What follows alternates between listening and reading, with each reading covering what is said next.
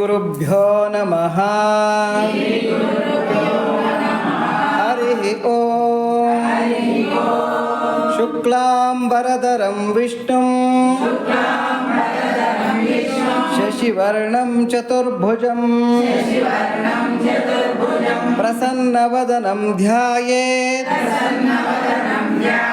ಸರ್ವವಿಘ್ನೋಪಶಾಂತಯೇ. ನಾರಾಯಣಂ ನಮಸ್ಕೃತ್ಯ ನರಂ ಚೈವ ನರೋತ್ತಮಂ ದೇವೀಂ ಸರಸ್ವತೀಂ ವ್ಯಾಸಂ ತತೋ ಜಯಮುದೀರಯೇತ್. ಋಗ್ಯಜುಸ್ಸಾಮರೂಪಾಯ ವೇದಾಹರಣಕರ್ಮಣೆ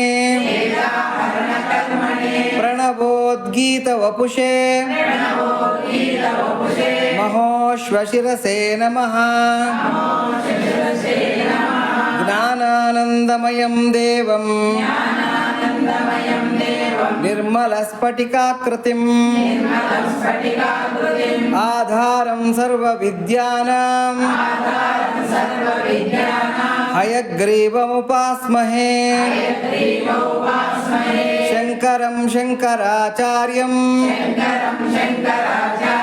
ಕೇಶವಂ ಬಾದರಾಯಣಂ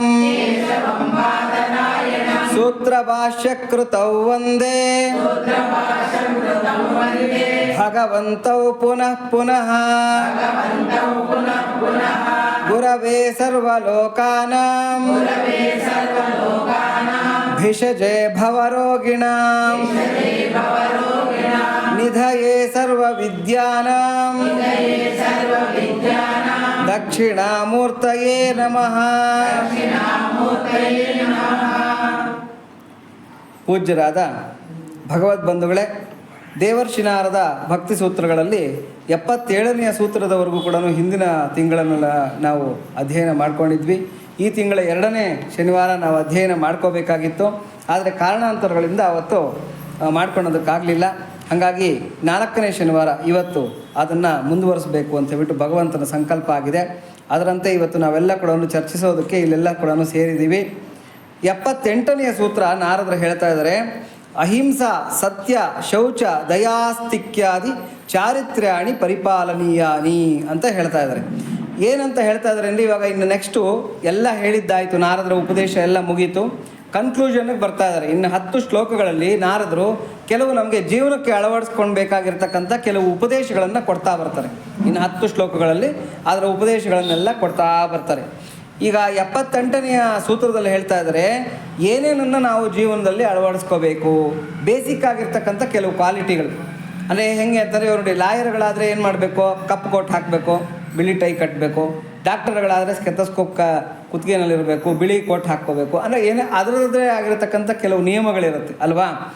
ಅದೇ ಥರನೇ ಭಕ್ತನಿಗೆ ಅದರದೇ ಆಗಿರತಕ್ಕಂಥ ಕೆಲವು ನಿಯಮಗಳಿದೆ. ಭಕ್ತ ಅಂತ ಅನ್ನಿಸ್ಕೋಬೇಕಾದ್ರೆ ಕೆಲವು ಕ್ವಾಲಿಟಿಗಳಿರಬೇಕು. ನಾವು ಏನೋ ವಿಭೂತಿ ಹಚ್ಬಿಟ್ವಿ, ಒಳ್ಳೆ ಮಡಿ ಉಟ್ಟುಬಿಟ್ವಿ, ಅಥವಾ ಮೈಗೆಲ್ಲ ಗಂಧ ಹಚ್ಕೊಂಬಿಟ್ವಿ, ಅಥವಾ ಏನೋ ರುದ್ರಾಕ್ಷಿ ಮಾಲೆ ತುಳಸಿ ಮಾಲೆಗಳನ್ನು ಹಾಕ್ಕೊಂಬಿಟ್ವಿ ಅಂತಂದರೆ ಭಕ್ತ ಅಂತ ಭಗವಂತನ ದೃಷ್ಟಿನಲ್ಲಿ ಟ್ರೀಟ್ ಆಗೋದಿಲ್ಲ.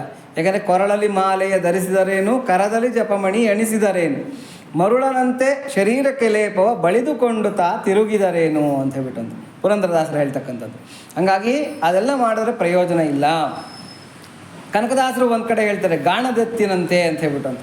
ಇವಾಗ ಗಾಣಕ್ಕೆ ಕಟ್ಟಿರ್ತಕ್ಕಂಥ ಎತ್ತು ತಿರುಗ್ತಾ ಇರುತ್ತೆ ಗಾಣದ ಸುತ್ತೂರ. ನಾವು ಆ ಥರ ದೇವಸ್ಥಾನಗಳಿಗೆ ಹೋಗ್ಬಿಟ್ಟು ಸುಮ್ಮನೆ ಸುತ್ತಾಕ್ತಾ ಇದ್ದರೆ ಪ್ರಯೋಜನಕ್ಕೆ ಬರೋದಿಲ್ಲ. ಪಕ್ಷಿಗಳು ಕೂಡ ಸುತ್ತಾಕತ್ತೆ. ಈ ಕತ್ತೆಗಳು ನಾಯಿಗಳು ಏನು ಮಾಡುತ್ತೆ, ಎಲ್ಲನ ಬೂದಿ ಬಿದ್ದಿದ್ರೆ ಅದರಲ್ಲೆಲ್ಲ ಬಿದ್ದು ಹೊರಳಾಡ್ತಾ ಇರುತ್ತೆ. ಹಂಗೆ ನಾವು ಮೈಯೆಲ್ಲ ವಿಭೂತಿ ಬಳ್ಕೊಂಡ್ಬಿಟ್ರೆ ಮೋಕ್ಷ ಸಿಗುತ್ತೆ ಅಥವಾ ಭಗವಂತನ ಸಾಕ್ಷಾತ್ಕಾರ ಆಗುತ್ತೆ ಅಂತಕ್ಕಂಥ ಗ್ಯಾರಂಟಿ ಇಲ್ಲ. ಅದಕ್ಕೆ ಆಗಿರ್ತಕ್ಕಂಥ ಕೆಲವು ಕ್ವಾಲಿಟಿಗಳಿರುತ್ತೆ. ಇವಾಗ ಗಂಗಾ ನದಿನಲ್ಲಿ ಕಲ್ಲಿರುತ್ತೆ, ಕಪ್ಪೆ ಇರುತ್ತೆ, ಮೀನಿರುತ್ತೆ, ಮೊಸಳೆ ಇರುತ್ತೆ. ಅವಕ್ಕೆಲ್ಲ ಕೂಡ ಸ್ವರ್ಗ ಪ್ರಾಪ್ತಿ ಆಗ್ತಾ ಇದೆಯಾ? ಇಲ್ಲ. ಯಾಕೆ ಆಗ್ತಾ ಇಲ್ಲ ಅಂದರೆ ಅವೆಲ್ಲ ಭಾವನಾ ಶೂನ್ಯವಾಗಿರುತ್ತೆ. ಭಾವನಾ ಶೂನ್ಯವಾಗಿರೋದ್ರಿಂದ ಅವಕ್ಕೆಲ್ಲ ಕೂಡ ಅದು ಸಾಕ್ಷಾತ್ಕಾರ ಆಗ್ತಾ ಇರೋದಿಲ್ಲ. ಇಲ್ಲಿ ನಾರದರು ಹೇಳ್ತಾ ಇದ್ದಾರೆ, ಕೆಲವು ಬೇಸಿಕ್ ಆಗಿರ್ತಕ್ಕಂಥ ಗುಣಗಳನ್ನು ಭಕ್ತನಾಗಿರ್ತಕ್ಕಂಥ ಅವನು ಬೆಳೆಸ್ಕೋಬೇಕು ಅಂತ ಹೇಳ್ಬಿಟ್ಟು. ಮೊದಲನೇ ಗುಣನೇ ಏನು ಅಂದರೆ ಅಹಿಂಸಾ. ಅಹಿಂಸಾ ಅಂದರೆ ನಮಗೆಲ್ಲ ಗೊತ್ತು, ಹಿಂಸೆ ಮಾಡದೇ ಇರತಕ್ಕಂಥದ್ದು. ಅಂದರೆ ಉದ್ದೇಶಪೂರ್ವಕವಾಗಿ ಉದ್ದೇಶಪೂರ್ವಕವಾಗಿ ಯಾರನ್ನು ಕೂಡ ಹಿಂಸೆ ಮಾಡ್ತಾ ಇರ್ತಕ್ಕಂಥದ್ದು, ಯಾವುದೇ ಜೀವಿನಾಗಲಿ, ಯಾವುದೇ ಪ್ರಾಣಿನಾಗಲಿ, ಯಾವುದೇ ಪಕ್ಷಿನಾಗಲಿ, ಯಾವುದೇ ಮನುಷ್ಯನಾಗಲಿ ನಾವು ಹಿಂಸೆ ಮಾಡದೇ ಇರತಕ್ಕಂಥದ್ದು. ಹೇಗೆ? ಮಾತಿನ ಮುಖಾಂತರ, ಕೃತಿಯ ಮುಖಾಂತರ, ಮಾನಸಿಕವಾಗಿರ್ತಕ್ಕಂಥ ಒಂದು ಹಿಂಸೆಯನ್ನು ಕೂಡ ಮಾಡಬಾರ್ದು. ಹೆಂಗೆ ಅಂದರೆ ಕೆಲವರು ಪಾಪ ಬಾಯಲ್ಲೇನೂ ಮಾಡಲ್ಲ, ತುಂಬ ಅಮೃತದ ವಚನಗಳನ್ನು ಹೇಳ್ತಾ ಇರ್ತಾರೆ, ಕೃತಿನಲ್ಲೂ ಏನೂ ಮಾಡೋದಿಲ್ಲ, ಮನಸ್ಸಿನಲ್ಲಿ ಲೆಕ್ಕಾಚಾರ ಆಗ್ತಾ ಇರ್ತಾರೆ. ಇವ್ರನ್ನ ಒಡೆದು ಬಿಡಬೇಕು, ಇವನನ್ನು ಚಚ್ಚಿ ಬಿಡಬೇಕು, ಇವನು ನೋಡಿದ್ರೆ ನನಗೆ ಆಗೋದಿಲ್ಲ ಅಂತ ಹೇಳ್ಬಿಟ್ಟು ಯಾರನ್ನ ಮನೆ ಮುಂದೆ ಹೋಗ್ತಾರೆ ಅವ್ರನ್ನ ಬೈಕೊತಾ ಇರ್ತಕ್ಕಂಥದ್ದು. ಇದನ್ನು ಕೂಡ ಮಾಡಬಾರ್ದು. ಮನಸ್ಸಿನಲ್ಲೂ ಕೂಡ ಯಾರಿಗೂ ನಾವು ಹಾನಿ ಅಂತಕ್ಕಂಥದ್ದನ್ನು ಉದ್ದೇಶಪೂರ್ವಕವಾಗಿ ಮಾಡಬಾರ್ದು. ಉದ್ದೇಶರಹಿತವಾಗಿ ನಡೀತಾ ಇರುತ್ತೆ. ಯಾವುದು ಹೋಗ್ತಾ ಇರುವಾಗ ಏನೋ ನಮ್ಮ ಕೈ ಕೆಳಗೋ ಕಾಲು ಕೆಳಗೋ ಸಿಕ್ಕಿ ಏನನ್ನ ಜೀವಿಗಳು ಸತ್ತೋಗ್ಬಿಡುತ್ತೆ, ಅಥವಾ ಕುಡಿಯೋ ನೀರಲ್ಲಿ ಯಾವುದಾದ್ರೂ ಜೀವಿಗಳು ಶರೀರಕ್ಕೆ ಹೋಗ್ಬಿಟ್ಟು ಹಿಂಸೆ ಆಗಿಬಿಡುತ್ತೆ. ತರಕಾರಿ, ಸೊಪ್ಪು, ಸದೆ ಇವುಗಳನ್ನೆಲ್ಲ ನಾವು ಕತ್ತರಿಸಿ ತಿಂತೀವಿ, ಅದರಲ್ಲೂ ಕೂಡ ಜೀವ ಇರುತ್ತೆ. ಮರ ಗಿಡಗಳನ್ನು ಕತ್ತರಿಸ್ತೀವಿ. ಇವೆಲ್ಲ ಕೂಡ ಏನು ಅಂತಂದರೆ ಉದ್ದೇಶಪೂರ್ವಕವಾಗಿ ಮಾಡ್ತಾ ಇರ್ತಕ್ಕಂಥ ಪಾಪ ಅಲ್ಲ, ಅನಿವಾರ್ಯವಾಗಿ ಮಾಡ್ತಾ ಇರ್ತಕ್ಕಂಥ ಪಾಪಗಳಿಗೆ ಕ್ಷಮೆ ಇದೆ. ಉದ್ದೇಶಪೂರ್ವಕವಾಗಿ ಮಾಡ್ತಾ ಇರ್ತಕ್ಕಂಥ ಪಾಪಗಳಿಗೆ ಕ್ಷಮೆ ಅಂತಕ್ಕಂಥದ್ದು ಇಲ್ಲ. ಇಲ್ಲಿ ಕೆಲವು ಉದಾಹರಣೆಗಳನ್ನು ಕೊಡ್ತಾರೆ. ಏನು? ಕರ್ಮಣ ವಾಚ ಮನಸ ಸರ್ವಭೂತೇಷು ಸರ್ವದಾ ಆಕ್ಲೇಶ ಜನನಂ ಪ್ರೋಕ್ತ ತ್ವಹಿಂಸಾ ಪರಮರ್ಷಿಭಿಹಿ ಅಂತಕ್ಕಂಥ ಮಾತನ್ನು ಹೇಳ್ತಾರೆ. ಈಶ್ವರ ಗೀತೆಯಲ್ಲಿರ್ತಕ್ಕಂಥ ಶ್ಲೋಕ ಇದು. ಕರ್ಮದ ಮೂಲಕವಾಗಲಿ, ಮಾತಿನ ಮೂಲಕವಾಗಲಿ, ಮನಸ್ಸಿನ ಮೂಲಕವಾಗಲಿ ಯಾವ ಜೀವಿಗೂ ಯಾವ ಕಾಲದಲ್ಲಿಯೂ ಕ್ಲೇಶವನ್ನುಂಟು ಮಾಡದೆ ಇರುವುದೇ ಅಹಿಂಸೆ ಎಂದು ಪರಮ ಋಷಿಗಳು ಹೇಳುತ್ತಾರೆ.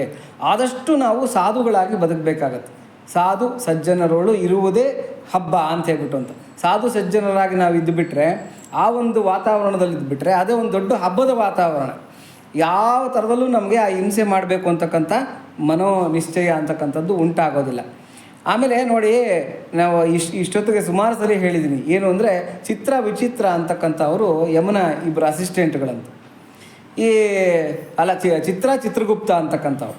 ಈ ಚಿತ್ರ ಅಂತಕ್ಕಂಥವನು ಬಲಭುಜದಲ್ಲಿರ್ತಾನಂತ, ಅವನು ಅಣ್ಣ.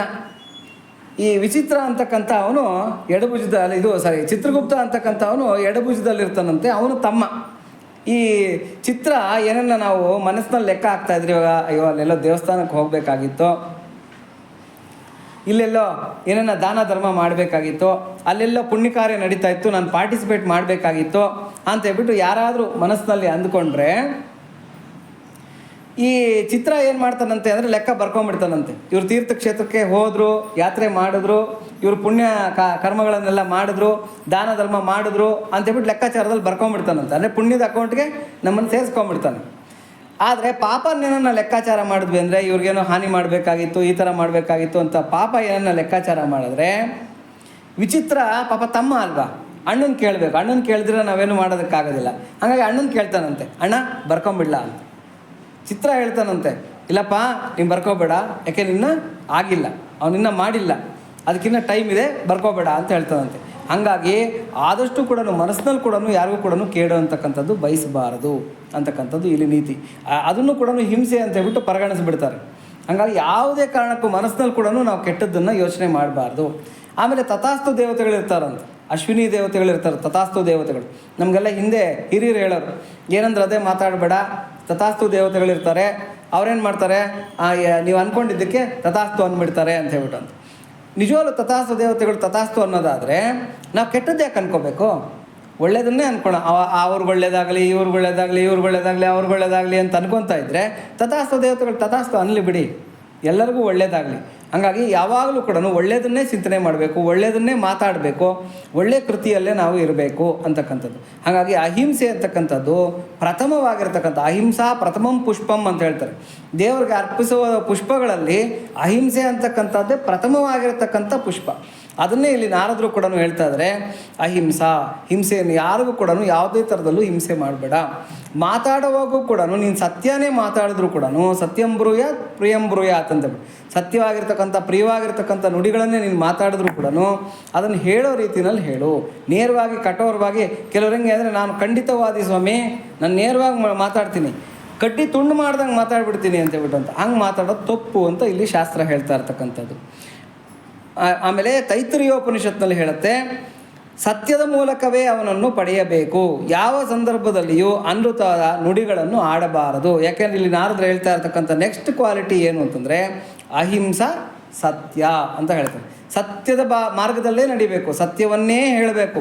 ಆದಷ್ಟು ಕೂಡ ಸುಳ್ಳು ಹೇಳೋದಕ್ಕೆ ಹೋಗಬಾರ್ದು ಅಂತ ಹೇಳಿ, ಸುಳ್ಳೇ ಹೇಳಬಾರ್ದು. ಆ್ಯಕ್ಚುಲಾಗಿ ಹೇಳಬೇಕು ಅಂದರೆ ಇವತ್ತಿನ ಕಾಲದಲ್ಲಿ ನಾವೆಲ್ಲ ಹೆಂಗಾಗ್ಬಿಟ್ಟಿದ್ದೀವಿ ಅಂತಂದರೆ ಅಪದ್ದಾಲ್ ಸತ್ಯವತಿ ಅಂತ ಹೇಳೋದೆಲ್ಲ ಸುಳ್ಳೆ, ಹೆಸರು ಮಾತ್ರ ಸತ್ಯವತಿ ಅಂತ ಹೇಳ್ಬಿಟ್ಟು ಅಂತ.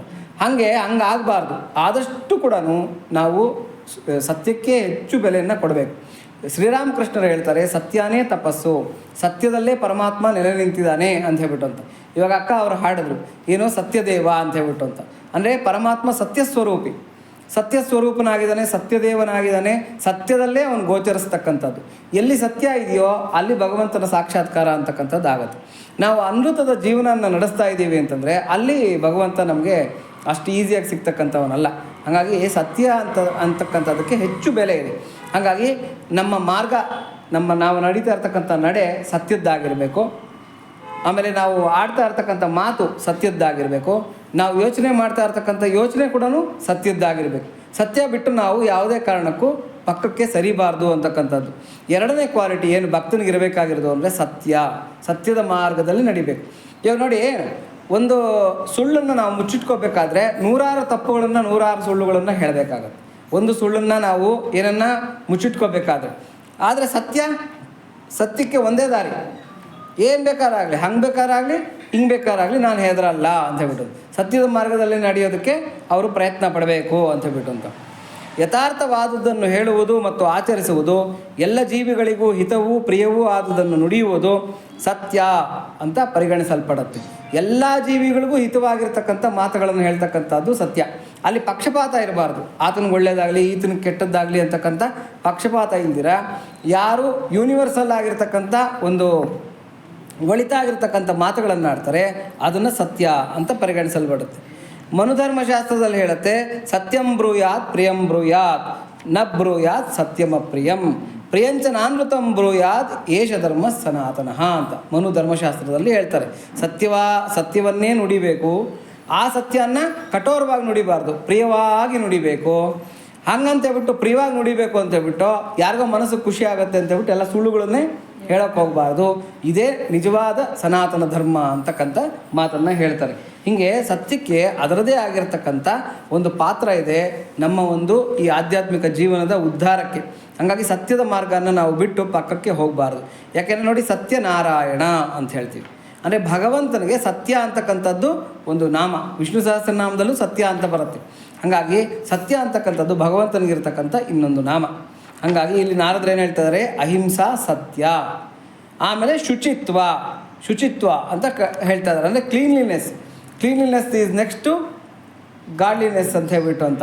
ಹಾಗಾಗಿ ನಾವು ದೇಹ, ಮನಸ್ಸು, ಮಾತು ಶುದ್ಧವಾಗಿರಬೇಕು. ನಾವು ಹಾಕ್ತಕ್ಕಂಥ ವಸ್ತ್ರಗಳು ಶುದ್ಧವಾಗಿರಬೇಕು. ಆಮೇಲೆ ನಮ್ಮ ನಡೆ ಯಾವತ್ತೂ ಕೂಡ ಶುದ್ಧವಾಗಿರಬೇಕು. ನಮ್ಮ ಪರಿಸರ ಯಾವತ್ತೂ ಕೂಡ ಶುದ್ಧವಾಗಿರಬೇಕು. ಆಮೇಲೆ ನಮ್ಮ ಒಡನಾಟದಲ್ಲಿ, ವ್ಯವಹಾರದಲ್ಲಿ ಶುದ್ಧತೆ ಅಂತಕ್ಕಂಥದ್ದು ಇರಬೇಕು. ಮುಚ್ಚುಮರೆ ಇರಬಾರ್ದು, ಮೋಸ ಇರಬಾರ್ದು. ನೋಡಿ, ಅಮಾಯಕರು ಅಂತ ಕೇಳಿದಿರ ಹೆಸರು? ಅಮಾಯಕರು ತೆಗೆದುಬಿಟ್ರೆ ಏನಾಗುತ್ತೆ? ಮಾಯಕರು, ಮೋಸಗಾರರು ಅಂತ. ಹಾಗಾಗಿ ಅಮಾಯಕರು ಅಂತೇಳ್ಬಿಟ್ಟು ಅಂತ. ಅಮಾಯಕರು ಅಂತಂದರೆ ಇನ್ನೋಸೆಂಟ್ ಅಂತ ಅರ್ಥ ಅಲ್ಲ.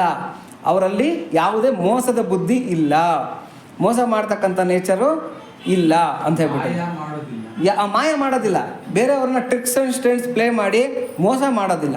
ಯಾರಿಗೆ ಮೋಸ ಮಾಡೋ ಬುದ್ಧಿ ಇಲ್ವೋ ಅವರು ಅಮಾಯಕರು. ನಾವೇನು ಮಾಡಿಬಿಟ್ಟಿದ್ದೀವಿ, ಇನ್ನೋಸೆನ್ಸಿಗೆ ಪಾಪ ಅಮಾಯಕರು ಅಂತ ಅದೊಂದು ವರ್ಡನ್ನು ಹಾಕ್ಬಿಟ್ಟಿದ್ದೀವಿ. ನಿಜವಾಗ್ಲೂ ಅಮಾಯಕ ಅಂದರೆ ಏನು ಅಂದರೆ, ಯಾವನ ಮಾತಿನಲ್ಲಿ, ಮನಸ್ಸಿನಲ್ಲಿ, ವ್ಯವಹಾರದಲ್ಲಿ ಮಾಯೆ ಇಲ್ವೋ, ನಿಮಗೆ ಮೋಸ ಅಂತಕ್ಕಂಥದ್ದನ್ನು ಮಾಡೋದಿಲ್ವೋ ಅವರನ್ನು ಅಮಾಯಕರು ಅಂತ ಕರೀತಾರೆ. ಹಾಗಾಗಿ ನಾವು ಯಾವಾಗಲೂ ಕೂಡ ಏನಾಗಿರಬೇಕು, ನಮ್ಮ ವ್ಯವಹಾರದಲ್ಲಿ, ನಮ್ಮ ಜೀವನದಲ್ಲಿ ಅಮಾಯಕರಾಗಿರಬೇಕು. ಯಾರನ್ನು ನಮ್ಮನ್ನು ಇನ್ನೋಸೆಂಟಪ್ಪ ಅವನು ಅಮಾಯಕ ಅಂತಂದರೆ ಕೋಪ ಮಾಡ್ಕೋಬಾರ್ದು. ಅದು ಒಳ್ಳೆ ವರ್ಡೆ. ಅಮಾಯಕ ಅಂತಂದರೆ ಅದು ವ್ಯಂಗ್ಯ ಅಲ್ಲ. ಅಂದರೆ ಮಾಯಕನಲ್ಲ ಅವನು, ಅಂದರೆ ಮೋಸ ಮಾಡ್ತಾ ಇರ್ತಕ್ಕಂಥವನಲ್ಲ ಅಂತ ಹೇಳ್ಬಿಟ್ಟಂತ. ಹಾಗೆ ನಮ್ಮ ನಡೆ, ನುಡಿ, ಜೀವನ ಎಲ್ಲ ಕೂಡ ಶುದ್ಧವಾಗಿರಬೇಕು. ಅದೇ ಥರನೇ ನಮ್ಮ ಮನಸ್ಸು ಕೂಡ ಶುದ್ಧವಾಗಿರಬೇಕು. ಇದನ್ನು ಅಂಡರ್ಲೈನ್ ಮಾಡ್ಕೋಬೇಕು. ಮಾನಸಿಕವಾಗಿರ್ತಕ್ಕಂಥ ಪಾಪಗಳಿಗೆ ಬಹಳ ಮಹತ್ತರವಾಗಿರ್ತಕ್ಕಂಥ ಶಿಕ್ಷೆ ಇದೆ. ಅದಕ್ಕೆ ಭಗವಂತ ಏನು ಹೇಳ್ತಾನೆ, ಏನೋ ಹೇಳ್ತಾನೆ. ಒಂದು ಶ್ಲೋಕ ಬರುತ್ತೆ ಭಗವದ್ಗೀತೆಯಲ್ಲಿ. ಏನು ಅಂತಂದರೆ ಅವನು ಕಳ್ಳ ಅಂತ ಹೇಳ್ತಾರೆ. ಅಂದರೆ ಯಾರು ಇಂದ್ರಿಯಗಳ ಮೂಲಕ ಕೆಲಸಗಳನ್ನು ಮಾಡ್ತಾ ಮನಸ್ಸನ್ನು ಶುದ್ಧವಾಗಿ ಇಟ್ಕೊಂಡಿರ್ತಾರೋ ಅವರು ನಿಜವಾಗಿರ್ತಕ್ಕಂಥ ಆಧ್ಯಾತ್ಮ ಸಾಧಕರು. ಅಂದರೆ ಕೈಯಲ್ಲಿ ಕೆಲಸ ಮಾಡ್ತಾ ಇರ್ತಾರೆ, ಜೀವನದಲ್ಲಿ ಯಾವಾಗಲೂ ಕೂಡ ಬ್ಯುಸಿಯಾಗಿರ್ತಾರೆ, ಏನೋ ಒಂದು ಕೆಲಸದಲ್ಲಿ ತೊಡ್ಕೊಂಡಿರ್ತಾರೆ. ಅವ್ರ ಮನಸ್ಸಿನಲ್ಲಿ ಏನು ಗೊತ್ತಾ, ಆ ಕಡೆ ಈ ಕಡೆ ಯೋಚನೆ ಮಾಡೋದಕ್ಕೆ ಟೈಮೇ ಇಲ್ಲ, ಬಿಡುವಿಲ್ಲ, ಟೈಮ್ ಇಲ್ಲ ಅಂತ. ಸೊಸೈಟಿ ಅಂತ ಹೇಳ್ಬಿಟ್ಟು ಅಂತ ಮುಹ್ಮೆ ರಾಮ್ ಹಾತ್ ಮೇ ಕಾಮ್ ಅಂತ ಹೇಳ್ಬಿಟ್ಟು ಅಂತ. ಅಂದರೆ ಬಾಯಿನಲ್ಲಿ ರಾಮ ರಾಮ ಅಂತ ಇರ್ರಿ, ಕೈನಲ್ಲಿ ಕೆಲಸ ಮಾಡ್ತಾ ಇರ್ರಿ ಅಂತ. ಇದನ್ನೇ ಕರ್ಮಯೋಗ ಭಗವಂತ ಹೇಳಿರ್ತಕ್ಕಂಥದ್ದು. ಆವಾಗ ಏನಾಗುತ್ತೆ ನೋಡಿ, ನಾವು ಯಾವಾಗಲೂ ಕೆಲಸ ಮಾಡ್ತಾ ಇದ್ರೆ, ಯಾವಾಗಲೂ ಕೆಲಸದಲ್ಲಿ ತೊಡಕೊಂಡಿದ್ರೆ, ಭಗವಂತನ ಸೇವಾ ಕಾರ್ಯದಲ್ಲಿ ತೊಡಕೊಂಡಿದ್ರೆ ಏನಾಗುತ್ತೆ, ಅವಾಗ ನಮ್ಮ ಮನಸ್ಸು ಯಾವಾಗಲೂ ಕೂಡ ಶುದ್ಧವಾಗಿರುತ್ತೆ. ಆದರೆ ಸೋಮಾರಿಯ ಮನಸ್ಸು ಶೈತಾನನ ಕಾರ್ಯಾಗಾರ ಅಂತ ಹೇಳ್ಬಿಟ್ಟು ಅಂತ. ಸೋಮಾರಿ ಮನಸ್ಸು ಯಾವತ್ತೂ ಕೂಡ ಶೈತಾನನ ಕಾರ್ಯಾಗಾರ. ಅದು ಸುಮ್ಮನೆ ಇರೋದಿಲ್ಲ, ಏನೋ ಒಂದು ಅವ್ರ ಮನೇನ ಹೆಂಗೆ ಹಾಳು ಮಾಡಲಿ, ಇವ್ರ ಮನೇನ ಹೆಂಗೆ ಹಾಳು ಮಾಡಲಿ, ಇದಕ್ಕೇನು ಮಾಡಲಿ, ಅದಕ್ಕೇನು ಮಾಡಲಿ ಅಂತಕ್ಕಂಥ ಯೋಚನೆಯನ್ನೇ ಅದು ಮಾಡ್ತಾ ಇರುತ್ತೆ. ಹಾಗಾಗಿ ಯಾವತ್ತಿಗೂ ಕೂಡ ಕ್ರಿಯೆ ಇಲ್ದಿರ ನಾವು ನಿಷ್ಕ್ರಿಯವಾಗಿ ಇರಬಾರ್ದು. ಒಬ್ಬ ರೈತ ಇದ್ದಂತೆ, ಆ ರೈತ ಏನು ಮಾಡ್ತಾ ಇದ್ದಂತೆ, ಹೊಲ ಉಳ್ತಾ ಇದ್ದಂತೆ. ಹೊಲ ಉಳೋವಾಗ ಅವನಿಗೊಂದು ತಾಮ್ರದ ಬಿಂದಿಗೆ ಸಿಕ್ತಂತೆ. ಯಾರಿಗಾದ್ರೂ ಖುಷಿ ಆಗುತ್ತಾ ಇಲ್ವಾ? ಹಳೆ ಕಾಲದ್ದು ಯಾವುದೋ ಬಿಂದಿಗೆ ಸಿಕ್ಬಿಡ್ತು ಅಂತ ಹೇಳ್ಬಿಟ್ಟಂತ. ಈತ ಏನು ಮಾಡಿದಂತೆ, ಆ ತಾಮ್ರದ ಬಿಂದಿಗೆ ನೋಡಿದಂತೆ ಅದಕ್ಕೊಂದು ಮುಚ್ಚಳ ಇತ್ತಂತೆ. ಆಹಾ, ಯಾರು ನಮ್ಮ ಪಿತೃಪಿತಾಮಹರೆಲ್ಲ ಕೂಡ ಧನನ್ನ ಬಚ್ಚಿಟ್ಟಿದ್ದಾರೆ, ಎಂಥ ಅದ್ಭುತವಾಗಿರ್ತಕ್ಕಂಥ ಧನ ಅಂತ ಹೇಳ್ಬಿಟ್ಟು ನಿಧಾನಕ್ಕೆ ಅದ್ರ ಮುಚ್ಚಳನ್ನು ತೆಗೆದಂತೆ. ತೆಗೆದ್ರೆ ಅದರಿಂದ ಕಲರ್ ಕಲರ್ ಕಲರ್ ಕಲರ್ ಹೊಗೆ ಬಂತಂತೆ. ಹೊಗೆ ಬಂದ್ಬಿಟ್ಟು ಒಂದು ದೊಡ್ಡ ಬೇತಾಳ ಪ್ರತ್ಯಕ್ಷ ಆಗಿಬಿಡ್ತು. ಬೇತಾಳ ಪ್ರತ್ಯಕ್ಷ ಆಗಿಬಿಟ್ಟು ಹೇಳ್ತಂತೆ, ನೋಡು ನೀನು ನನಗೇನನ್ನ ಕೆಲಸ ಕೊಟ್ಟ, ನಾನು ನಿನ್ನನ್ನು ಬಿಡ್ತೀನಿ, ಇಲ್ಲ ಅಂದರೆ ನಾನು ನಿನ್ನನ್ನು ತಿಂದುಬಿಡ್ತೀನಿ ಅಂತ ಹೇಳ್ತಂತೆ. ಅಯ್ಯೋ ಏನಪ್ಪ ಅಂತ ಕೆಲಸ ಕೊಡೋದು ಅಂತ. ಆದರೂ ರೈತನಿಗೆ ಸಮಾಧಾನ ಆಯ್ತಂತೆ, ಏನು ಬೇಕಾದಂಗೆ ಬಿದ್ದಿದೆ ಹೊಲ, ಬೇಕಾದಷ್ಟು ಕೆಲಸ ಇದೆ, ಈ ಬೇತಾಳಂಗೆ ಕೆಲಸ ಹೇಳೋದಕ್ಕೆ ನನ್ನ ಹತ್ರ ಇಲ್ವಾ ಅಂತ ಹೇಳಿ, ನೋಡಪ್ಪ ಹೊಲ ಎಲ್ಲ ಸದರ ಮಾಡಬೇಕು, ಕ್ಲೀನ್ ಮಾಡಬೇಕು ಅಂತ ಹೇಳಿದ್ರಂತೆ. ಬೇತಾಳಂಗೆ ಒಂದು ದೊಡ್ಡಿದ ಒಂದು ನಿಮಿಷಕ್ಕೆ ಹಂಗೆ ಮಾಡಾಕ್ಬಿಡ್ತಂತೆ. ನೋಡಪ್ಪ ಹೊಲ ಉಳಬೇಕು ಅಂತ ಹೇಳ್ತಂತೆ, ಒಂದು ನಿಮಿಷಕ್ಕೆ ಕುತ್ತಾಕ್ಬಿಡ್ತಂತೆ. ಏನು ಕೆಲಸ ಹೇಳಿದ್ರು ಕೂಡ ಟಕ ಟಕ ಮನೆ ಕಟ್ಟಬೇಕು ಪಟ್ ಅಂತ ಮಾಡಾಕ್ಬಿಡ್ತಂತೆ. ಏನು ಕೇಳಿದ್ರು ಅದನ್ನೆಲ್ಲ ಕೂಡ ಚಕ ಚಕ ಅಂತ ಮಾಡ್ತಾ ಇದೆಯಂತೆ ಈ ಬೇತಾಳ. ಬೇತಾಳ ಕೆಲಸ ಮಾಡುತ್ತಂತೆ, ಬಂದು ಕೇಳುತ್ತಂತೆ, ನೀನು ನಂಗೆ ಕೆಲಸ ಹೇಳ್ತೀಯಾ ಇಲ್ಲ ತಿಂದಾಕ್ಬಿಡ್ಲಾ ಅಂತೇಳಿ. ಈ ರೈತನಿಗೆ ದೊಡ್ಡ ತಲೆನೋವು ಆಗೋಯ್ತಂತೆ. ಏನು ಮಾಡೋದು ಇವಾಗ ಅಂತ ಹೇಳ್ಬಿಟ್ಟಂತೆ. ಸೀದಾ ಏನು ಮಾಡೋದಂತೆ, ಏನೇನೋ ಕೆಲಸಗಳು ಹೇಳೋದಂತೆ. ಆ ಕೆಲಸ ಈ ಕಡೆ ಭಾಳ ಕಠಿಣವಾಗಿರ್ತಕ್ಕಂಥ ಕೆಲಸ, ಭಾಳ ಟೈಮ್ ಟೇಕಿಂಗ್, ಒಂದು ವರ್ಷ ಮಾಡೋ ಅಂಥ ಕೆಲಸ. ಯಾವ್ದು ಹೇಳಿದ್ರು ಬೇತಾಳ ಟಕ ಟಕ ಮಾಡಾಕ್ತಾ ಇದೆ. ನಿನ್ನ ಕೆಲಸ ಹೇಳ್ತೀಯ ಇಲ್ಲದೆ ನಾನು ನಿನ್ನನ್ನು ತಿಂದಾಕ್ಬಿಡ್ಲಾ ಅಂತ ಹೇಳ್ತಾ ಇದ್ದೆ. ಕಡೆಗೆ ಅವ್ನು ಏನು ಮಾಡೋಕ್ಕೂ ಗೊತ್ತಾಗಿದ್ರೆ ಊರಾಚೆಗೆ ಓಡ್ ಬಂದಂತೆ, ಅದರಿಂದ ತಪ್ಪಿಸ್ಕೋಬೇಕು ಅಂತ. ಬೇತಾಳ ಬಿಡ್ತಾ ಇಲ್ಲ, ಹಿಂದೆ ಓಡ್ ಬರ್ತಾ ಇದೆ ಅಂತೆ. ಆವಾಗ ಅವನೇನು ಮಾಡಿದಂತೆ, ಅಲ್ಲೊಂದು ಮರದ ಕೆಳಗಡೆ ಒಬ್ರು ಯಾರೋ ಸಾಧುಗಳು ಕೂತ್ಕೊಂಡಿದ್ರಂತೆ. ಆ ಸಾಧುಗಳು ಕಾಲು ಹಿಡ್ಕೊಂಡು ಹೇಳಿದ್ರಂತೆ, ಅಪ್ಪ ಗೊತ್ತಿಲ್ದಿರ ಬುದ್ಧಿ ಇಲ್ದಿರ ನಿಧಿ ಸಿಗುತ್ತೆ ಅಂತ ಹೇಳ್ಬಿಟ್ಟು ತಾಮ್ರದ ಬಿಂದಿಗೆ ಮುಚ್ಚಳ ತೆಗೆದುಬಿಟ್ಟಿದ್ದೀನಿ, ಇದು ಯಾವುದೋ ಬೇತಾಳ ಬಂದು ನಂಗೆ ತಗಲ್ಕೊಂಡ್ಬಿಟ್ಟಿದೆ, ನೀನು ಕೆಲಸ ಹೇಳ್ತೀಯಾ ಇಲ್ಲ ತಿಂದಾಕ್ಲಾ ಅಂತ ಹೇಳ್ತಾ ಇದೆ, ನಾನೇನು ಮಾಡಲಿ ಅಂತ ಹೇಳ್ಬಿಟ್ಟು. ಆವಾಗ ಆ ಸಾಧುಗಳು ಏನು ಮಾಡಿದ್ರಂತೆ, ಆತನ ಕಿವಿನಲ್ಲಿ ಏನೋ ಉಪದೇಶ ಮಾಡಿದ್ರಂತೆ, ಹೀಗೆ ಮಾಡು ನಿನ್ಗೆ ಆ ಬೇತಾಳದಿಂದ ಮುಕ್ತಿ ಸಿಗುತ್ತೆ ಅಂತ ಹೇಳ್ಬಿಟ್ಟು. ಕಡೆಗೆ ಏನಾಯ್ತಂತೆ, ಅವನು ಅದೇ ಇದನ್ನು ಪ್ಲ್ಯಾನನ್ನು ಪ್ಲೇ ಮಾಡೋದಂತೆ. ಬೇತಾಳ ಬಂತಂತೆ. ಬೇತಾಳ ಬಂದ್ಬಿಟ್ಟು ನಂಗೆ ಕೆಲಸ ಹೇಳ್ತೀಯಾ ಇಲ್ಲ ನಿನ್ನ ತಿಂದಾಕ್ಬಿಡ್ಲಾ ಅಂತ ಹೇಳಿ. ಆವಾಗ ಹೇಳದಂತೆ, ನೋಡಪ್ಪ ನಿನಗೆ 2 ಕೆಲಸ ಹೇಳ್ತೀನಿ, 2 ಕೆಲಸನ ಚಾಚು ತಪ್ಪದೆ ಮಾಡಬೇಕು, ಹೇಳಿ ಸ್ವಾಮಿ ಮಾಡ್ತೀನಿ ಅಂತ ಹೇಳಿದಂತೆ. ಅಲ್ಲೊಂದು ದೊಡ್ಡ ತಾಳೆ ಮರ ಇತ್ತಂತೆ. ತಾಳೆ ಮರ 10 ಸ್ವಾಮಿ ಹತ್ತದೆ ಇಳಿ, ಇಳಿದೆ 10 ನೋಡು, ಹತ್ತಿದ್ರೆ ಇಳಿ, ಇಳಿದ್ರೆ 10, ಹತ್ತಿದ್ರೆ ಇಳಿ, ಇಳಿದ್ರೆ 10, ಇದೇ ನಿಂಗೆ ಕೊಟ್ಟಿರ್ತಕ್ಕಂಥ ಕೆಲಸ ಅಂತ ಹೇಳಿದಂತೆ. ಆ ಬೇತಾಳ ಹತ್ತಿ ಇಳಿದು ಸಾಕಾಗಿ ಅವನಿಗೇನೆ ಇವನು ತಟ್ಟೆಗೆ ಬಿಡಪ್ಪ ಅಂತ ಹೇಳ್ಬಿಟ್ಟು ನಮಸ್ಕಾರ ಹೊಡೆದು ಓಡೋಗ್ಬಿಡ್ತಂತೆ ಬೇತಾಳ. ಇದನ್ನು ವಿವೇಕಾನಂದರು ಹೇಳ್ತಾರೆ. ವಿವೇಕಾನಂದರು ಈ ಕಥೆ ಹೇಳ್ತಾರೆ, ಆ ರೈತ ಯಾರು ಅಂದರೆ ಜೀವಾತ್ಮನಂತೆ, ಈ ಬೇತಾಳ ಯಾರು ಅಂದರೆ ಅದ್ರ ಮನಸ್ಸಂತೆ, ಅಂದರೆ ನಮ್ಮ ಶರೀರದಲ್ಲಿರ್ತಕ್ಕಂಥ ಮನಸ್ಸಂತೆ. ಈ ಬೇತಾಳ ಹೆಂಗೆ ಅಂದರೆ, ನೀವು ಕೆಲಸ ಒಪ್ಸಿದ್ರೆ ಸುಮ್ಮನೆ ಇರುತ್ತೆ, ಒಬಿಡಿಯೆಂಟ್ ಆಗಿರುತ್ತೆ, ಕೆಲಸ ಬಿಟ್ರೆ ನಿಮ್ಮನ್ನು ತಿಂದಾಕೋಕ್ಕೆ ಶುರು ಮಾಡುತ್ತೆ. ಹಾಗಾಗಿ ಸೋಮಾರಿಯ ಮನಸ್ಸು ಶೈತಾನನ ಕಾರ್ಯಾಗಾರ ಅಂತ ಹೇಳ್ಬಿಟ್ಟು ಅಂತ. ಹಾಗಾಗಿ ಈ ಹತ್ತಿ ಇಳಿಯೋ ಕೆಲಸ ಇದೆಯಲ್ಲ, ಇದು ಏನು ಅಂತಂದರೆ ನೋಡಿ, ಹತ್ತಿದ್ರೆ ಇಳಿಬೇಕು, ಇಳಿದ್ರೆ ಹತ್ತಬೇಕು. ಜಪದ ಸರ ಇರುತ್ತೆ ನೋಡಿ, ಗುರುಮಣಿ ಬರೋವರೆಗೂ ಎಣಿಸ್ತಾ ಇರ್ತೀವಿ ನಾಮ ಹೇಳ್ಕೊಂಡು. ಗುರುಮಣಿ ಬಂದ್ರೆ ಏನು ಮಾಡ್ತೀವಿ, ತಿರುವು ಹಾಕೊಂಡು ಮತ್ತೆ ಎಣಿಸೋಕೆ ಶುರು ಮಾಡ್ತೀವಿ. ಗುರುಮಣಿವರೆಗೂ ಎಣಿಸ್ಬೇಕು, ಗುರುಮಣಿಯಿಂದ ಮತ್ತೆ ಹಿಂದಕ್ಕೆ ಬರಬೇಕು. ಈ ಕೆಲಸ ನಮ್ಮ ಮನಸ್ಸಿಗೆ ಕೊಡಬೇಕಂತೆ. ಅಂದರೆ ಏನು ಮಾಡಬೇಕು, ಎಣಿಸ್ತಾ ಇರಬೇಕು, ಜಪದ ಸರ ತಿರುಗಿಸ್ತಾ ಇರಬೇಕು, ಜಪ ಮಾಡ್ತಾ ಇರಬೇಕು. ಆವಾಗ ಏನಾಗುತ್ತೆ, ಮನಸ್ಸು 0 ಅಂತಕ್ಕಂಥ ಸ್ಟೇಜ್ಗೆ ಬಂದ್ಬಿಡುತ್ತೆ, ಅಂದರೆ ಶೂನ್ಯ ಆಗಿಬಿಡುತ್ತೆ ಮನಸ್ಸು. ತುಂಟಕನೊಬ್ಬನ ತರಿದುದರಿಂದೆ ಬಂಟನಾಗಿ ಬಂದೆನೋ ರಂಗಶಾಯಿ ಅಂತ ಹೇಳ್ತಾರೆ ಕನಕದಾಸರು. ತುಂಟಕ ಯಾರು ಅಂದರೆ ಈ ಮನಸ್ಸು. ತುಂಟಕನೊಬ್ಬನ ತರಿದುದರಿಂದ ಅಂದರೆ ಅವನನ್ನು ನಾನು ಕೊಂದು ಹಾಕಿಬಿಟ್ಟಿದ್ದೀನಿ. ಆ ತುಂಟಕನ್ನು ಕೊಂದು ಹಾಕಿರೋದ್ರಿಂದ ಇವತ್ತು ನನಗೆ ನಿನ್ನ ಒಂದು ದರ್ಶನ ಅಂತಕ್ಕಂಥದ್ದು ಸಿಗ್ತಾ ಇದೆ ಅಂತ. ಈ ಮನಸ್ಸು ಲಯ ಆಗಬೇಕು ಅಂತಂದರೆ, ಈ ಮನಸ್ಸು ಝೀರೋ ಆಗಬೇಕು ಅಂತಂದರೆ ಅದಕ್ಕೆ ಯಾವುದಾದ್ರೂ ಒಂದು ರೊಟೀನ್ ವರ್ಕ್ ಕೊಟ್ಬಿಡ್ಬೇಕು. ರೊಟೀನ್ ವರ್ಕ್, ನೋಡಪ್ಪ ನೀನು ಈ ಕೆಲಸ ಮಾಡ್ತಾ ಇರಬೇಕು ಅಂತ ಮಾಡಿ ಮಾಡಿ ಮಾಡಿ ಮಾಡಿ ಈ ಮನಸ್ಸು ಏನಾಗೋಗುತ್ತೆ, ಲಯ ಆಗೋಗ್ಬಿಡುತ್ತೆ. ಅಂದರೆ ಅದು ಇಲ್ದಿರ ಆಗಿಬಿಡುತ್ತೆ. ಮನಸ್ಸು ಅಂತಕ್ಕಂಥದ್ದು ಝೀರೋ ಸ್ಟೇಜಿಗೆ ಬಂದುಬಿಡುತ್ತೆ. ಹಾಗಾಗಿ ಇಲ್ಲಿ ವಿವೇಕಾನಂದರು ಹೇಳ್ತಾ ಇರ್ತಕ್ಕಂಥದ್ದು ಏನು ಅಂತಂದರೆ, ನೀವೇನನ್ನ ಒಂದು ಮನಸ್ಸಿಗೆ ಒಂದು ಏನನ್ನ ಒಂದು ಕೆಲಸ ಕೊಟ್ಟರೆ ಆವಾಗ ಅದು ನೀವು ಸುಮ್ಮನೆ ಇರುತ್ತೆ, ಇಲ್ಲದ್ರೆ ನೀವು ನಮ್ಮನ್ನು ತಿಂದಾಕ್ಬಿಡುತ್ತೆ ಅಂತೇಳ್ಬಿಟ್ಟು.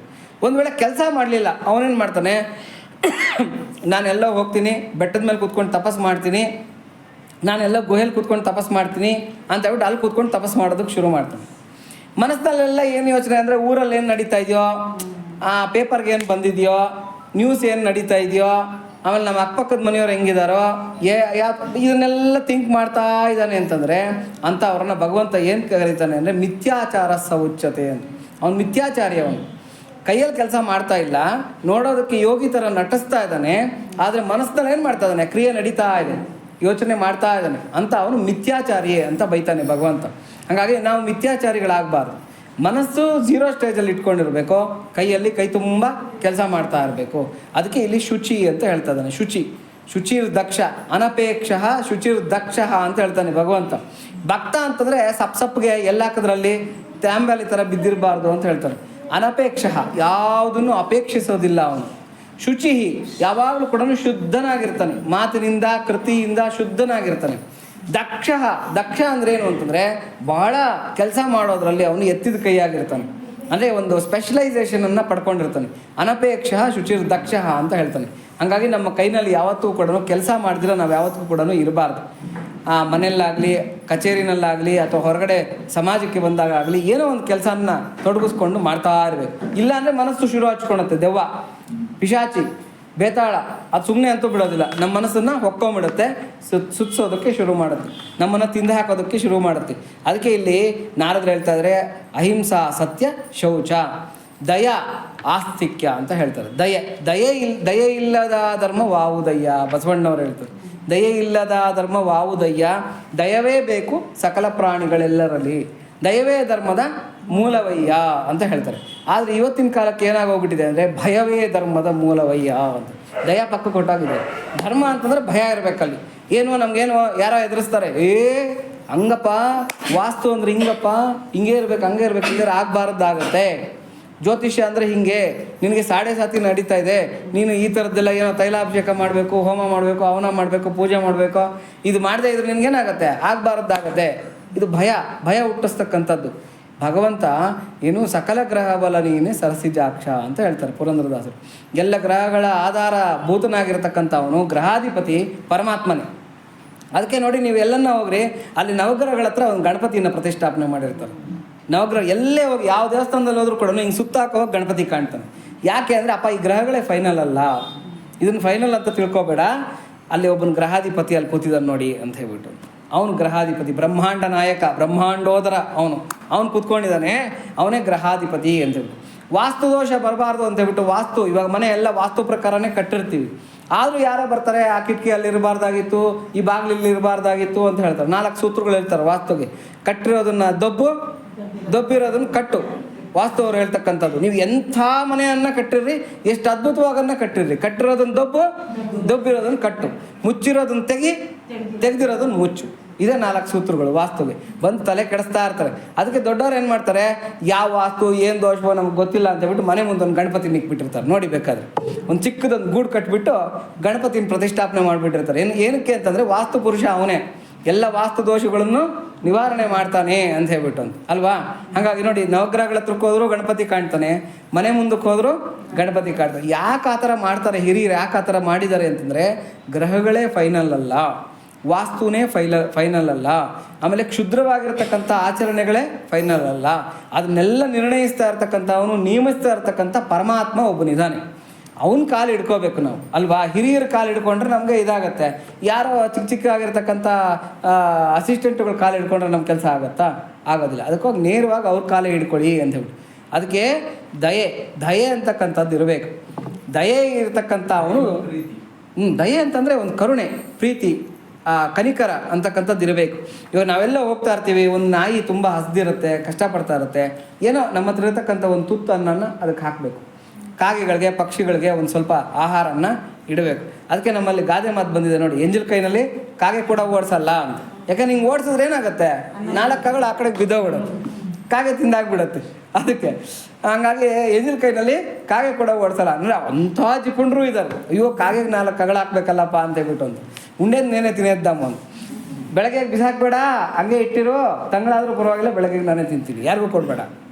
ಹಾಗೆ ಆ ಥರದ ನೇಚರ್ ಇರಬಾರ್ದು. ದಯೆ ಅಂತಕ್ಕಂಥದ್ದು ಇರಬೇಕು. ಕೊಡುಗೈ ದೊರೆಗಳಾಗಿರಬೇಕು ನಾವು. ದಯೆ ಅಂತಕ್ಕಂಥದ್ದು ಇರಬೇಕು. ಪ್ರತಿಯೊಂದು ಪ್ರಾಣಿ ಪಕ್ಷಿಗಳನ್ನು ಪ್ರೀತಿಸಬೇಕು, ಅದರಲ್ಲಿ ದಯೆ ತೋರಿಸ್ಬೇಕು. ಸುತ್ತೂರು ಇರ್ತಕ್ಕಂಥ ಸಮಾಜದ ಮೇಲೆ ದಯೆ ತೋರಿಸ್ಬೇಕು. ದಯೆ ಅಂತಂದರೆ ಏನು, ನಿಮ್ಮ ಹತ್ರ ಇರತಕ್ಕಂಥ ದುಡ್ಡನ್ನೆಲ್ಲ ಕೊಟ್ಟು ಕಳ್ಕೊಳ್ಳಿ ಅಂತಲ್ಲ. ನಾವು ಕಳ್ಕೊಳ್ತಕ್ಕಂಥದ್ದು ಏನೂ ಇಲ್ಲ. ಒಳ್ಳೆ ಮಾತಾಡಿದ್ರು ಕೂಡ ದಯೆನೇ.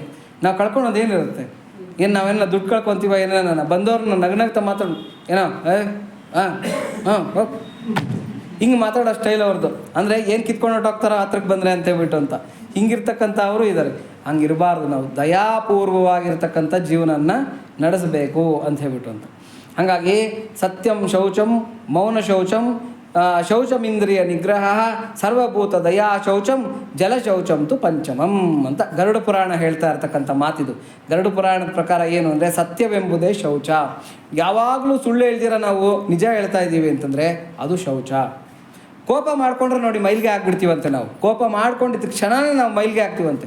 ಪೂಜೆ ಮಾಡ್ತಾ ಮಾಡ್ತಾ ಹೆಂಡ್ತಿ ಮೇಲೆ ಅದಿಲ್ಲ ಇದಿಲ್ಲ ಅಂತ ಕೋಪ ಮಾಡ್ಕೊಂಡ್ರೆ ಏನಾಗೋಗುತ್ತೆ, ಮೈಲಿಗೆ. ನೀನು ಪೂಜೆ ಮಾಡೋದಕ್ಕೆ ಅರ್ಹನೇ ಅಲ್ಲ, ಎದ್ದೋಗಿ ಆಚೆ ಕಡೆಗೆ ಅಂತ ಮೈಲಿಗೆ ಹಾಕ್ಬಿಡ್ತೀವಿ ನಾವು. ಆ ಥರ ಯಾವ ಒಂದು ಸಂದರ್ಭದಲ್ಲೂ ಕೂಡ ಕೋಪ ಅಂತಕ್ಕಂಥದ್ದು ಮಾಡ್ಕೋಬಾರ್ದು, ಸುಳ್ಳು ಅಂತಕ್ಕಂಥದ್ದು ಹೇಳಬಾರ್ದು. ಆವಾಗ ನಾವು ಶುಚಿಯಾಗಿರ್ತೀವಿ ಅಂತ ಅರ್ಥ. ಮನಸ್ಸಿನ ಶೌಚ ಇಂದ್ರಿಯ ನಿಗ್ರಹವೆಂಬ ಶೌಚ. ಅಂದರೆ ಇಂದ್ರಿಯಗಳು ಹರಿತಾ ಇರುತ್ತೆ. ಕಠೋಪನಿಷತ್ತಿನಲ್ಲಿ ಯಮ ಹೇಳ್ತಾರೆ, ಜೀವಾತ್ಮ ಅಂತಕ್ಕಂಥವನು ರಥಿಕ ಅಂತ, ಮನಸ್ಸು ಅಂತ ಅಲ್ಲ ಬುದ್ಧಿ ಅಂತಕ್ಕಂಥವನು ಸಾರಥಿ ಅಂತ. ಆ ಮನಸ್ಸು ಅಂತಕ್ಕಂಥದ್ದು ಲಗಾಮ್, ಇಂದ್ರಿಯಗಳೇ ಅದಕ್ಕೆ ಕಟ್ಟಿರ್ತಕ್ಕಂಥ ಕುದುರೆಗಳು. ಶರೀರ ಅಂತಕ್ಕಂಥದ್ದೇ ರಥ. ಈ ರಥನ ಈ ಬುದ್ಧಿ ಅಂತಕ್ಕಂಥ ಸಾರಥಿ ಓಡಿಸ್ತಾ ಇರ್ತಾನಂತ. ಅದೇನನ್ನು ನಾವು ಕಂಟ್ರೋಲ್ ಇಲ್ದಿರ ಹೆಂಗಂದ್ರಂಗೆ ಬಿಟ್ವಿ ಅಂತಂದರೆ ಇಂದ್ರಿಯಗಳು ಅಂತಕ್ಕಂಥ ಕುದುರೆಗಳನ್ನು ನಮ್ಮನ್ನು ಕರ್ಕೊಂಡು ಹೋಗ್ಬಿಟ್ಟು ಪ್ರಪಾತಕ್ಕೆ ದಬಾಕ್ಬಿಡುತ್ತೆ. ಹಾಗಾಗಿ ಅದನ್ನು ಕಂಟ್ರೋಲ್ ಮಾಡಿ ತೊಗೊಂಡೋಗ್ಬೇಕು. ಆ ಕಂಟ್ರೋಲ್ಗಿರ್ತಕ್ಕಂಥ ಲಗಾಮ್ ಯಾವುದು, ಮನಸ್ಸು. ಬುದ್ಧಿ ಅಂತಕ್ಕಂಥ ಅವನ ಕೈನಲ್ಲಿರತಕ್ಕಂಥ ಲಗಾಮು ಮನಸ್ಸು ಅಂತಕ್ಕಂಥದ್ದು. ಹಾಗಾಗಿ ಆ ಮನಸ್ಸನ್ನು ಕಂಟ್ರೋಲ್ ಮಾಡ್ಕೋಬೇಕು. ಇಲ್ಲಿ ಇಂದ್ರಿಯ ನಿಗ್ರಹ ಅಂತಂದರೆ ಏನು ಅಂದರೆ, ಕಣ್ಣೇನೋ ನೋಡಬೇಕು ಅನಿಸುತ್ತೆ, ಆದರೆ ಅದು ಅಧರ್ಮದ್ದು, ಅದನ್ನು ನೋಡೋಕೆ ಬಿಡಬಾರ್ದು. ಹೋಗ್ಬೇಡ, ಹಿಂದಕ್ಕೆ ಬಾ ಅಂತೇಳ್ಬಿಟ್ಟು ಸ್ಟ್ರಿಕ್ಟಾಗಿ ಹೇಳೋ ಥರ ನಾವು ಇರಬೇಕು. ಬಾಯೇನೋ ಮಾತಾಡಬೇಕು ಅಂತ ಬಯಸುತ್ತೆ, ಅಕಲಾಯವಾಗಿ ಏನೋ ಮಾತಾಡಬೇಕು ಅಂತ ಬಯಸುತ್ತೆ. ಆವಾಗ ಬಾಯಿಂದ ನಾವು ಕಂಟ್ರೋಲಲ್ಲಿ ಇಟ್ಕೋಬೇಕು. ಏನೋ ತಿನ್ನಬಾರದನ್ನು ತಿನ್ನಬೇಕು ಅನಿಸುತ್ತೆ, ಆವಾಗ ನಾಲ್ಗೆಯನ್ನು ನಾವು ಕಂಟ್ರೋಲ್ನಲ್ಲಿ ಇಟ್ಕೋಬೇಕು. ಇದೇ ಥರನೇ ಎಲ್ಲ ಇಂದ್ರಿಯಗಳು ಕೂಡ ಅಧರ್ಮ ಪರಾಯಣವಾಗಿರತಕ್ಕಂಥ ಮಾರ್ಗದಲ್ಲಿ ಹೋಗ್ತಾ ಇದ್ದರೆ ಅದನ್ನು ಹಿಂದಕ್ಕೆ ಸೆಳೆಕೊಂಡು ಅದನ್ನು ಎಲ್ಲಿಗೆ ಹೋಗಬೇಕೋ ಅಲ್ಲಿ ಬಿಡಬೇಕು. ಇವಾಗ ಒಂದು ಕೆರೆ ಇರುತ್ತೆ, ಆ ಕೆರೆಗೆ ಒಂದು ತೂಬು ಅಂತ ಮಾಡಿರ್ತಾರೆ. ಕೆರೆನಲ್ಲಿರ್ತಕ್ಕಂಥ ನೀರು ತೂಬಿನ ಮುಖಾಂತರ ಆಚೆ ಕಡೆಗೆ ಬಂದರೆ ಒಳ್ಳೆ ಬೆಳೆ ಬೆಳಿಬೋದು. ಒಳ್ಳೆ ನಾವು ಏನು ನಮಗೆ ಹೆಂಗೆ ಬೇಕೋ ಹಂಗೆ ನಾವು ಅದು ಕರೆಂಟ್ ಉತ್ಪತ್ತಿ ಮಾಡೋದು ಅಥವಾ ಬೆಳೆ ಬೆಳೆಯೋದು ಏನು ಬೇಕಾದ್ರೂ ಮಾಡ್ಕೋಬಹುದು. ಯಾವಾಗ ಅದಕ್ಕಿರ್ತಕ್ಕಂಥ ತೂಬಿನ ಮುಖಾಂತರ ಬಂದಾಗ ಅದು ಅಲ್ಲೂ ನುಗ್ಗುತ್ತೆ, ಇಲ್ಲೂ ನುಗ್ಗುತ್ತೆ, ಎಲ್ಲ ಕಡೆನೂ ನುಗ್ಗುತ್ತೆ ನೀರು ಅಂತಂದರೆ ಅಲ್ಲಿಗೆ ಆ ಕೆರೆ ಕಟ್ಟೆ ಮುಗೀತು ಅಂತ. ಆ ಕೆರೆನ ನಂಬ್ಕೊಂಡಿರ್ತಕ್ಕಂಥ ಊರೇನಾಗುತ್ತೆ, ಸ್ಮ್ಯಾಶ್ ಆಗಿಬಿಡುತ್ತೆ, ಎಲ್ಲ ಜಲಾವೃತ ಆಗಿಬಿಡುತ್ತೆ. ಹಾಗಾಗಿ ಕೆರೆ ಕಟ್ಟೆನಲ್ಲಿ ನೀರನ್ನು ಶೇಖರಣೆ ಮಾಡಿ ಹೆಂಗೆ ತೂಬಿನ ಮುಖಾಂತರ ಬಿಡ್ತೀವೋ ನಾವು, ಹಾಗೆ ಮನಸ್ಸು ಅಂತಕ್ಕಂಥ ನೀರನ್ನು ಈ ನಿಗ್ರಹ ಅಂತಕ್ಕಂಥ ಕೆರೆ ಕಟ್ಟೆ ಕಟ್ಟಿ ಅದನ್ನು ಶೇಖರಣೆ ಮಾಡಿ ಅದನ್ನು ಯಾವುದ್ರ ಮುಖಾಂತರ ಬಿಡಬೇಕೋ ಆ ಮಾರ್ಗದಲ್ಲೇ ಬಿಟ್ಟಾಗ ನಮ್ಗೆ ಒಳ್ಳೆ ಬೆಳೆ ಬೆಳ್ಕೊಳೋದಕ್ಕೆ ಸಾಧ್ಯ. ಇಲ್ಲಾಂದ್ರೆ ಅದು ಹಂಗೂ ನುಗ್ತು ಹಿಂಗೂ ತಲಪುಲು ಎನ್ನೆನ್ನೋ ಕಲಲುಗ ಕಂಟಾವು ಕಲ್ಲಲು ಕಾಗಾನೆ ಕಣ್ಣೀರವುತಾವು ಮೌನಮೇ ನೀ ಭಾಷೆ ಓ ಮೂಗ ಮನಸ್ಸ ಅಂತ. ಅಯ್ಯೋ ಬಾಯಿಲ್ದಿರೋ ಮನಸ್ಸೇ ನಿನಗೆ ಮೌನನೇ ನಿನ್ನ ಭಾಷೆ. ಆದರೆ ಈ ಹುತ್ತಕ್ಕೆ ಹೆಂಗೆ ಕೋವಿಗಳಿರುತ್ತೆ ನೋಡಿದ್ರೆ ಹುತ್ತಕ್ಕೆ, ಆ ಥರ ನಿನಗೆ ಮಾರ್ಗಗಳು 28 ಮಾರ್ಗಗಳಿದೆ. ಎಲ್ಲ ಮಾರ್ಗಗಳಲ್ಲೂ ನುಗ್ಗುತ್ತಾ ಇರ್ತೀಯ ಹೇ ಮನಸ್ಸೇ. ಹಾಗಾಗಿ ನೀನೇನು ಮಾಡಬೇಕು, ಒಂದು ಕಡೆ ಬಿದ್ದಿರು ಅಂತ. ಹಾಗಾಗಿ ಮನಸ್ಸನ್ನು ಒಂದು ಕಡೆ ಕಟ್ಟಾಕಿ ಒಂದು ಮಾರ್ಗದಲ್ಲಿ ಬಿಟ್ಟಾಗ ಅದು ಸಾಧಿಸಬೇಕಾಗಿರ್ತಕ್ಕಂಥದ್ದನ್ನು ಸಾಧಿಸುತ್ತೆ. ಸೂರ್ಯನ ಬಿಸಿಲಿಗೆ ಸುಡತಕ್ಕಂಥ ಶಕ್ತಿ ಇದೆ, ಆದರೆ ಮಾಮೂಲಿಯಾಗಿ ಸುಡುತ್ತಾ ಅದು ಇಲ್ಲ. ಅದೇ ಒಂದು ಬೂತ್ ಕನ್ನಡಿ ತಂದು ಅದನ್ನು ಒಂದು ಪಾಯಿಂಟಾಗಿ ಅದನ್ನು ಫೋಕಸ್ ಮಾಡಿದಾಗ ಅದು ಯಾವುದನ್ನು ಬೇಕಾದ್ರೂ ಸುಡೋ ಅಂಥ ಶಕ್ತಿ ಅದಕ್ಕೆ ಬರುತ್ತೆ. ಹಾಗೆ ನಮ್ಮ ಮನಸ್ಸಿಗೆ ಸುಡೋ ಶಕ್ತಿ ಇದೆ. ಮಾಯೆ ಅಂತಕ್ಕಂಥ ಪರದೆಯನ್ನು ಸುಡೋ ಶಕ್ತಿ ಇದೆ. ಆದರೆ ನಾವೇನು ಮಾಡ್ತಾ ಇದ್ದೀವಿ, ಅದನ್ನು ಏಕಾಗ್ರ ಮಾಡ್ತಾ ಇಲ್ಲ, ಎಲ್ಲದನ್ನು ಕೂಡ ಒಂದು ಕಡೆ ಶೇಖರಿಸ್ತಾ ಇಲ್ಲ. ಹಾಗಾಗಿ ಏನಾಗಿದೆ, ಮನಸ್ಸಿನ ಶಕ್ತಿ ನಮಗೆ ಅರಿವಿಗೆ ಬರ್ತಾ ಇಲ್ಲ. ಯಾವಾಗ ಮನಸ್ಸು ಏಕಾಗ್ರ ಅಂತಕ್ಕಂಥದ್ದಾಗತ್ತೆ, ಅಲ್ಲಿ ಒಂದೇ ವಿಷಯದ ಮೇಲೆ ನಿಲ್ಲುತ್ತೆ, ಆವಾಗ ಅದಕ್ಕೆ ಅದನ್ನು ಟಚ್ ಮಾಡ್ತಕ್ಕಂಥ, ಅದನ್ನು ಸುಡ್ತಕ್ಕಂಥ ಶಕ್ತಿ ಬರುತ್ತೆ. ಸುಡೋದು ಮೀನ್ಸ್ ಇಲ್ಲೇನು ಅಂದರೆ ಅದನ್ನು ಗ್ರಹಿಸ್ತಕ್ಕಂಥದ್ದು. ನಾವು ಯಾವುದ್ರ ಮೇಲೆ ನಾವು ಗಮನ ಹರಿಸಿದ್ರೆ ಆ ವಿಷಯದ ಜ್ಞಾನ ನಮಗೆ ಬಂದ್ಬಿಡುತ್ತೆ. ಹಾಗಾಗಿ ಆ ಏಕಾಗ್ರ ಮಾಡ್ತಕ್ಕಂಥ ಒಂದು ಪ್ರಾಕ್ಟೀಸನ್ನು ಮಾಡಬೇಕು. ಅದನ್ನೇ ಧ್ಯಾನ, ಏಕಾಗ್ರತೆ, ಕಾನ್ಸಂಟ್ರೇಷನ್ ಅಂತೆಲ್ಲ ಕರೀತಾರೆ. ಅದನ್ನು ಒಂದೇ ಒಂದು ಪಾಯಿಂಟಲ್ಲಿ, ಅದಕ್ಕೆ ನೋಡಿ ಭಗವಂತ 6ನೇ ಅಧ್ಯಾಯದಲ್ಲಿ ಹೇಳ್ತಾನೆ, ಎಲ್ಲೆಲ್ಲಿಂದ ಮನಸ್ಸು ಯಾವ್ಯಾವ ಮೂಲಗಳಿಂದ ಹೊರಗಡೆ ಹೋಗುತ್ತೋ ಶನೈ ಉಪರಮಯತಂತೇನೋ ಬರುತ್ತೆ. ಅದು ಬುದ್ಧಿಯ ಧೃತಿ ಗೃಹೀತಯ ಅಂತ ಹೇಳ್ತಾರೆ. ಧೈರ್ಯವಾಗಿ ಆ ಬುದ್ಧಿನ ಕಂಟ್ರೋಲಿಗೆ ತಗೊಂಡು ಎಲ್ಲೆಲ್ಲಿಂದ ಇಂದ್ರಿಯಗಳ ಮುಖಾಂತರ ಈ ಮನಸ್ಸು ಓಡೋಗ್ತಾ ಇರುತ್ತೆ ಅಲ್ಲಲ್ಲಿಂದ ಹಿಂದಕ್ಕೆ ಕೆಳ್ಕೊಂಡು ಬುದ್ಧಿಯ ಮುಖಾಂತರ, ಅಂದರೆ ಬುದ್ಧಿ ಅಂತಕ್ಕಂಥವನು ಮಾನಿಟರ್ ಇದ್ದಂಗೆ, ಇವನು ಮಾನಿಟರ್ ಮಾಡ್ತಾ ಇರ್ತಾನೆ ಎಲ್ಲದನ್ನು ಕೂಡ. ಇವರೆಲ್ಲ ಸ್ಟೂಡೆಂಟ್ಸ್ ಇದ್ದಂಗೆ, ಯಾರೋ ಈ ಇಂದ್ರಿಯಗಳೆಲ್ಲ ಕೂಡ ಎಲ್ಲೆಲ್ಲಿಂದ ಓಡೋಗ್ತಾರೆ ಅವ್ರನ್ನೆಲ್ಲ ಕೂಡ ಕಂಟ್ರೋಲಿಗೆ ತಂದ್ಕೊಂಡು ಅದನ್ನು ಒಂದು ಕಡೆ ಏಕಾಗ್ರ ಮಾಡಬೇಕು, ಮತ್ತೆ ಪರಮಾತ್ಮನಲ್ಲಿ ಅದನ್ನು ನಿಲ್ಲಿಸ್ತಾ ಇರಬೇಕು ಅಂತಕ್ಕಂಥ ಉಪದೇಶವನ್ನು ಪರಮಾತ್ಮ 6ನೇ ಅಧ್ಯಾಯದಲ್ಲಿ ಕೊಡ್ತಾನೆ. ಹಾಗಾಗಿ ಈ ಮನಸ್ಸಿಗೆ ಅಷ್ಟು ಶಕ್ತಿ ಅಂತಕ್ಕಂಥದ್ದಿದೆ. ಹಾಗಾಗಿ ಏನು ದಯೆ ಅಂತಕ್ಕಂಥದ್ದು ಇರಬೇಕು ಅಂತ ಹೇಳ್ಬಿಟ್ಟು ಅಂತ. ಆಮೇಲೆ ಅಭಕ್ಷ ಏನು ಬೃಹಸ್ಪತಿ ಸ್ಮೃತಿಯ ಪ್ರಕಾರ ಶೌಚವು 3 ವಿಧ ಅಂತ ಹೇಳ್ತಾನೆ. ಅಭಕ್ಷ ಪರಿಹಾರಂಚ ಸಂಸರ್ಗಶ್ಚಾಪ್ಯನಿಂದಿತೈ ಸ್ವಧರ್ಮೇ ಚ ಸ್ವವಸ್ಥಾನಂ ಶೌಚಮೇತತ್ ಪ್ರಕೀರ್ತಿತಂ. ಶೌಚ ಅಂದರೆ ಏನು ಅಂದರೆ ತಿನ್ನಬಾರದೆಂದು ನಿಷೇಧಿಸಿರುವ ವಸ್ತುಗಳನ್ನು ತಿನ್ನದಿರುವುದು. ಇಂಥ ತಿನ್ನಬೇಡ ಅಂತ ಏನು ಶಾಸ್ತ್ರದಲ್ಲಿ ಹೇಳ್ತಾರೆ ಅದನ್ನು ತಿಂದಿರ ಇರತಕ್ಕಂಥದ್ದು ಅಂತ ಹೇಳ್ಬಿಟ್ಟು. ಆಮೇಲೆ ಸಜ್ಜನರ ಜೊತೆಯಲ್ಲಿ ಯಾವಾಗಲೂ ಕೂಡ ಸಹವಾಸ ಮಾಡ್ಕೊಂಡಿರ್ತಕ್ಕಂಥದ್ದು, ಅದು ಒಂದು ಶೌಚ. ಸ್ವಧರ್ಮ ಕರ್ಮದಲ್ಲಿ ನಿರತನಾಗಿರುವುದು, ಅಂದರೆ ಯಾವುದೋ ಒಂದು ಕೆಲಸದಲ್ಲಿ ನಮ್ಮ ಸ್ವಧರ್ಮ ಅಂತ ಏನಿರುತ್ತೆ ಆ ಕೆಲಸದಲ್ಲಿ ಯಾವಾಗಲೂ ಕೂಡ ನಿರತನಾಗಿರುವುದು, ಇದನ್ನು ಶೌಚ ಅಂತ ಕರೀತಾರೆ. ಆದರೆ ಭಗವನ್ನಾಮದಷ್ಟು ಶುಚಿಕರವಾದ ವಸ್ತು ಮತ್ತೊಂದಿಲ್ಲ. ಆದರೆ ಯಾವುದೆಷ್ಟು ಶುಚಿ ಮಾಡುತ್ತೋ ನಮ್ಗೆ ಗೊತ್ತಿಲ್ಲ. ಸೋಪು, ಸೀಗೆಕಾಯಿ, ಹೌದಲ್ವಾ, ನಾವೆಲ್ಲ ಶುಚಿ ಮಾಡ್ಕೊಳೋದಕ್ಕೆ ಸರ್ಫು ಏನೇನೋ ಇಟ್ಕೊಂಡಿರ್ತೀವಿ. ಏನೇ ಇಟ್ಕೊಂಡಿದ್ರು ಕೂಡ ಅದರಲ್ಲಿ ವಿಶೇಷವಾಗಿರ್ತಕ್ಕಂಥದ್ದು ಅಂತ ಏನೋ ಒಂದು ಇರುತ್ತೆ ತಾನೆ, ಭೌತಿಕವಾಗಿರ್ತಕ್ಕಂಥ ಶುಚಿಗೊಳಿಸ್ತಕ್ಕಂಥ ವಸ್ತುಗಳಲ್ಲಿ. ಅದೇ ಥರನೇ ಏನೇನು ಪ್ರಾಯಶ್ಚಿತಾನ್ಯ ಶೇಷಾಣಿ ಅಂತ ಹೇಳ್ತಾರೆ. ಏನೇನು ಪ್ರಾಯಶ್ಚಿತ್ತಗಳಿದೆಯೋ ಅದರೆಲ್ಲದರಲ್ಲೂ ಕೂಡ ಉತ್ಕೃಷ್ಟವಾಗಿರ್ತಕ್ಕಂಥದ್ದು, ಶುಚಿಗೊಳಿಸ್ತಕ್ಕಂಥ ಎಲ್ಲ ವಸ್ತುಗಳಲ್ಲಿ ಶುಚಿರ್ಭೂತವಾಗಿರ್ತಕ್ಕಂಥದ್ದು ಯಾವುದು ಅಂದರೆ ಭಗವನ್ನಾಮ. ಅದಕ್ಕೆ ಪವಿತ್ರಾಣಾಂ ಪವಿತ್ರಮ್ಯೋ ಮಂಗಳಾನಾಂಚ ಮಂಗಳಂ ಅಂತ. ಪವಿತ್ರಗೊಳಿಸ್ತಕ್ಕಂಥ ವಸ್ತುಗಳಲ್ಲೇ ಪವಿತ್ರವಾಗಿರ್ತಕ್ಕಂಥದ್ದು, ಮಂಗಳಪ್ರದವಾಗಿರ್ತಕ್ಕಂಥ ವಸ್ತುಗಳಲ್ಲೇ ಮಂಗಳಪ್ರದವಾಗಿರ್ತಕ್ಕಂಥದ್ದು. ಅದಕ್ಕೆ ನಮ್ಮಲ್ಲಿ ಏನು ಹೇಳ್ತಾರೆ, ಅಪವಿತ್ರ ಪವಿತ್ರೋವ. ಅಪವಿತ್ರಗಳು ಕೂಡ ಪವಿತ್ರ ಆಗತ್ತೆ. ಸರ್ವಾವಸ್ಥಾಂಗತೋಪಿವ, ಎಲ್ಲ ಅಂಗಗಳು ಕೂಡ ಶುಚಿ ಆಗತ್ತೆ. ಯಸ್ಮರೇತ್ ಪುಂಡರೀಕಾಕ್ಷಂ. ಪುಂಡರೀಕಾಕ್ಷನ ಅಂದರೆ ಹೃದಯ ಮಧ್ಯದಲ್ಲಿರ್ತಕ್ಕಂಥ, ಪುಂಡರೀಕ ಅಂತಂದರೆ ಹೃದಯ. ಆ ಹೃದಯ ಕಮಲದ ಮಧ್ಯದಲ್ಲಿ ಬೆಳಗ್ತಾ ಇರ್ತಕ್ಕಂಥ ಪರಮಾತ್ಮನ ಯಾರು ಸ್ಮರಿಸ್ತಾರೆ ಒಂದ್ಸಲಿ, ಯಸ್ಮರೇತ್ ಪುಂಡರೀಕಾಕ್ಷಂ ಸ ಬಾಹ್ಯ ಅಭ್ಯಂತರ ಶುಚಿ. ಹೊರಗಡೆ ಮತ್ತು ಒಳಗಡೆ ನಾವು ಶುಚಿ ಆಗಿಬಿಡ್ತೀವಿ ಅಂತಕ್ಕಂಥ ಮಾತನ್ನು ಶಾಸ್ತ್ರ ಹೇಳ್ತಾ ಇದೆ. ಆದರೆ ಭಗವನ್ನಾಮದಷ್ಟು ಶುಚಿಕರವಾದ ವಸ್ತು ಮತ್ತೊಂದಿಲ್ಲ. ಅದಕ್ಕೆ ಯಾವಾಗಲೂ ಕೂಡ ಭಗವನ್ನಾಮ ಉಚ್ಚಾರಣೆ ಮಾಡ್ತಾ ಇರ್ತಕ್ಕಂಥವನು ನಿತ್ಯ ಮಡಿಲಿರ್ತಾನೆ, ನಿತ್ಯ ಶುಚಿಯಾಗಿರ್ತಾನೆ. ಅವ್ನಿಗೆ ಯಾವುದು ಕೂಡ ಬೇಕಾಗಿಲ್ಲ, ಅಂದರೆ ಯಾವುದೇ ಶಾಸ್ತ್ರಗಳ ಒಂದು ಇದು ಕೂಡ ಬೇಕಾಗಿಲ್ಲ. ಅವನು ನಿತ್ಯ ಪವಿತ್ರನಾಗಿದ್ದಾನೆ ಅಂತ ಬಿಟ್ಟು. ಪತಿತಃ ಸ್ಖಲಿತಶ್ಚಾತಃ ಕ್ಷುತ್ವಾ ವಾ ವಿವಶೋ ಬ್ರುವನ್ ಹರಯೇ ನಮ ಇತ್ಯುಚ್ಚೈ ಮುಚ್ಚತೆ ಸರ್ವಪಾತಕಂ. ಯಾವನಾದರೂ ಬಿದ್ದಾಗ, ಜಾರಿದಾಗ, ದುಃಖಿತನಾದಾಗ, ಸೀನಿದಾಗ, ವಿವಶನಾಗಿ ಆದರೂ ಶ್ರೀಹರಿಯೇ ನಮಸ್ಕಾರ ಎಂದು ಗಟ್ಟಿಯಾಗಿ ಹೇಳಿದರೆ ಸಾಕು, ಸರ್ವ ಪಾತಕಗಳಿಂದ ಮುಕ್ತನಾಗುತ್ತಾನೆ ಅಂತ ಭಾಗವತ ಹೇಳ್ತಾ ಇರ್ತಕ್ಕಂಥ ಮಾತಿದು. ಅದನ್ನೇ ಪೋತನಾ ಮಾತಿರು ಕೂಡ ತೆಲುಗುನಲ್ಲಿ ಭಾಗವತದಲ್ಲಿ ಹೇಳ್ತಾರೆ. ಏನೋ ಕೊಟ್ಟಿನ ಚೋಟ, ಕೊಟ್ಟ ಬಡಿ ಕೂಲಿನ ಚೋಟ ಅಂತೇನೋ ಬರುತ್ತದು. ಅಂದರೆ ಏನು ಅಂತಂದರೆ ಹೆಂಗೆ ಏನೋ ದಿನಮೇ ಸುದಿನಮು ಸೀತಾರಾಮ ಸ್ಮರಣೆ ಪಾವನಮು ಪ್ರೀತಿ ನೈನ ಪ್ರಾಣ ಭೀತಿ ನೈನ కలిమి చేతనైన నిన్నే రీతి తలచిన ದಿನವೇ ಸುದಿನಮು ಸೀತಾರಾಮ ಸ್ಮರಣೆ ಪಾವನಮು. ನೀನು ಹೇಗನ್ನ ಮಾಡ್ಕೊಪ್ಪ, ರಾಮ ರಾಮ ಅಂತೀವಿ. ಯಾವುದಾದ್ರೂ ಏನೋ ನಾವು ನ್ಯೂಸ್ ಕೇಳಿದಾಗ ಏನು ಹೇಳ್ತೀವಿ? ಅಯ್ಯೋ ರಾಮ ಅಂತೀವಿ, ರಾಮ ರಾಮ ಅಂತೀವಿ. ತುಳಸಿದಾಸರು ಇನ್ನೂ ಒಂದು ಹೆಜ್ಜೆ ಮುಂದೆ ಕೊಟ್ಟಾಗ್ತಾರೆ. ಅವ್ರೇನು ಹೇಳ್ತಾರೆ ಅಂತಂದರೆ, ತುಳಸಿ ರಾಮಾಯಣದಲ್ಲಿ ಹರಾಮ್ ಅಂತ ಬೈದರೆ 7 ಜನ್ಮದ ಪಾಪ ಹೋಗುತ್ತೆ ಅಂತ ಹೇಳ್ತಾರೆ. ಹರಾಮ್ ಅಂತ ಬೈತೀವಲ್ಲ ನಾವು. ಹರಾಮ್ ಅಂತಂದರೆ ಒಂದು ಕೆಟ್ಟ ಪದ ಅಂತ ಹೇಳ್ಬಿಟ್ಟು ಅಂತ, ಅದನ್ನು ಬೈದರೂ ಕೂಡ 7 ಜನ್ಮದ ಪಾಪ ಹೋಗುತ್ತೆ ಅಂತ ಹೇಳ್ತಾರೆ. ಯಾಕೆ ಅಂದರೆ ಅದರಲ್ಲಿ ರಾಮನಾಮ ಇದೆ. ರಾಮ್ ಅಂತ ಹೇಳ್ತೀವಿ. ಆ ರಾಮನಾಮ ಇರೋದ್ರಿಂದ 7 ಜನ್ಮದ ಪಾಪ ಹೋಗುತ್ತೆ ಅಂತ ಯಾವುದೋ ಒಂದು ನೆಪದಲ್ಲಿ. ಅದಕ್ಕೆ ಕೃಷ್ಣ ಎನ್ನಬಾರದೆ ಪುರಂದರದಾಸರು ಹೇಳೋದು ಏನು ಅಂದರೆ, ಕೃಷ್ಣ ಎನ್ನಬಾರದೆ, ನರಜನ್ಮ ಬಂದಾಗ ನಾಲಿಗೆ ಇರುವಾಗ ಕೃಷ್ಣ ಎನ್ನಬಾರದೆ, ದಾರಿಲಿ ನಡೆಯುವಾಗ ಬಾರವ ಹೊರುವಾಗ ಕೃಷ್ಣ ಎನ್ನಬಾರದೆ, ಬೆಳಗ್ಗೆದ್ದು ಮೈ ಮುರಿದು ಕೃಷ್ಣ ಎನ್ನಬಾರದೆ ಅಂತ ಹೇಳ್ತಾರೆ. ಅಂದರೆ ಬೆಳಗ್ಗೆ ಎದ್ದು ಮೈ ಮುರಿತೀವಲ್ಲ ಅವಾಗ ಕೂಡ ಕೃಷ್ಣ ಅನ್ನಬಾರದೆ, ಆಕಳಿಸೋವಾಗ ಕೃಷ್ಣ ಅನ್ನಬೇಕು, ಕೆಮ್ಮದಾಗ ಸೀನ್ದಾಗ ಕೃಷ್ಣ ಅನ್ನಬೇಕು, ಅಥವಾ ಏನನ್ನ ಬಾಧೆ ಆದಾಗ ಕೃಷ್ಣ ಅನ್ನಬೇಕು. ಅಂದರೆ ಭಗವನ್ ನಾಮವನ್ನು ಉಚ್ಚಾರಣೆ ಮಾಡ್ತಾ ಇರಬೇಕು ಅಂತ ಇದರ ಅರ್ಥ. ಯಾವ ನೆಪದಲ್ಲಿ ಉಚ್ಚಾರಣೆ ಮಾಡಿದ್ರು ಕೂಡ ಪಾಪನಾಶ ಅಂತಕ್ಕಂಥದ್ದು ಆಗುತ್ತೆ. ಅದಕ್ಕೆ ಭಾಗವತದಲ್ಲಿ ಒಂದು ಕಥೆ ಇದೆ. ಎಕ್ಸಾಂಪಲು ಯಾವ್ದು ಹೇಳಿ ನೋಡೋಣ? ಅಜಾಮಿಳನ ಕತೆ. ಅಜಾಮಿಳ ನೋಡಿ, ಅವನೇನು ಮಗನ್ನ ಕರೆದಿದ್ದು, ಪರಮಾತ್ಮನೇನು ಕರೀಲಿಲ್ಲ, ನಾರಾಯಣ ಅಂತ ಮಗನ್ನ ಕರೆದ.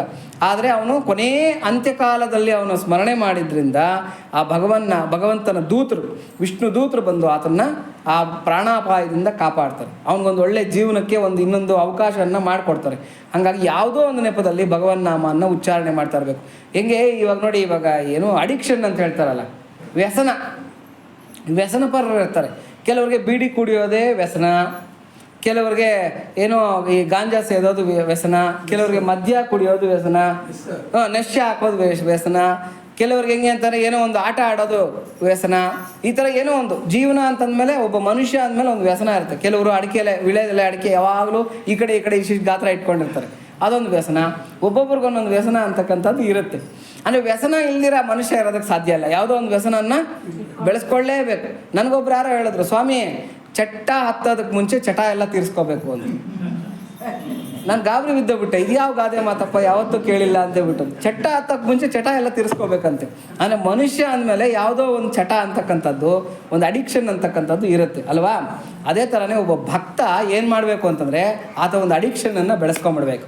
ಏನು ಅಂತಂದರೆ, ಯಾವುದೋ ಏನಕ್ಕೇನ ಪ್ರಕಾರೇಣ ಮನಃ ಕೃಷ್ಣಂ ನಿಯೋಜಯೇತ್ ಅಂತ ಹೇಳ್ತಾರೆ ಭಾಗವತದಲ್ಲಿ ಶುಕ ಮಹರ್ಷಿಗಳು. ಏನಕ್ಕೇನ ಪ್ರಕಾರೇಣ, ಯಾವ ನೆಪದಲ್ಲಾದರೂ ಸರಿ, ಯಾವ ನೆಪದಿಂದ ಆದರೂ ಸರಿ, ಮನಃ ಕೃಷ್ಣಂ ನಿಯೋಜಯೇತ್. ನಿನ್ನ ಮನಸ್ಸು ಯಾವಾಗಲೂ ಕೂಡ ಭಗವಂತನಲ್ಲಿ ರಮಿಸ್ತಾ ಇರಬೇಕು. ಆ ಥರ. ಅದಕ್ಕೆ ನೋಡಿ, ಮಕ್ಕಳಿಗೆ ರಾಧಾ ಲಕ್ಷ್ಮಿ ಅಂತೆಲ್ಲ ಇಡ್ತಾರೆ. ಗಂಡು ಮಕ್ಕಳಾದರೆ ರಾಮ ಕೃಷ್ಣ ಶಿವ ಅಂತೆಲ್ಲ. ಯಾಕೆಂತಂದರೆ ಆ ಹೆಸರು ಹಿಡಿದು ಕೂಗ್ತೀವಿ ಅಂತ ಹೇಳ್ಬಿಟ್ಟು ಅಂತ. ಲಕ್ಷ್ಮೀ ನಾರಾಯಣ ಅಂತನೋ ಏನೋ ಇಟ್ಕೊಂಡಿರ್ತಾರೆ ಅಲ್ಲ, ಜಾನಕಿ ರಮಣ ಅಂತ ಇಟ್ಕೊಂಡಿರ್ತಾರೆ, ಜಾನಕಿ ರಮಣ ಅಂತ ಇಟ್ಕೊಂಡಿರ್ತಾರೆ. ಜಾಕಿ ಅಂತಾರೆ. ಎಂಥ ಒಳ್ಳೆಯ ಹೆಸರು ಅದು, ಜಾನಕಿ ರಮಣ ಅಂತಕ್ಕಂಥದ್ದು. ಅಂದರೆ ರಾಮನ ಹೆಸರು, ಎಂಥ ಅದ್ಭುತವಾಗಿರ್ತಕ್ಕಂಥ ಹೆಸರು. ಇಟ್ಟಿರೋದು ನೋಡಿದ್ರೆ ಭಗವಂತನ ಹೆಸರು, ಕರೆದ್ರೆ ಸಾಕು ಪುಣ್ಯ ಬರುತ್ತೆ. ಜಾನಕಿ ರಮಣ ಅಂತ ಕರೆಯಲ್ಲ, ಜಾಕಿ ಅಂತ ಕರೆಯೋದು. ಉಪೇಂದ್ರ ಅಂತಕ್ಕಂಥದ್ದು ಭಗವಂತನ ಹೆಸರು. ಅಂದರೆ ಇಂದ್ರನಿಗೆ ತಮ್ಮನಾಗಿ ಹುಟ್ಟಿ ಬಂದವನು ವಾಮನ ಅಂತ ಹೇಳ್ಬಿಟ್ಟು ಅಂತ. ಉಪೇಂದ್ರ ಅಂತ ಹೆಸರು ಇಟ್ಕೊಂತಾರೆ, ಉಪ್ಪಿ. ಇದರ ಅರ್ಥ ಏನು ಅಂತಂದರೆ, ನಾವು ಭಗವಂತನ ಹೆಸರು ಕರೆಯೋದಕ್ಕೆ ನಮಗೆ ಇಷ್ಟ ಇಲ್ಲ ಅಲ್ಲ, ಕರ್ಮ ಸೌದಿಲ್ಲ. ಭಗವಂತನ ಹೆಸರು ಹೇಳಬೇಕು ಅಂತಂದ್ರೂ ಕರ್ಮ ಅಂತಕ್ಕಂಥದ್ದು ಸೌದಿರಬೇಕು. ಕರ್ಮ ಸೌದಿಲ್ಲ ಅಂತಂದರೆ ಭಗವಂತನ ಹೆಸರು ಹೇಳೋದಕ್ಕೆ ಭಗವಂತ ಬಿಡೋದಿಲ್ಲ. ಅದು ಕೂಡ ಬಹಳ ಕಷ್ಟ ಅಂತಕ್ಕಂಥದ್ದು. ಹಾಗಾಗಿ ಇಲ್ಲೇನು ಹೇಳ್ತಂದರೆ, ಅಭಕ್ಷ ಆಹಾರನ ತಿಂದೇ ಇರ್ತಕ್ಕಂಥದ್ದು, ಸಜ್ಜನರ ಸಂಘ ಮಾಡ್ತಕ್ಕಂಥದ್ದು, ಸ್ವಧರ್ಮ ಕರ್ಮದಲ್ಲಿ ನೆಲೆನಿಂತಿರುವುದು, ಇವು ಶೌಚವೆಂದು ಕರೆಯಲಾಗುತ್ತದೆ. ಯಾವನಾದರೂ ಬಿದ್ದಾಗ, ಜಾರಿದಾಗ, ದುಃಖಿತನಾದಾಗ, ಸೀನಿದಾಗ, ವಿವಶನಾಗಿದ್ದರೂ ಸರಿ, ಶ್ರೀಹರಿಯೇ ನಮಸ್ಕಾರ ಎಂದು ಗಟ್ಟಿಯಾಗಿ ಹೇಳಿದರೆ ಸಾಕು, ಸರ್ವ ಪಾತಕಗಳಿಂದಲೂ ಮುಕ್ತನಾಗಿ ಬಿಡುತ್ತಾನೆ. ಯಾವುದೋ ಒಂದು ನೆಪದಲ್ಲಿ ಭಗವಂತನ ಹೆಸರು ಹೇಳಿದ್ರೆ ಸಾಕು, ಸರ್ವ ಪಾಪಗಳಿಂದ ಮುಕ್ತನಾಗಿಬಿಡ್ತಾನೆ. ಅದಕ್ಕೆ ಇಷ್ಟ ದೈವ, ಇಷ್ಟನಾಮ, ಇಷ್ಟವಾಗಿರ್ತಕ್ಕಂಥ ಒಬ್ಬ ಗುರು. 3 ಜೀವನದಲ್ಲಿ ಇಟ್ಕೋಬೇಕು. ಒಬ್ಬ ಗುರು, ಒಂದು ಮಂತ್ರ, ಇಷ್ಟ ಮಂತ್ರ, ಒಂದು ಇಷ್ಟ ದೈವದ ರೂಪ. ಇವು 3 ಇಟ್ಕೊಂಡು ನಾವು ಜೀವನ ನಡೆಸಬೇಕು. ಆವಾಗ ನಮ್ಮ ಜೀವನ ಧನ್ಯ ಅಂತಕ್ಕಂಥದ್ದು ಆಗಿಬಿಡುತ್ತೆ. ಹಾಗಾಗಿ ಇನ್ನು ದಯೆಯು ಅಹಿಂಸೆಯ ಮತ್ತೊಂದು ಮುಖ. ಶಾಂಡಿಲ್ಯೋಪನಿಷತ್ತು ಹೇಳುತ್ತದೆ, ದಯಾನಾಮ ಸರ್ವಭೂತೇಷು ಸರ್ವತ್ರಾನುಗ್ರಹ. ದಯೆ ಎಂದರೆ ಎಲ್ಲ ಪ್ರಾಣಿಗಳಿಗೂ ಎಲ್ಲ ರೀತಿಯಲ್ಲಿಯೂ ಅನುಗ್ರಹ ತೋರುವುದು. ಎಲ್ಲರಿಗೂ ಕೂಡ ಉಪಕಾರ ಮಾಡ್ತಕ್ಕಂಥ ಮನಸ್ಸಿದ್ರೆ ಅದನ್ನು ದಯೆ ಅಂತ ಕರೀತಾರೆ. ಮತ್ಸ್ಯ ಪುರಾಣ ಹೇಳುತ್ತದೆ, ಆತ್ಮವತ್ ಸರ್ವಭೂತೇಷು ಯೋ ಹಿತಾಯ ಚ ಶುಭಾಯ ಚ ವರ್ತತೆ ಸತತಂ ಹೃಷ್ಟ ಕ್ರಿಯಾಹ್ಯೇಷ ದಯಾಸ್ಮೃತ. ತನ್ನ ವಿಷಯಕ್ಕೆ ಮಾಡಿಕೊಳ್ಳುವಂತೆಯೇ ಇತರ ಎಲ್ಲ ಜೀವಿಗಳ ವಿಷಯದಲ್ಲಿಯೂ ಅದರ ಹಿತಕ್ಕಾಗಿ ಮತ್ತು ಶುಭಕ್ಕಾಗಿ ಸದಾ ಸಂತೋಷದಿಂದ ನಡೆದುಕೊಂಡರೆ ಈ ಕ್ರಿಯೆಯು ದಯೆ ಎಂದು ಹೇಳಲ್ಪಡುತ್ತದೆ. ಅಂದರೆ ಆತ್ಮವತ್ ಸರ್ವಭೂತೇಷು ಅಂತ ಹೇಳ್ಬಿಟ್ಟಂತ. ಅಂದರೆ ನನಗೆ ಇವಾಗ ನೋಡಿ, ನನಗೇನೋ ತೊಂದರೆ ಆದರೆ ತೊಂದರೆ ಅಂತ ನನಗೆ ಅನಿಸಿದ್ರೆ ಆ ತೊಂದರೆ ಇನ್ನೊಬ್ರಿಗೆ ಮಾಡೋದಕ್ಕೆ ಹೋಗಬಾರ್ದು. ನನಗೆ ಯಾವುದೋ ಒಂದು ಮಾತು ನೋವು ಅನಿಸುತ್ತೆ ಅಂದರೆ ಆ ಮಾತು ಇನ್ನೊಬ್ಬರಿಗೆ ಆಡೋದಕ್ಕೆ ಹೋಗಬಾರ್ದು. ಈ ಥರ ನಾನು ಹೆಂಗೋ ನನ್ನ ಸುತ್ತೂರು ಇರ್ತಕ್ಕಂಥ ಜನ ಹಾಗೆ ಅಂತ ತಿಳ್ಕೊಳ್ತಕ್ಕಂಥ ಅವನು ನಿಜವಾದ ದಯಾಪರ ಅಂತೆ. ಆದ್ದರಿಂದ ನಮಗೆ ಉಪಕಾರ ಅಂತಕ್ಕಂಥದ್ದಾಗುತ್ತೆ, ಭಗವಂತನ ಕೃಪೆ ಅಂತಕ್ಕಂಥದ್ದು ಲಭಿಸುತ್ತೆ. ಪ್ರಯತ್ನ ಪಟ್ಟಾದರೂ ಇತರರ ಕಷ್ಟವನ್ನು ಪರಿಹರಿಸಲು ಮನದಲ್ಲಿ ಹೇಳುವ ಇಚ್ಛೆಯೇ ದಯೆ ಎಂದು ಪದ್ಮಪುರಾಣ ಹೇಳುತ್ತದೆ. ಪ್ರಯತ್ನ ಪಟ್ಟಾದರೂ ಸರಿ, ಬೇರೆಯವ್ರಿಗೆ ನಾವು ಸಂತೋಷ ಪಡಿಸೋದಕ್ಕೆ ಪ್ರಯತ್ನವನ್ನು ಪಡಬೇಕು ಅಂತ ಹೇಳ್ಬಿಟ್ಟಂತ. ಅದಕ್ಕೆ ಇಡೀ ಮಹಾಭಾರತದ ಇದನ್ನು ಗಣೇಶ ಕೇಳಿರ್ತಕ್ಕಂಥ ಪ್ರಶ್ನೆ ಇದು. ಇಡೀ ಮಹಾಭಾರತದ ಸಾರನ್ನು ಒಂದು ಶ್ಲೋಕದಲ್ಲಿ ಹೇಳೋಕ್ಕಾಗತ್ತಾ ಅಂತ ವ್ಯಾಸ ಭಗವಾನರಿಗೆ ಒಂದು ಟಾಸ್ಕ್ ಕೊಡ್ತಾನೆ ಗಣಪತಿ. ವ್ಯಾಸ ಭಗವಾನ್ ಇನ್ನೂ ಬುದ್ಧಿವಂತರು. ಈತ ವಿದ್ಯಾ ಗಣಪತಿ ಆದರೆ ಅವರ ಸಾಕ್ಷಾತ್ ನಾರಾಯಣ ಸ್ವರೂಪರು. ಅವರೇ ಏನು ಹೇಳ್ತಾರೆ ಅಂದರೆ ಶ್ಲೋಕಾರ್ಧೇನ ಪ್ರವಕ್ಷಾಮಿ ಅಂತ ಹೇಳ್ತಾರೆ. ಅಪ್ಪ ಒಂದು ಶ್ಲೋಕ ಏನಕ್ಕೆ ವೇಸ್ಟ್ ಮಾಡಬೇಕು, ಅರ್ಧ ಶ್ಲೋಕದಲ್ಲಿ ಹೇಳ್ತೀನಿ ಕೇಳಿಸ್ಕೊ. ಪರೋಪಕಾರಾಯ ಪುಣ್ಯಾಯ ಪಾಪಾಯ ಪರಪೀಡನಂ ಅಂತ ಹೇಳ್ಬಿಟ್ಟು, ಬೇರೆಯವ್ರಿಗೆ ಉಪಕಾರ ಮಾಡೋದೇ ಪುಣ್ಯ, ಪಾಪಾಯ ಪರಪೀಡನಂ. ಇದೇ ಮಹಾಭಾರತದ ಸಂಪೂರ್ಣವಾಗಿರತಕ್ಕಂಥ ಸಾರ ಅಂತ ಅರ್ಧ ಶ್ಲೋಕದಲ್ಲಿ ಹೇಳ್ತಾರೆ. ಗಣಪತಿ ಕೇಳಿದ್ದೇನು ಒಂದು ಶ್ಲೋಕದಲ್ಲಿ ಹೇಳೋ ಅಂತ, ಇವರು ಅರ್ಧ ಶ್ಲೋಕದಲ್ಲಿ ಹೇಳ್ತಾರೆ. ಇವ್ರ ಟ್ಯಾಲೆಂಟ್ ಎಷ್ಟಿರಬೇಕು. ಹಂಗಾಗಿ ಪರೋಪಕಾರಾಯ ಪುಣ್ಯಾಯ ಪಾಪಾಯ ಪರಪೀಡನಂ. ನಾವು ಇಷ್ಟೇ ನಮ್ಮ ಜೀವನದಲ್ಲಿ ಅಳವಡಿಸ್ಕೋಬೇಕು. ಬೇರೆಯವ್ರಿಗೆ ನಮ್ಮಿಂದ ತೊಂದರೆ ಆಗ್ತಾ ಇದೆಯಾ, ಮಾಡೋಕ್ಕೆ ಹೋಗಬಾರ್ದು. ಬೇರೆಯವ್ರಿಗೆ ನಮ್ಮಿಂದ ಏನನ್ನ ಹಿತ ಆಗ್ತಾ ಇದೆಯಾ, ಮಾಡಬೇಕು. ಇವಾಗ ಯಾರೋ ಬರ್ತಾರೆ, ಕಷ್ಟದಲ್ಲಿರೋರು ಬರ್ತಾರೆ, ಅಟ್ಲೀಸ್ಟ್ ಅವ್ರಿಗೊಂದು ಸಾಂತ್ವನ ಹೇಳ್ತಕ್ಕಂಥದ್ದು, ಒಂದು ಧೈರ್ಯ ತುಂಬತಕ್ಕಂಥದ್ದು, ಅದು ಕೂಡ ಒಂದು ಮಹಾ ಪುಣ್ಯ ಕಾರ್ಯ. ಅದನ್ನು ಕೂಡ ಮಾಡಬೇಕಿಲ್ಲ. ಮಾರ್ಗದರ್ಶನ ಮಾಡ್ತಕ್ಕಂಥದ್ದು, ನಮ್ಮ ಕೈನಲ್ಲಿ ಆಗದೆ ಇದ್ರು ನೋಡಪ್ಪ ಇಂಥ ಕಡೆ ನಿನಗೆ ಸಹಾಯ ಸಿಗತ್ತೆ ಅಂತ ಹೇಳ್ತಕ್ಕಂಥದ್ದು ಒಂದು ದೊಡ್ಡ ಪುಣ್ಯ. ಅದನ್ನು ನೋಡಿ, ಕಡೆಯದಾಗಿ ಆಸ್ತಿಕ್ಯ ಭಾವ. ಇಲ್ಲೇನು ಹೇಳ್ತಾರೆ ನಾರದರು, ಅಹಿಂಸಾ ಸತ್ಯ ಶೌಚ ದಯಾ ಆಸ್ತಿಕ್ಯಾದಿ ಚಾರಿತ್ರ್ಯಾಣಿ ಪರಿಪಾಲನೀಯಾನಿ. ಇವನ್ನೆಲ್ಲ ಕೂಡ ನಾವು ಜೀವನದಲ್ಲಿ ಅಳವಡಿಸ್ಕೋಬೇಕು ಅಂತ ಹೇಳ್ತಾ ಇದ್ದಾರೆ. ಆಸ್ತಿಕ್ಯ ಅಂತ ಹೇಳ್ತಾರೆ. ವಿವೇಕಾನಂದರ ಪ್ರಕಾರ ಏನು ಅಂದರೆ ಆಸ್ತಿಕ್ಯ ಅಂತಂದರೆ ದೇವ್ರು ನಮ್ಮದೇ ಇರತಕ್ಕಂಥವನು ನಾಸ್ತಿಕ ಅಲ್ವಂತೆ. ದೇವ್ರು ನಂಬಲ್ಲ ಅಂದರೆ ಅವ್ನು ನಾಸ್ತಿಕ ಅಲ್ವಂತೆ. ವಿವೇಕಾನಂದರು ಹೇಳ್ತಾ ಇರ್ತಕ್ಕಂಥ ಮಾತು. ಯಾರಿಗೆ ತನ್ನ ಮೇಲೆ ತನಗೆ ವಿಶ್ವಾಸ ಇರೋದಿಲ್ವೋ ಅವ್ನು ನಾಸ್ತಿಕ ಅಂತ. ನನ್ನ ಮೇಲೆ ನನಗೆ ನಂಬಿಕೆ ಇಲ್ಲ, ಇನ್ನು ದೇವ್ರನ್ನೇ ಅದ್ರ ನಂಬೋದು. ಫಸ್ಟ್ ನನ್ನ ಮೇಲೆ ನನಗೆ ನಂಬಿಕೆ ಇರಬೇಕಲ್ವಾ. ಹಾಗಾಗಿ ತನ್ನ ಮೇಲೆ ತನಗೆ ಯಾರಿಗೆ ಆತ್ಮವಿಶ್ವಾಸ ಇಲ್ವೋ ಅವನನ್ನು ನಾಸ್ತಿಕ ಅಂತ ಪರಿಗಣಿಸಬೇಕು ಅಂತ ಹೇಳ್ತಾರೆ ವಿವೇಕಾನಂದರು. ಇನ್ನೊಂದು ಮಾತು ಹೇಳುತ್ತೆ ಶಾಸ್ತ್ರ, ಏನು ಅಂದರೆ ನಾಸ್ತಿ ಚೇತ್ ಅಸ್ತಿಕೋ ದೋಷಃ. ಇಲ್ಲೊಂದು ವಸ್ತು ಇದೆ ಅಂತ ಇಟ್ಕೊಳ್ಳಿ. ಫಾರ್ ಎಕ್ಸಾಂಪಲ್, ಇಲ್ಲಿ ಗಂಟೆ ಇದೆ ನೋಡಿ, ಇಲ್ಲಿ ಗಂಟೆ ಇದೆಯಾ, ಬರೀ ಕಂಬಿ ಕಟ್ಟಿದ್ದಾರೆ, ಇಲ್ಲಿ ಗಂಟೆ ಇಲ್ಲ ಅಂತ ನಾನು ಹೇಳ್ತೀನಿ ಅಂದ್ಕೊಳ್ಳಿ. ಆ ಗಂಟೆಗೆ ಏನನ್ನ ನೋವಾಗುತ್ತಾ, ಅದಕ್ಕೇನನ್ನ ನಷ್ಟ ಆಗುತ್ತಾ? ಅದಲ್ಲೇ ಇದೆ, ಗಂಟೆ ಅಲ್ಲೇ ಇದೆ. ಆದರೆ ನಾನು ಗಂಟೆ ಇಲ್ಲ ಅಂತ ವಾದಿಸಿದ ಕ್ಷಣಕ್ಕೆ ಅಲ್ಲಿ ಗಂಟೆ ಇಲ್ದಿರ ಹೋಗಲ್ಲ, ಅದಕ್ಕೆ ಯಾವುದೂ ನಷ್ಟ ಅಂತಕ್ಕಂಥದ್ದು ಇಲ್ಲ. ಅಸ್ತಿ ಚೇತ್, ಒಂದು ವೇಳೆ ಗಂಟೆ ಅಲ್ಲೇ ಇರೋದು ನಿಜ ಆದರೆ ನಾಸ್ತಿಕ ಹತಃ. ಇಲ್ಲ ಅಂತಕ್ಕಂಥ ಅವನು ಹೋಯ್ತಾ, ಅವನ ಒಂದು ಇದು ಮುಗಿತಾ. ಹಾಗೇನೆ ಭಗವಂತ ಇಲ್ಲ ಅಂದ ಮಾತ್ರಕ್ಕೆ ಭಗವಂತನಿಗಾಗ್ತಕ್ಕಂಥ ನಷ್ಟ ಏನೂ ಇಲ್ಲ. ಭಗವಂತ ಹಂಗೆ ಇರ್ತಾನೆ, ಯಾವ ನಷ್ಟವೂ ಇಲ್ಲ ಭಗವಂತನಿಗಾಗಲಿ, ಶಾಸ್ತ್ರಗಳಿಗಾಗಲಿ, ಶಾಸ್ತ್ರ ಫಲಗಳಿಗಾಗಲಿ ಯಾವ ನಷ್ಟವೂ ಇಲ್ಲ. ಆದರೆ ಅದೆಲ್ಲ ಇರೋದು ನಿಜ ಆದರೆ ನಾಸ್ತಿಕ ಹತಃ ಅಂತ, ಅವನು ನಾಶ ಆಗಿಬಿಡ್ತಾನೆ ಅಂತ ಹೇಳ್ಬಿಟ್ಟಂತ. ಹಾಗಾಗಿ ನಾಸ್ತಿ ಚೇತ್ ಅಸ್ತಿಕೋ ದೋಷಃ. ಇಲ್ಲ ಅಂದ ಮಾತ್ರಕ್ಕೆ ಇರೋದಕ್ಕೆ ಯಾವುದೇ ತೊಂದರೆ ಆಗೋದಿಲ್ಲ. ಆಸ್ತಿ ಚೇತ್, ಒಂದು ವೇಳೆ ಇರೋದೇ ನಿಜ ಆದರೆ ನಾಸ್ತಿಕ ಹತಃ, ಇಲ್ಲ ಅಂತಕ್ಕಂಥವನು ನಾಶ ಆಗ್ತಾನೆ. ಇದು ಶಾಸ್ತ್ರವಾಕ್ಯ ಹೇಳ್ತಾ ಇರ್ತಕ್ಕಂಥದ್ದು. ಇಲ್ಲಿ ಹೇಳ್ತಾರೆ ಆಸ್ತಿಕ್ಯ ಅಂತಕ್ಕಂಥದ್ದನ್ನು ಬೆಳೆಸ್ಕೋಬೇಕು. ಅಂದರೆ ನಮಗೆ ಶ್ರದ್ಧೆ ಅಂತಕ್ಕಂಥ ವೇದಗಳಲ್ಲಿ ಹೇಳಿರ್ತಕ್ಕಂಥ ಮಾತುಗಳು, ಭಗವದ್ಗೀತೆ ಭಗವಂತನಿಂದ ಬಂದಿರತಕ್ಕಂಥ ಮಾತುಗಳು. ಕೆಲವರೆಲ್ಲ ಪ್ರಶ್ನೆ ಮಾಡ್ತಾರೆ, ಕೃಷ್ಣ ಇದನ್ನ ಈ ಭಗವದ್ಗೀತೆ ಕೃಷ್ಣನೇ ಹೇಳಿದಾನೆ ಅನ್ನೋದು ಗ್ಯಾರಂಟಿ ಏನು, ಪ್ರೂಫ್ ಏನು ಅಂತೆಲ್ಲ ಕೇಳ್ತಾರೆ. ಅಂದರೆ ಅದೆಲ್ಲ ಕೂಡ ಸಂಶಯಾತ್ಮ ವಿನಶ್ಯತಿ ಅಂತ ಹೇಳ್ಬಿಟ್ಟಂತ. ಹಾಗಾಗಿ ಇಲ್ಲಿ ಹೇಳ್ತಾ ಇರ್ತಕ್ಕಂಥದ್ದು ಆಸ್ತಿಕ್ಯವನ್ನು ಬೆಳೆಸ್ಕೋಬೇಕು, ಅಂದರೆ ಆ ಶ್ರದ್ಧೆಯನ್ನು ನಾವು ಬೆಳೆಸ್ಕೋಬೇಕು. ಇದನ್ನು ಸಹ ಹಲವು ವಿಧವಾಗಿ ವಿವರಿಸಲಾಗಿದೆ.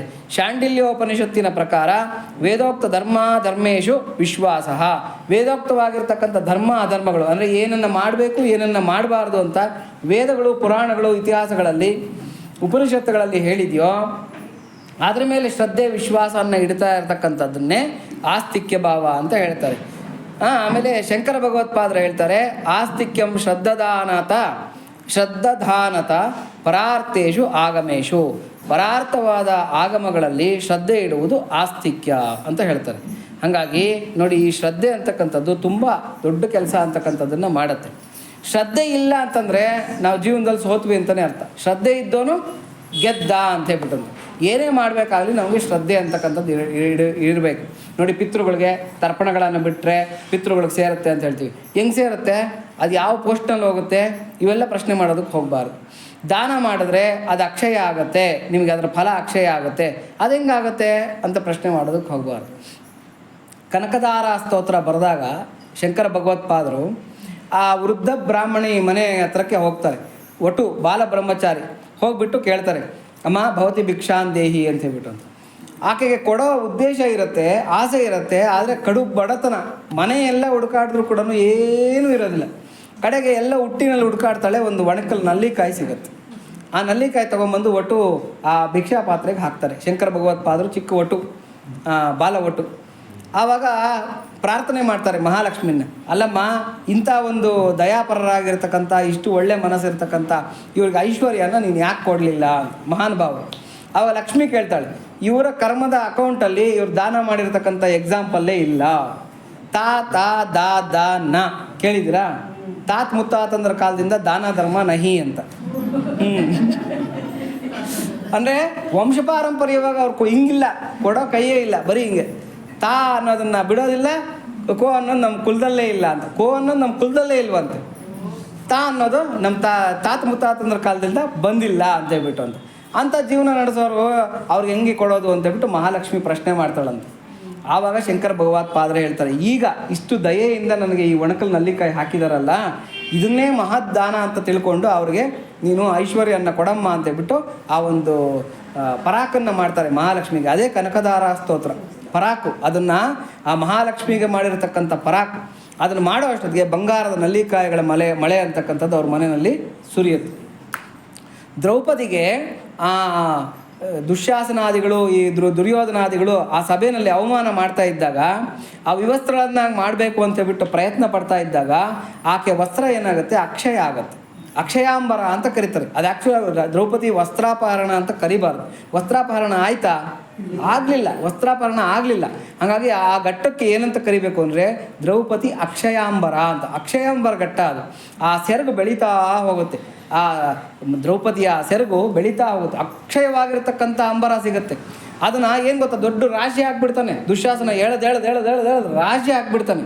ಹಾಕ್ಬಿಟ್ಟು ಏನು ಹಿಂಗಾಗೋಯ್ತಲ್ಲ ಅಂತ ಕಡೆಗೆ ಸುಸ್ತಾಗಿ ಬಿದ್ದೋಗ್ಬಿಡ್ತಾನೆ. ದುರ್ಯೋಧನ ಹೇಳ್ತಾನೆ, ಇಲ್ಲಿರ್ತಕ್ಕಂಥ ಈ ಪೀತಾಂಬರನ್ನೆಲ್ಲ ಯಾಕೆ ವೇಸ್ಟ್ ಮಾಡಬೇಕು, ನಮ್ಮ ಖಜಾನೆಗೆ ಸೇರಿಸಿ ಅಂತೇಳ್ಬಿಟ್ಟು ಆವಾಗ ದ್ರೌಪದಿ ಕಣ್ಬಿಟ್ಟು ನೋಡೋ ಅಷ್ಟೊತ್ತಿಗೆ ಅದು ಊರದ್ದು ಅಲ್ಲೇ ಬೂದಿ ಆಗುತ್ತೆ. ಅಂದರೆ ಅದು ಅಕ್ಷಯಾಂಬರ ಅಂತಕ್ಕಂಥ ಒಂದು ಘಟ್ಟ ಅದು.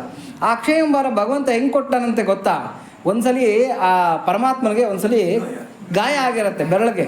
ಆವಾಗ ದ್ರೌಪದಿ ಏನು ಮಾಡಿರ್ತಾಳೆ ಅಂದರೆ ಹಿಂದೂ ಮುಂದೆ ನೋಡ್ದಿರ ತನ್ನ ಒಂದು ರೇಷ್ಮೆ ವಸ್ತ್ರದ ಸೆರಗನ್ನು ಹರಿದು ಆ ಬೆರಳಿಗೆ ಕಟ್ಟಿರ್ತಾಳೆ. ಆ ಒಂದು ಕರ್ಮವನ್ನು ಬಂಡವಾಳ ಮಾಡಿಕೊಂಡು ಭಗವಂತ ಏನು ಮಾಡ್ತಾನೆ, ಅಕೌಂಟಲ್ಲಿರುತ್ತೆ ಅದು. ಇವಳು ಹಿಂಗೆ ಮಾಡಿದಾಳೆ ಅಂತಕ್ಕಂಥದ್ದು ಅಕೌಂಟಲ್ಲಿರುತ್ತೆ. ಅದನ್ನು ಅಕ್ಷಯ ಮಾಡಿ ಕೊಡ್ತಾನೆ. ಯಾವ ಟೈಮ್ನಲ್ಲಿ ಹೆಂಗೆ ಕೊಡಬೇಕು ಹಂಗೆ ಅಕ್ಷಯ ಮಾಡಿ ಕೊಡ್ತಾನೆ. ನಾವು ಅಷ್ಟೇ, ನಾವು ಮಾಡಿರ್ತಕ್ಕಂಥದ್ದು ದಾನ, ಚಿಕ್ಕ ದಾನ ಆಗಲಿ ದೊಡ್ಡ ದಾನ ಆಗಲಿ ಅದು ಲೆಕ್ಕಕ್ಕೆ ಬರಲ್ಲ ಭಗವಂತನಿಗೆ. ನೀನು ಇಷ್ಟೇ ಮಾಡಿದ್ದೀಯಾ, ಇಷ್ಟು ಮಾಡಿಲ್ಲ ಅಂತ ಭಗವಂತ ಕೇಳಲ್ಲ. ಅದು ಸಣ್ಣ ದಾನ ಆಗಲಿ ದೊಡ್ಡ ದಾನ ಆಗಲಿ ಮಾಡಿರ್ತಕ್ಕಂಥದ್ದು ಯಾವತ್ತಿಗೂ ಕೂಡ ಅಕ್ಷಯ ಅಂತಕ್ಕಂಥದ್ದು ಆಗತ್ತೆ. ಶಿಲೋಂಚ ವೃತ್ತಿ ಬ್ರಾಹ್ಮಣನ ಕಥೆ ಒಂದು ಬರುತ್ತೆ ಇದರಲ್ಲಿ ಮಹಾಭಾರತದಲ್ಲಿ. ಅದೇ ಗೋಲ್ಡನ್ ಮುಂಗೋಸ್ ಅಂತ ನೀವೆಲ್ಲ ಕೇಳಿರ್ತೀರ. ಶಿಲೋಂಚ ವೃತ್ತಿ ಬ್ರಾಹ್ಮಣ ಅಂತ.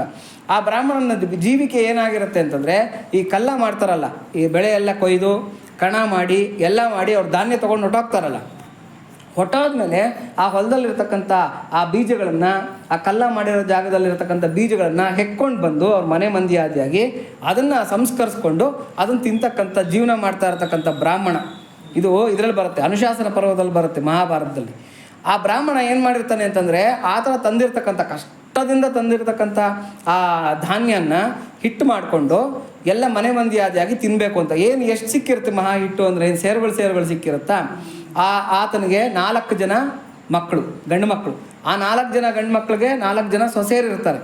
ಗಂಡ ಹೆಂಡತಿ 4 ಜನ ಮಕ್ಕಳು, 4 ಜನ ಸೊಸೆಯರು ಇರೋದನ್ನ ಹಂಚ್ಕೊಂಡು ತಿನ್ನೋಣ ಅಂತ ಹೇಳ್ಬಿಟ್ಟು ಎಲ್ಲ ಕೂತ್ಕೊಂಡಿರ್ತಾರೆ. ಕೂತ್ಕೊಂಡಿರೋ ಅಷ್ಟೊತ್ತಿಗೆ ಒಬ್ಬ ಭಿಕ್ಷುಕ ಬರ್ತಾನೆ ಮನೆ ಮುಂದಕ್ಕೆ. ಭವತಿ ಭಿಕ್ಷಾ ಅಂದೇಹಿ ಅಂತ ಹೇಳ್ಬಿಟ್ಟು ಒಬ್ಬೊಬ್ಬರೇ ಏನು ಮಾಡ್ತಾರೆ, ತೊಗೊಂಬಂದು ಅವರ ಆಹಾರನ ಆ ಭಿಕ್ಷಾ ಪಾತ್ರೆಗೆ ಅಂದರೆ ಆತನಿಗೆ ಕೊಡ್ತಾ ಇರ್ತಾರೆ. ಈತ ಏನು ಮಾಡ್ತಾ ಇರ್ತಾನೆ, ತೃಪ್ತಿನೇ ಪಡ್ತಾ ಇರಲ್ಲ. ಇವರು ಎಲ್ಲೇನೋ ತಿಂದಾಕ್ಬಿಡ್ತಾನೆ, ಅವ್ರು ಎಲ್ಲೇನೋ ತಿಂದಾಕ್ಬಿಡ್ತಾನೆ, ಎಲ್ಲ ಖಾಲಿ ಮಾಡ್ತಾನೆ. ಆ ತೃಪ್ತಿ ಅಂತಕ್ಕಂಥದ್ದೇ ಆಗಲ್ಲ. ಆದರೆ ಬಂದಿರತಕ್ಕಂಥ ಅತಿಥಿಗೆ ಹೊಟ್ಟೆಗೆ ಕೊಡಬೇಕು ಅಂತಕ್ಕಂಥದ್ದು, ಅತಿಥಿ ಅಭ್ಯಾಗತರ ಸೇವೆ ಮಾಡಬೇಕು ಅಂತಕ್ಕಂಥದ್ದು ಅವರ ಒಂದು ವ್ರತ ಆಗಿರುತ್ತೆ. ಕಡೆಗೆ ಆತ ಎಲ್ಲ ತಿಂದ್ಬಿಡ್ತಾನೆ. ಎಲ್ಲ ತಿಂದ್ಬಿಟ್ಟು ತೇಗ್ಬಿಟ್ಟು ಹೇಳ್ತಾನೆ, ನಾನು ತುಂಬ ತೃಪ್ತನಾದೆ ಅಂತೇಳ್ಬಿಟ್ಟು. ಬನ್ನಿ ಸ್ವಾಮಿ ಕೈ ತೊಳ್ಕೊ ಬನ್ನಿ ಅಂತೇಳ್ಬಿಟ್ಟು ಮನೆ ಮುಂದೆ ಒಂದು ಜಗ್ಲಿ ಹತ್ರ ಕೈ ತೊಳಸ್ತಾರೆ. ಆತನಿಗೆ ನೀರಿರುತ್ತೆ, ಅಲ್ಲಿ ಕೈ ತೊಳ್ಕೊತಾನೆ. ಆ ಕೈ ಕಾಲು ತೊಳ್ಕೊಂಡಿರ್ತಕ್ಕಂಥ ಜಾಗದಲ್ಲಿ ಒಂದು ಮುಂಗ್ಸಿ ಬಂದು ಏನು ಮಾಡುತ್ತೆ, ಸಹಜ ತಾನೇ ಈ ಪ್ರಾಣಿಗಳೇನು ಅಂತಂದರೆ ಈ ತ್ಯಾವ ಇರೋ ಜಾಗದಲ್ಲಿ, ಅದಕ್ಕೆ ಬೇಕಾಗಿರೋ ಜಾಗದಲ್ಲಿ ಮೈಯನ್ನು ಉಜ್ಜೋದು ಸಹಜ. ಆ ಥರ ಒಂದು ಭಾಗನೆಲ್ಲ ಹಿಂಗೆ ಉಜ್ಜುತ್ತೆ ಆ ಬಂಡೆ ಮೇಲೆ, ಆ ನೀರಿರ್ತಕ್ಕಂಥ ಬಂಡೆ ಮೇಲೆ ಉಜ್ಜಿದ್ರೆ ಅದ್ರ ಒಂದು ಭಾಗ ಪೂರ್ತಿ ಬಂಗಾರದ್ದಾಗೋಗುತ್ತೆ. ಆ ಮುಂಗ್ಸಿ ಒಂದು ಭಾಗ ಏನಾಗುತ್ತೆ, ಬಂಗಾರದ ಶರೀರ ಆಗಿಬಿಡುತ್ತೆ.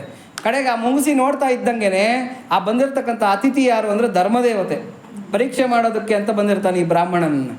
ನೋಡ್ತಾ ಇದ್ದಂಗೆ ದೇವ ವಿಮಾನಗಳು ಬಂದು ಇವರನ್ನು ಮನೆ ಮಂದಿ ಆದಿಯಾಗೂ ಕೂಡ ಸಶರೀರವಾಗಿ ಸ್ವರ್ಗಕ್ಕೆ ಕರ್ಕೊಂಡು ಹೋಗುತ್ತೆ. ಇದನ್ನು ಪ್ರತ್ಯಕ್ಷವಾಗಿ ಈ ಮುಂಗ್ಸಿ ನೋಡಿರುತ್ತೆ. ಧರ್ಮರಾಜ, ಯಾರು ಪಾಂಡವರ ಅಗ್ರಜನಾಗಿರ್ತಕ್ಕಂಥ ಧರ್ಮರಾಜ, ತಮ್ಮಂದ್ರನ್ನೆಲ್ಲ ಸೇರಿಸ್ಕೊಂಡು ರಾಜಸೂಯ ಯಾಗ ಮಾಡಿ, ಅಶ್ವಮೇಧ ರಾಜಸೂಯ ಇವನ್ನೆಲ್ಲ ಮಾಡಿಬಿಟ್ಟು ದೊಡ್ಡ ದಾನಗಳನ್ನು, ಬಂಗಾರ ಬೆಳ್ಳಿ ಭೂದಾನ ಗೋದಾನ ಅಂತೆಲ್ಲ ಮಾಡ್ತಾ ಇರ್ತಾನೆ. ಎಲ್ಲ ಮಾಡ್ತಕ್ಕಂಥ ದಾನ ಮಾಡುವಾಗ ನಾವೇನು ಮಾಡ್ತೀವಿ, ಒಂದು ತುಳಸಿ ದಳ ನೀರು ಹಾಕ್ಕೊಂಡು ಇದಂ ನಮಮ ಅಂತ ಕೊಡ್ತೀವಿ. ಮಹಾವಿಷ್ಣು ಪ್ರೀತಿಂ ಕಾಮಯಮಾನಃ ತುಭ್ಯ ಮಹಂಸಂ ಪ್ರತದೆ ನಮಮ ಅಂತ ತಾನೇ ದಾನ ಕೊಡೋದು. ಮಹಾವಿಷ್ಣುವಿನ ಪ್ರೀತ್ಯರ್ಥವಾಗಿ ನಾನು ಕೊಡ್ತಾ ಇದ್ದೀನಿ, ಈ ವಸ್ತು ನನ್ನದಲ್ಲ ಅಂತ ದಾನ ಕೊಡ್ತಕ್ಕಂಥದ್ದು. ಆ ದಾನ ಮಾಡ್ತಾ ಇರ್ತಕ್ಕಂಥ ಜಾಗದಲ್ಲಿ ಬಿದ್ದಿರುತ್ತಲ್ಲ ನೀರು, ಅಲ್ಲಿ ಬಂದು ಆ ಅರ್ಧ ಶರೀರ ಬಂಗಾರ ಆಗಿರ್ತಕ್ಕಂಥ ಮುಂಗ್ಸಿ ಹೊರಳೊರಳಿ ಉರುಳುತ್ತೆ. ಆದರೆ ಒಂದು ಕೂದಲು ಕೂಡ ಬಂಗಾರ ಆಗೋದಿಲ್ಲ. ಆವಾಗ ಅದು ಹೇಳುತ್ತೆ ಧರ್ಮರಾಜನಿಗೆ, ಧರ್ಮರಾಜ, ನೀನೇನೋ ಪಾಂಡವರ ವಂಶಸ್ಥ, ಕುರುಕುಲದವನು, ನೀನು ಮಹಾಧರ್ಮಾತ್ಮ, ನೀನು ಮಾಡ್ತಾ ಇರ್ತಕ್ಕಂಥ ದೊಡ್ಡ ದಾನಗಳು ಅಂತ ಹೇಳ್ಬಿಟ್ಟು ನನಗೆಲ್ಲ ಕೇಳಿ ಬಂದೆ. ಆದರೆ ನನ್ನ ಒಂದು ರೋಮ ಕೂಡ ಬಂಗಾರದ್ದಾಗಲಿಲ್ಲ. ನೀನು ಮಾಡಿರ್ತಕ್ಕಂಥ ದಾನ ಆ ಬ್ರಾಹ್ಮಣ ಮಾಡಿರ್ತಕ್ಕಂಥ ದಾನಕ್ಕೆ ಎಳ್ಳಷ್ಟು ಸಮಾನ ಅಲ್ಲ ಅಂತ ಬೈದ್ಬಿಡುತ್ತಲ್ಲ. ಎಲ್ಲರೂ ಕೇಳೋಂಗೆ ಬೈದ್ಬಿಡುತ್ತೆ ಆ ಮುಂಗ್ಸಿ. ಧರ್ಮರಾಜನಿಗೆ ಅವಮಾನ ಆಗುತ್ತೆ. ಯಾಕೆ ಅಂದರೆ ಧರ್ಮರಾಜನಿಗೆ ಆ ಗರ್ವ ಅಂತಕ್ಕಂಥದ್ದು ಇರುತ್ತೆ, ನನ್ನ ಸಮಾನ ಇಲ್ಲ ಅಂತ ಹೇಳ್ಬಿಟ್ಟು. ಹಾಗಾಗಿ ಸ್ವಲ್ಪ ಆತನಿಗೆ ಬೇಜಾರು ಅಂತಕ್ಕಂಥದ್ದು ಆಗತ್ತೆ. ಯಾಕೆ ಹೇಳ್ತಾ ಇದ್ದೀನಿ ಅಂತಂದರೆ, ನಾವು ಮಾಡೋ ಧರ್ಮ ಅಲ್ಪವಾಗಿರಲಿ, ಸಣ್ಣದಾಗಿರಲಿ, ಅದು ಅಕ್ಷಯವಾಗಿರ್ತಕ್ಕಂಥ ಒಂದು ಫಲನ ಕೊಡುತ್ತೆ ಅಂತ ಹೇಳ್ಬಿಟ್ಟು. ಅದಕ್ಕೆ ನಾವು ಯಾವತ್ತೂ ಕೂಡ ದಾನ ಮಾಡುವಾಗ ಇದು ಚಿಕ್ಕದ ದೊಡ್ಡದ ಅಂತಲ್ಲ, ದೇಶೇ ಕಾಲೇಚ ಪಾತ್ರೇಚ ಅಂತ ಹೇಳ್ತಾನೆ ಭಗವಂತ. ಅಂದರೆ ದೇಶ ಕಾಲ ಪಾತ್ರ ಅಂತಂದರೆ ಅವ್ರು ಸತ್ಪಾತ್ರರ ಅಪಾತ್ರರ. ಯಾರೋ ಮನೆ ಮುಂದಕ್ಕೆ ಬರ್ತಾರೆ, ನಾವು ಒಂದು 10 ರೂಪಾಯಿ ಹಾಕ್ತೀವಪ್ಪ, ತಗೋಪ್ಪ, ಏನೋ ಇದು ಮಾಡೋದು. ಅವ್ನ ಪಕ್ಕದಲ್ಲಿ ಒಂದು ಬೀಡಿ ಕಟ್ಟು ತೊಗೊಂಡು ಹೋಗ್ತಾನೆ, ಪಕ್ಕದಲ್ಲಿರೋ ಅಂಗಡಿನಲ್ಲೇ ಒಂದು ಬೀಡಿ ಕಟ್ಟು ತೊಗೊಂಡು ಹೋಗ್ತಾನೆ. ಅದು ಸತ್ಪಾತ್ರ ದಾನ ಆಗುತ್ತಾ, ಅಪಾತ್ರ ದಾನ ಆಗುತ್ತಾ? ಅಪಾತ್ರ ದಾನ ಆಗುತ್ತೆ. ಅಂಥ ದಾನ ಮಾಡಬಾರ್ದು ಅಂತ.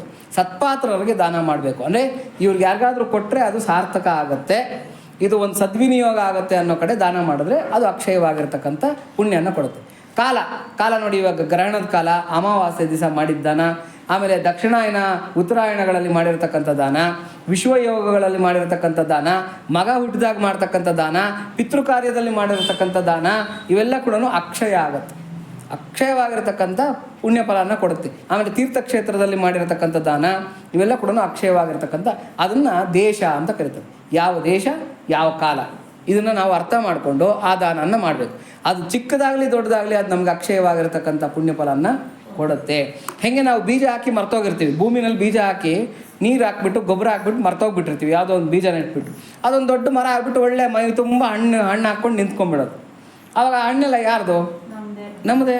ಹಾಗೇ ನಾವು ಬಿತ್ತಿರ್ತಕ್ಕಂಥ ಆ ಒಂದು ದಾನದ ಬೀಜ ಅದು ಅಕ್ಷಯವಾಗಿರ್ತಕ್ಕಂಥ ಪುಣ್ಯ ಫಲನ ಕೊಡುತ್ತೆ. ಅದನ್ನು ಕೊಟ್ಟಿದ್ದು ತನಗೆ, ಬಚ್ಚಿಟ್ಟಿದ್ದು ಮೂಸ್ಪಟ್ಟಿಂದ ಪಾಶ್ ಪೋಯ ನೀಕಿಸ್ತೆ ನಾಲ್ಕು ಲೇಕ್ ಪೋಯ ಅಂತ ಗಾದೆ ಮಾತು.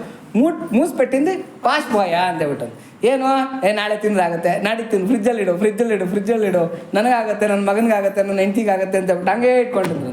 ಕಡೆ ಫ್ರಿಜ್ ತೆಗೆದು ನೋಡೋ ಅಷ್ಟೊತ್ತಿಗೆ ಇಟ್ಕೊಂಡಿದ್ದೆಲ್ಲ ಏನಾಗೋಗಿತ್ತಂತೆ, ಹಾಳಸೋಗಿತ್ತಂತೆ. ಮೂಸ್ಬಿಟ್ಟಿನ ಪಾಚ್ ಭಯ, ತಾನು ತಿನ್ನಲಿಲ್ಲ, ಇನ್ನೊಬ್ರು ಕೈ ಎತ್ತು ಕೊಡಲಿಲ್ಲ. ನೀ ಕಿಸ್ತಾನೆ ಹಾಕ್ಲಾಕ್ ಬಾಯ್, ಅಯ್ಯೋ ಓಲಿ ಕೊಡೋಣ ಅಂತೇಳ್ಬಿಟ್ಟು ಯಾರಿಗಾದ್ರೂ ಕೊಟ್ಟರೆ ನಂಗೆ ಇಲ್ದಿರ ಆಗೋಯ್ತು ಅಂತೇಳ್ಬಿಟ್ಟು. ಹಂಗೆ ಆಗಬಾರ್ದು. ಅದಕ್ಕೆ ಯಾವತ್ತೂ ಕೂಡ ಕೊಟ್ಟಿದ್ದು ತನಗೆ ನಮಗೆ ಅಕ್ಷಯ ಆಗಿ ಬರುತ್ತೆ. ಯಾವ ಟೈಮ್ಗೆ ಹೆಂಗೆ ಸೇರಬೇಕೋ ಹಂಗೆ ಸೇರುತ್ತೆ ಅಂತ ಹೇಳ್ಬಿಟ್ಟು. ಭಗವಾನ್ ದೇನೇ ಆಯತ ಚಪ್ಪರ್ ಪಾಡ್ಕರ ದೇಗ ಅಂತ ಹೇಳ್ಬಿಟ್ಟು. ಚಾವಣಿ ಸೀಳಾದರೂ ಕೊಡ್ತಾನಂತೆ ಭಗವಂತ.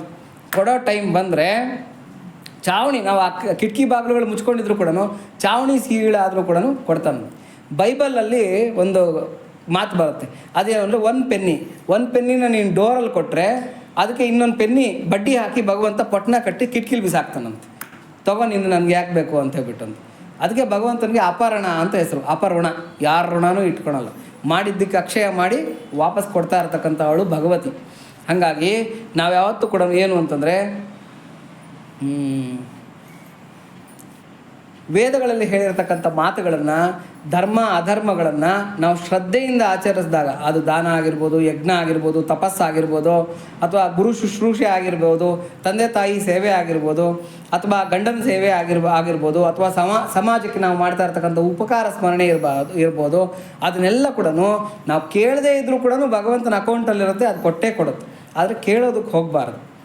ಯಾರೋ ಈ ಅಂಗಡಿಗೆ ಹೋದಂತೆ, ಪರಿಚಯಸ್ಥರದ ಅಂಗಡಿ, ತಂದೆ ಮಗನ ಕರ್ಕೊಂಡು ಹೋದಂತೆ.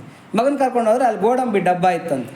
ಏಕಂದ ತಗೋಪ್ಪ ಗೋಡಂಬಿ ತಿನ್ನು, ನಿಂದೇ ಅಂಗಡಿ ಅಂತ ಅಂದ್ಕೊಳ್ಳೋ, ನಿಮ್ಮಪ್ಪ ನಾನು ಇಬ್ಬರು ಕೂಡ ಕ್ಲಾಸ್ಮೇಟ್ಸು, ಪರವಾಗಿಲ್ಲ ತಿನ್ನೋ ಅಂತ ಹೇಳ್ಬಿಟ್ಟು ಗೋಡಂಬಿ ಡಬ್ಬನ ಎಷ್ಟೆಷ್ಟೋ ಬಲವಂತ ಮಾಡೋದಂತೆ. ಆ ಹುಡುಗ ತೊಗೊಳ್ಳಿಲ್ವಂತ, ನಂಗೆ ಬೇಡ ಅಂತ ಇದ್ದಂತೆ. ಪರವಾಗಿಲ್ಲ ತೊಗೊಳ್ಳೋ ಅಂತ ಒಂದು ಹಿಡಿ ತುಂಬ ಗೋಡಂಬಿ ಎತ್ತಿ ಅವ್ನು ಜಾಬ್ಗೆ ಹಾಕಿದಂತೆ. ಆವಾಗ ತಿನ್ಕೊಂಡು ಬಂದಂತೆ. ತಂದೆ ಕೇಳಿದಂತೆ, ಅಲ್ವೋ ಅಷ್ಟೊಂದು ಜಂಬ ಆಡ್ದಲ್ಲ, ಅವ್ರು ತಗೋ ಅಂತಂದರೆ ನೀನು ಯಾಕೋ ಬೇಡ ಅಂದೆ. ಅಲ್ಲಪ್ಪ, ನಾನು ತೊಗೊಂಡಿದ್ರೆ ಒಂದು 2-3 ಗೋಡಂಬಿ ತೊಗೊತಾ ಇದ್ದೆ, ನನ್ನ ಕೈ ಇರೋದೇ ಇಷ್ಟು ಪುಟ್ಟ ಕೈ, ಒಂದು 2-3 ಗೋಡಂಬಿ ಬರ್ತಾಯಿತ್ತು. ನಾನು ಬೇಡ ಅಂದಿದ್ದಕ್ಕೆ ಅವ್ರು ಏನು ಮಾಡಿದ್ರು, ಇಡೀ ತುಂಬ ಗೋಡಂಬಿ ಅಂತ ನನ್ನ ಜಾಬ್ಗೆ ಹಾಕಿದ್ರು. ಲಾಭ ಆಯ್ತಾ ಇಲ್ವಾ ಇವಾಗ ಅಂತೇಳ್ಬಿಟ್ಟು. ನೋಡಿ ಎಷ್ಟು ಬುದ್ಧಿ ಅಂತೇಳ್ಬಿಟ್ಟು ಅಂತ.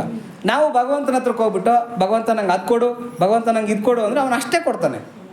ನಾವು ಎಷ್ಟು ಕೇಳಿದ್ರೆ ಅಷ್ಟೇ ಕೊಡ್ತಾನೆ. ಹಾಗಾಗಿ ಕೇಳಿದ್ರೆ ಸುಮ್ಮನೆ ಹೋಗ್ಬಿಟ್ಟು ನೋಡ್ಕೊಂಡು ಬಂದೆ. ಇವಾಗ ರಾಜನ ಹತ್ರಕ್ಕೆ ಹೋಗ್ಬಿಟ್ಟು ದಿನ ಹೋಗೋದು, ರಾಜನ ದರ್ಶನ ಮಾಡೋದು. ರಾಜ ನಿನ್ನನ್ನು ನೋಡ್ಕೊಂಡು ಹೋಗ್ಬೇಕು ಅಂತ ಬಂದೆ, ತಿಂಡಿ ಆಯಿತಾ, ಕಾಫಿ ಆಯಿತಾ, ಆರೋಗ್ಯನ ಆರಾಮ ಅಂತ ಮಾತಾಡ್ಕೊಂಡು ಬರ್ತಾಯಿದ್ರೆ ಡೈಲಿ 1 ವಾರ 10 ದಿವಸ ಆದಮೇಲೆ ರಾಜನಿಗೆ ತಲೆನೋವು ಶುರುವಾಗುತ್ತೆ. ಏನು ಇವನು ದಿನ ಬರ್ತಾನೆ, ಏನೂ ಕೇಳಲ್ಲ, ಸುಮ್ಮನೆ ಬರ್ತಾನೆ. ರಾಜ ನಿನ್ನ ಯೋಗಕ್ಷೇಮ ಹೆಂಗಿದೆ ಅಂತ ಕೇಳ್ಕೊಂಡು ಹೋಗ್ತಾನೆ. ಅವನನ್ನು ಕರೀರೋ, ಅವ್ನಿಗೇನ ಸನ್ಮಾನ ಮಾಡ್ರು, ಪಾಪ ಕೈ ತುಂಬ ಏನ ಕೊಟ್ಟು ಕಳಿಸ್ರೋ ಅಂತ ಹೇಳ್ತಾರೆ. ಹೌದಾ ಅಲ್ವಾ? ಇದರಿಂದ ಗೊತ್ತಾಗ್ತಕ್ಕಂಥ ನೀತಿ ಏನು ಅಂದರೆ, ನಾವು ಯಾವತ್ತೂ ಕೂಡ ಫಲವನ್ನು ಅಪೇಕ್ಷಿಸಬಾರ್ದು. ಭಗವಂತನ ಹತ್ರ ಫಲವನ್ನು ಅಪೇಕ್ಷಿಸಬಾರ್ದು. ಯಾವಾಗ ಫಲವನ್ನು ಅಪೇಕ್ಷಿಸದಿರ ನಮ್ಮ ಕರ್ತವ್ಯವನ್ನು ನಾವು ಮಾಡ್ಕೊತ ಹೋಗ್ತೀವಿ, ಭಗವಂತನಿಗೆ ಯಾವತ್ತೋ ಒಂದು ದಿವಸ ತಲೆನೋವು ಸ್ಟಾರ್ಟ್ ಆಗುತ್ತೆ. ಇವನೇನು ಕೇಳ್ತಾ ಇಲ್ಲ, ಮಾಡೋದೆಲ್ಲ ಮಾಡ್ತಾ ಇದ್ದಾನೆ ಅಂತೇಳ್ಬಿಟ್ಟು. ಆವಾಗ ಏನು ಮಾಡ್ತಾನೆ, ನಮೋ ಅಸ್ತು ನೀಲಗ್ರೀವಾಯ ಸಹಸ್ರಾಕ್ಷಾಯ ಮೀಡಶೆ ಅಥೋಯೇ ಅಸ್ಯ ಸತ್ವಾನೋಹಂ ತೇಭ್ಯೋ ಕರನ್ನಮಃ ಅಂತ ವೇದ ಮಂತ್ರ ಹೇಳ್ತಾ ಇರ್ತಕ್ಕಂಥದ್ದು ರುದ್ರದಲ್ಲಿ. ಏನು ತೇಭ್ಯೋ ಕರನ್ನಮಃ, ಅವ್ನಿಗಿರೋ ಕೈಗಳನ್ನೆಲ್ಲ ಹಿಂಗೆ ಹಾಕಿ ಮೊಗದು ಕೊಡ್ತಾನಂತೆ, ಹಿಂಗೆ ಬಾಚಿ ಕೊಡ್ತಾನಂತೆ. ಇದು ಬೇಕಾ, ನಮಗೆ ವರ ಬೇಕಾ, ಇಲ್ಲ ಒಳ್ಳೆ ಹೋಗ್ಬಿಟ್ಟು ಯಾರೋ ಈ ಮಹಾರಾಜನ ಹತ್ರಕ್ಕೆ ಹೋಗ್ಬಿಟ್ಟು ಯಾರೋ ಒಂದು ಬಟ್ಲು ಭತ್ತ ಕೊಡಪ್ಪ ಅಂತ ಕೇಳಿದಂತೆ. ಅಂದರೆ ಇದು ಕೇಳ್ತಾರಲ್ಲ, ಏನು ಒಡ್ಲು, ಗಿನ್ನಿಡು ಒಡ್ಲಿ ಎಂಡ ಅನೇ ಮಹಾರಾಜ దగ్గరికి ఎవరో పోయిండ్రంట. అట్లా అయిపోతుంది మా కథ.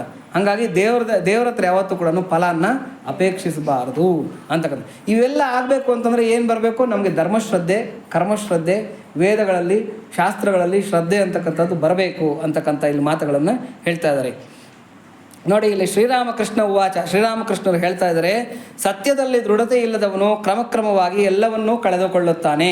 ಸತ್ಯದಲ್ಲಿ ನಂಬಿಕೆ ಇಲ್ಲ ಅಂತಂದರೆ ಅವನೆಲ್ಲದನ್ನು ಕಳ್ಕೊತಾನೆ. ನಾನು ಈ ಅವಸ್ಥೆಯನ್ನು ಹೊಂದಿದ ಮೇಲೆ, ಅಂದರೆ ಭಗವದ್ ಅವಸ್ಥೆಯನ್ನು ಹೊಂದಿದ ಮೇಲೆ ಕೈಯಲ್ಲಿ ಹೂವನ್ನು ತೆಗೆದುಕೊಂಡು ಕಾಳಿ ಮಾತೆಗೆ ಹೇಳುತ್ತಿದ್ದನು. ಪೂಜೆಗೆ ಕೂತ್ಕೊಳ್ತಾ ಇದ್ರಂತೆ ಶ್ರೀರಾಮಕೃಷ್ಣರು, ಹೂವು ಕೈನಲ್ಲಿ ಇಟ್ಕೊತಾ ಇದ್ರಂತೆ, ಕಾಳಿ ಮಾತೆಗೆ ಹೇಳ್ತಾ ಇದ್ರಂತೆ ಏನಂತ, ತಾಯಿ ಇಲ್ಲಿದೆ ನಿನ್ನ ಜ್ಞಾನ ಮತ್ತು ಅಜ್ಞಾನ, ಸ್ವೀಕರಿಸು, ನನಗೆ ಶುದ್ಧವಾದ ಭಕ್ತಿಯನ್ನು ಕೊಡು.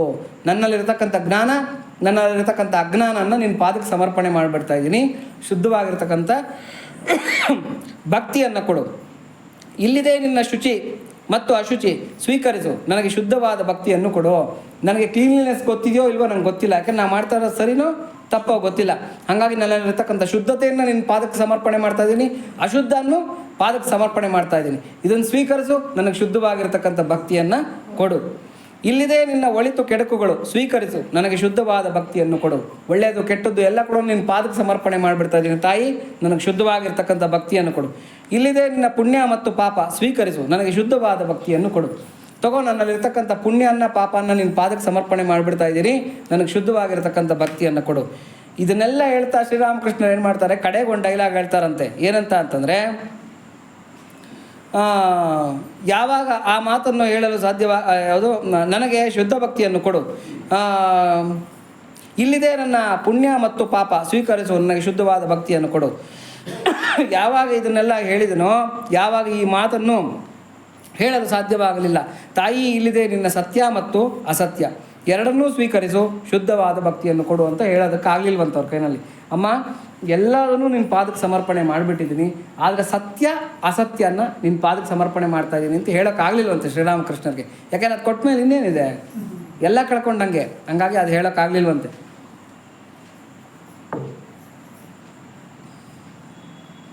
ಶರೀರ, ವಾಕು, ಮನಸ್ಸುಗಳಿಂದ ಒಬ್ಬ ವ್ಯಕ್ತಿ ಸತ್ಯವನ್ನು 12 ವರ್ಷ ಪಾಲಿಸಿದರೆ ಅವನು ಸತ್ಯ ಸಂಕಲ್ಪನ ಆಗುತ್ತಾನೆ. ನೋಡಿ, ಇದೊಂದು ಪ್ರಾಯೋಗಿಕವಾಗಿರತಕ್ಕಂಥ ಮಾತು.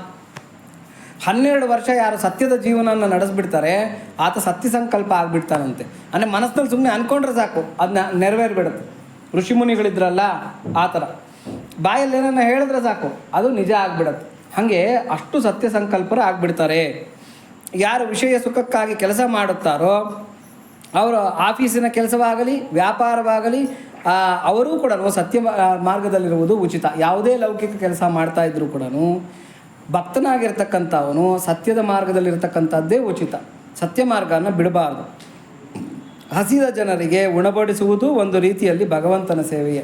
ಹಸಿದಿರ್ತಕ್ಕಂಥವ್ರಿಗೆ ಊಟ ಹಾಕ್ತಕ್ಕಂಥದ್ದು ಕೂಡ ಒಂದು ರೀತಿಯಲ್ಲಿ ಭಗವತ್ ಸೇವೆ.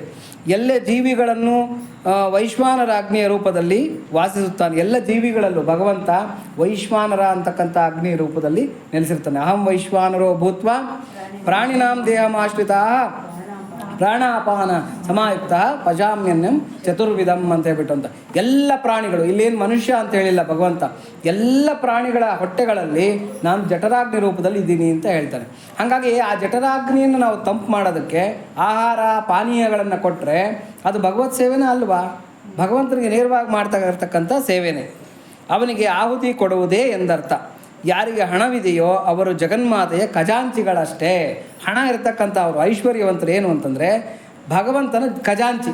ಖಜಾಂಚಿ ಅಂದರೆ ಯಾರು ಅಂತಂದರೆ ಈ ದೊಡ್ಡ ದೊಡ್ಡ ಸಾಹುಕಾರರು ಬರೋರು ಹಳೆ ಕಾಲದಲ್ಲೆಲ್ಲ ಕೂಡ. ಪಕ್ಕದಲ್ಲಿ ಒಬ್ಬನ ಪರ್ಸ್ ಇಟ್ಕೊಂಡು ನಿಂತಿರೋ ನಿಮಗೆ, ಅವನೇ ಖಜಾಂಚಿ. ಅವನು ಹೆಂಗೆ ಅಂದರೆ ಪಕ್ಕದಲ್ಲಿ ಸುಮ್ಮನೆ ಹಿಂಗೆ ವಿನಯವಾಗಿ ಒಂದು ಪರ್ಸ್ ಇಟ್ಕೊಂಡು ಕಂಕಳಿನಲ್ಲಿ ನಿಂತಿರೋನು. 50 ಅನ್ನೋರು ಯಾರು ಯಜಮಾನರು, ಇವನೇನು ಮಾಡಬೇಕು, ಹಿಂಗೆ ತೆಗೆದು ಹಿಂಗೆ ಪರ್ಸ್ ತೆಗೆದುಬಿಟ್ಟು 50 ಕೊಡಬೇಕು, ಮತ್ತು ಪರ್ಸನ್ನು ಹಿಂಗೆ ಇಟ್ಕೋಬೇಕು. 100 ಅಂತಾನೆ ಯಜಮಾನ, 100 ಕೊಡಬೇಕು, ಸುಮ್ಮನೆ ಇಟ್ಕೋಬೇಕು. ಇವಂದೇನ ಇದೆಯಾ ಇಲ್ಲೇ? ಏನೂ ಇಲ್ಲ. ನೋಡೋದಕ್ಕೆ ಇಷ್ಟು ಗಾತ್ರದ ಪರ್ಸ್ ಇಟ್ಕೊಂಡು ನಿಂತಿದ್ದಾನೆ, ಕೊಡು ಅಂದವರು ಕೊಡಬೇಕು. ಇನ್ಯಾರೋ ಪಾಪ ಒಂದು 250 ರೂಪಾಯಿ ಚಿಲ್ಲರೆ ಕೊಡ್ತಾರೆ ಯಜಮಾನ್ರಿಗೆ. ತಗೋ ಇದನ್ನ ಇಟ್ಕೋ ಅಂತ ಹೇಳ್ತಾನೆ. ಅದನ್ನೇನು ಮಾಡ್ಬೇಕು, ಮತ್ತೆ ಪರ್ಸ್ನ ಇಟ್ಕೊಂಡು ಹಿಂಗೆ ನಿಂತ್ಕೋಬೇಕಷ್ಟೆ. ಇಲ್ಲಿ ಹೇಳ್ತಾ ಇರ್ತಕ್ಕಂಥ ಶ್ರೀರಾಮಕೃಷ್ಣರು ಏನು ಅಂತಂದರೆ ನಾವೆಲ್ಲ ಕೂಡ ಅಮ್ಮನ ಖಜಾಂಚಿಗಳು, ಟ್ರಸ್ಟೀಸ್ ಅಷ್ಟೇ. ನಾವೇನು ಅಂದರೆ ಭಗವಂತನ ಪರ್ಸನ್ನ ಹಿಡ್ಕೊಂಡು ನಿಂತಿದ್ದೀವಿ, ಇದು ನಂದು ಅಂತ ತಿಳ್ಕೊಬಾರ್ದು. ನಂಗೆ ಇಷ್ಟು ಸಂಪಾದನೆ ಬರುತ್ತೆ, ಇಷ್ಟು ನಂದು ಬ್ಯಾಂಕ್ ಬ್ಯಾಲೆನ್ಸ್ ಇದೆ ಅಂತ ತಿಳ್ಕೊಬಾರ್ದು. ಹಾಳಾಗ್ಬಿಡ್ತೀವಿ ನಾವು. ನಾವೇನು ಅಂತಂದರೆ ಆಗಲ್ಲ. ಅದು ಉಪ್ಪು ನೀರದು, ಸಮುದ್ರದ ಮಧ್ಯದಲ್ಲಿ ಕೂತ್ಕೊಂಡಿದ್ದೀವಿ, ಸುತ್ತೂರ ನೀರಿದೆಯಾ ಇಲ್ವಾ? ಇದೆ, ನೀರಿದೆ ಅಂತ ಬಿಟ್ಟು ಘಟ ಘಟ ಅಂತ ಒಂದು ಚೊಂಬು ಕುಡಿದ್ಬಿಟ್ರೆ ಏನಾಗುತ್ತೆ? ವಾಂತಿ ಆಗುತ್ತೆ, ಇನ್ನಷ್ಟು ನೀರು ಕುಡಿಬೇಕಾಗತ್ತೆ ಅಲ್ವಾ? ಹಾಗಾಗಿ ಆ ದುಡ್ಡು ಭಗವಂತಂದು. ಭಗವಂತ ಹೇಳ್ತಾನೆ, ನೋಡಪ್ಪ ಇವ್ರಿಗಿಷ್ಟು ಕೊಡು, ಅವ್ರಿಗಷ್ಟು ಕೊಡು, ಇವ್ರಿಗಿಷ್ಟು ಕೊಡು ಅಂತ ಭಗವಂತ ಹೇಳ್ತಾನೆ. ಭಗವಂತ ಹೇಳಿದ್ರೆ ಕೊಟ್ಕೊಂಡು ಸುಮ್ಮನೆ ಇರಬೇಕಷ್ಟೇ ನಾವು ಖಜಾಂಚಿಗಳು. ಮತ್ತೆ ಪರ್ಸನ್ ಹಿಂಗೆ ಇಟ್ಕೋಬೇಕು, ಸುಮ್ಮನೆ ಸೈಲೆಂಟಾಗಿ ನಿಂತಿರ್ಬೇಕು. ಇಲ್ಲ, ಸಂಬಳ ಬರುತ್ತೆ, ತಿಂಗಳಾಗೋಷ್ಟೊತ್ತಿಗೆ ಸಂಬಳ ಬರುತ್ತೆ, ಅದು ಭಗವಂತ ಕೊಡ್ತಾನೆ. ನ್ಯಾಯಬದ್ಧವಾಗಿ ಕೊಟ್ಟಿರ್ತಕ್ಕಂಥ ಹಣ ನಾನು ಹೇಳ್ತಾ ಇರ್ತಕ್ಕಂಥದ್ದು, ಹಿಂಗೆ ಟೇಬಲ್ ಕೆಳಗೆ ಕೈ ಇಟ್ಟಿರೋದಲ್ಲ. ನ್ಯಾಯಬದ್ಧವಾಗಿ ಬಂದಿರತಕ್ಕಂಥ ಹಣ ಅದೇನಂತ. ಇವಾಗ ಒಂದು ಸಂಬಳ ಬರುತ್ತೆ, ಸಂಬಳ ಬಂದಾಗ ಏನು ಮಾಡುತ್ತೆ, ನಮ್ಮ ಅಕೌಂಟಲ್ಲಿ ಇಟ್ಕೋಬೇಕು, ಸುಮ್ಮನೆ ನಿಂತ್ಕೋಬೇಕು. ಯಾಕೆಂದರೆ ಭಗವಂತ ಕೊಟ್ಟಿದ್ದಾನೆ. ಯಾಕೆ ನಾವೆಲ್ಲ ಏನು ಅಮ್ಮನ ಖಜಾಂಚಿಗಳಷ್ಟೇ, ಅಂದರೆ ಭಗವಂತನ ಖಜಾಂಚಿಗಳಷ್ಟೇ ನಾವು. ಅದನ್ನು ಇಲ್ಲಿ ಶ್ರೀರಾಮಕೃಷ್ಣರು ಹೇಳ್ತಾ ಇದ್ದಾರೆ, ಯಾರಿಗೆ ಹಣವಿದೆಯೋ ಅವರು ಜಗನ್ಮಾತೆಯ ಖಜಾಂಚಿಗಳಷ್ಟೇ. ಅವರು ದಾನ ಕೊಡುವುದು ಉಚಿತ. ಅವ್ರೇನು ಮಾಡಬೇಕು, ಅಮ್ಮ ಯಾರಿಗೆ ಕೊಡು ಅಂತಂದರೆ ಅವ್ರಿಗೆ ಕೊಡ್ತಾ ಇರಬೇಕು, ಯಾರಿಗೆ ಬಿಡು ಅಂದರೆ ಅವ್ರಿಗೆ ಬಿಡ್ತಾ ಇರಬೇಕು, ಯಾರ ಹತ್ರನ ಇಸ್ಕೊಂಡು ಇಟ್ಕೊ ಅಂತಂದರೆ ಇಟ್ಕೊತಾ ಇರಬೇಕು. ಇಷ್ಟೇ ನಿನ್ನ ಕೆಲಸ. ಅಕೌಂಟ್ ನೀನೆಲ್ಲ ಮೇಂಟೈನ್ ಮಾಡೋದು, ಅಕೌಂಟ್ ಭಗವಂತನ ಹತ್ರ ಇರುತ್ತೆ. ಅವ್ನು ನೋಡ್ಕೊಂಡು ಕ್ಯಾಶ್ ಬುಕ್ ಅವ್ನು ಮೇಂಟೈನ್ ಮಾಡೋದು, ನಾವಲ್ಲ. ಅವನ ಹತ್ರ ಲೆಕ್ಕ ಎಲ್ಲ ಕೂಡ ಕರೆಕ್ಟಾಗಿರುತ್ತೆ. ಅವ್ನು ನಿನಗೇನು ಕೂಲಿ ಕೊಡಬೇಕೋ ಅದನ್ನು ಯಾವ ಟೈಮಿಗೆ ಕೊಡಬೇಕೋ ಅದನ್ನು ಕೊಡ್ತಾನೆ. ನೀನು ಅದಕ್ಕೆ ತಲೆ ಕೆಡಿಸ್ಕೊಳಕ್ಕೆ ಹೋಗಬೇಡ. ಲೆಕ್ಕಾಚಾರ ಹಾಕಿ ತಲೆ ಬಿಸಿ ಮಾಡ್ಕೋಬೇಡ ಅಂತ ಹೇಳ್ತಾರೆ ಶ್ರೀರಾಮಕೃಷ್ಣರು. ಲೆಕ್ಕಾಚಾರ ಹಾಕಿ ತಲೆ ಬಿಸಿ ಮಾಡ್ಕೋಬೇಡ. ಲೆಕ್ಕಾಚಾರ ಹಾಕಿ ಕೆಲವ್ರು ಏನೋ ಅಂದರೆ ತಲೆ ಬಿಸಿ ಮಾಡ್ಕೊತಿರ್ತಾರೆ. ಅದಕ್ಕೆ ಅವ್ರಿಗೆ ಅಷ್ಟು ಕೊಟ್ಟು ಇವ್ರಿಗೆ ಎಷ್ಟು ಕೊಟ್ಟು ಇವ್ರದ್ದು ಎಷ್ಟು ಆಯಿತು, ಇಷ್ಟು ಖರ್ಚಾಯಿತು, ಅದೇನಾಯಿತು, ಇದೇನು ಆತ ಕೊಡಲಿಲ್ಲ, ಅಯ್ಯೋ ಈಗ ಆಯಿತು ಅಂತೇಳ್ಬಿಟ್ಟು ನೀನು ತಲೆ ಬಿಸಿ ಮಾಡ್ಕೋಬೇಡ. ಅಕೌಂಟ್ ಅವನ ಹತ್ರ ಇದೆ, ಬಿಟ್ಬಿಡು. ಅದು ಏನು ಬರುತ್ತೋ ಏನು ಹೋಗುತ್ತೋ ಭಗವಂತ ನೋಡ್ಕೊತಾನೆ. ಸಾಧುಗಳು ಭಗವದ್ಭಕ್ತರು ಯಾರೇ ಆಗಲಿ ಎದುರಿಗೆ ಕಾಣಿಸಿದರೆ ಏನಾದರೂ ದಾನ ಮಾಡಬೇಕು. ನೋಡಿ, ದೇವಸ್ಥಾನಗಳಿಗೆ ಹೋಗುವಾಗ, ಮಕ್ಕಳಿರೋ ಮನೆಗೆ ಹೋಗುವಾಗ, ಮುದುಕರಿರೋ ಮನೆಗೆ ಹೋಗುವಾಗ, ಅಥವಾ ಯಾರಾದರೂ ನಮ್ಮ ಗುರುಗಳು ಅಂತ ಅನ್ನಿಸ್ಕೊಂಡಿರ್ತಕ್ಕಂಥ ವಿದ್ಯೆ ಹೇಳ್ಕೊಟ್ಟಿರ್ತಕ್ಕಂಥ ಗುರುಗಳು ಅಂಥವ್ರು ಯಾರನ್ನ ಇದ್ದರೆ ಅವ್ರ ಮನೆಗೆ ಬರೀ ಕೈನಲ್ಲಿ ಹೋಗಬಾರ್ದಂತ. ರೋಗಿಗಳಿರೋ ಮನೆಗೆ, ಅದೊಂದು ಮರ್ತಿದ್ದೆ. ರೋಗಿಗಳಿರೋ ಮನೆಗೂ ಅಷ್ಟೇ ಬರೀ ಕೈನಲ್ಲಿ ಹೋಗಬಾರ್ದು. ಮಕ್ಕಳಿರೋ ಮನೆ, ರೋಗಿಗಳಿರೋ ಮನೆ, ವೃದ್ಧರಿರೋ ಮನೆ, ಹಿರಿಯರಿರೋ ಮನೆ, ಇಂಥ ಕಡೆಗಳೇ. ಆಮೇಲೆ ದೇವಸ್ಥಾನಗಳಿಗೆ ಹೋಗುವಾಗ ಬರೀ ಕೈನಲ್ಲಿ ಹೋಗಬಾರ್ದು. ಏನೋ ನಮ್ಮ ಕೈಲಾದ ಮಟ್ಟಿಗೆ ಒಂದು ಕೆಲವ್ರು ಹೆಂಗೆ ಅಂದರೆ ತಟ್ಟೆ ಕಾಸು ಕೂಡ ಹಾಕಲ್ಲ. ಏನ್ಬಿಟ್ಲೆ ಅಂತ ಹೇಳ್ಬಿಟ್ಟಂತ ಯಾರೋ ಕೆಲವರು ಇದ್ರಂತೆ. ಅವ್ರೇನು ಮಾಡ್ತಾಯಿದ್ರಂತೆ ಅಂದರೆ ಯಾವುದೋ ಒಂದು ಕಾಯನ್ನು ಏನೋ ಈ ಮುಚ್ಚಳ ಇರುತ್ತೆ ನೋಡಿ, ಟೋರಿನ ಮುಚ್ಚಳ ಥರ, ಅಂದರೆ ಯಾವುದೋ ಕೂಲ್ ಡ್ರಿಂಕ್ಸ್ ಮುಚ್ಚಳ ಥರದ್ದು ಇಟ್ಕೊಂಡಿದ್ರಂತೆ. ತಟ್ಟೆ ದೇವಸ್ಥಾನ ಇದು ದೇವ್ರ ಹತ್ರಕ್ಕೆ ಹಿಂಗೆ ಇದು ತಟ್ಟೆ ಎತ್ಕೊಂಬರೋ ಅಷ್ಟೊತ್ತಿಗೆ ಮಂಗಳಾರತಿ ತಟ್ಟೆ ಹಂಗನ್ನೋರು ಅಂತೀನಿ, ಟಿಂಗ್ ಅಂದ್ಬಿಟ್ಟು ಸುಮ್ಮನೆ ಆಗ್ಬಿಡೋದು. ಎಲ್ಲರೂ ಏನು ಅನ್ಕೋಬೇಕು, ತಟ್ಟೆ ಕಾಸು ಹಾಕಿದ್ದಾರೆ ಅಂತ ಹೇಳ್ಬಿಟ್ಟು ಅದನ್ನು ಮತ್ತೆ ಜೋಬ್ಗೆ ಹಾಕ್ಕೊಂಬಿಡೋದು. ಯಾವುದೋ ಕೂಲ್ ಡ್ರಿಂಕ್ಸ್ ಮುಚ್ಚಳ ಇರುತ್ತಲ್ಲ, ಜೋಬ್ಗೆ ಹಾಕ್ಕೊಂಬಿಡೋದು. ಎಲ್ಲರಿಗೂ ಏನು ಭಾವನೆ ಅಂತಂದರೆ ಶಬ್ದ ಬಂತು, ಆತ ಏನು ಹಾಕಿದ್ದಾನೆ ಪಾಪ ಅಂತ ಹೇಳ್ಬಿಟ್ಟದು. ಇಂಥವ್ರು ಇರ್ತಾರೆ.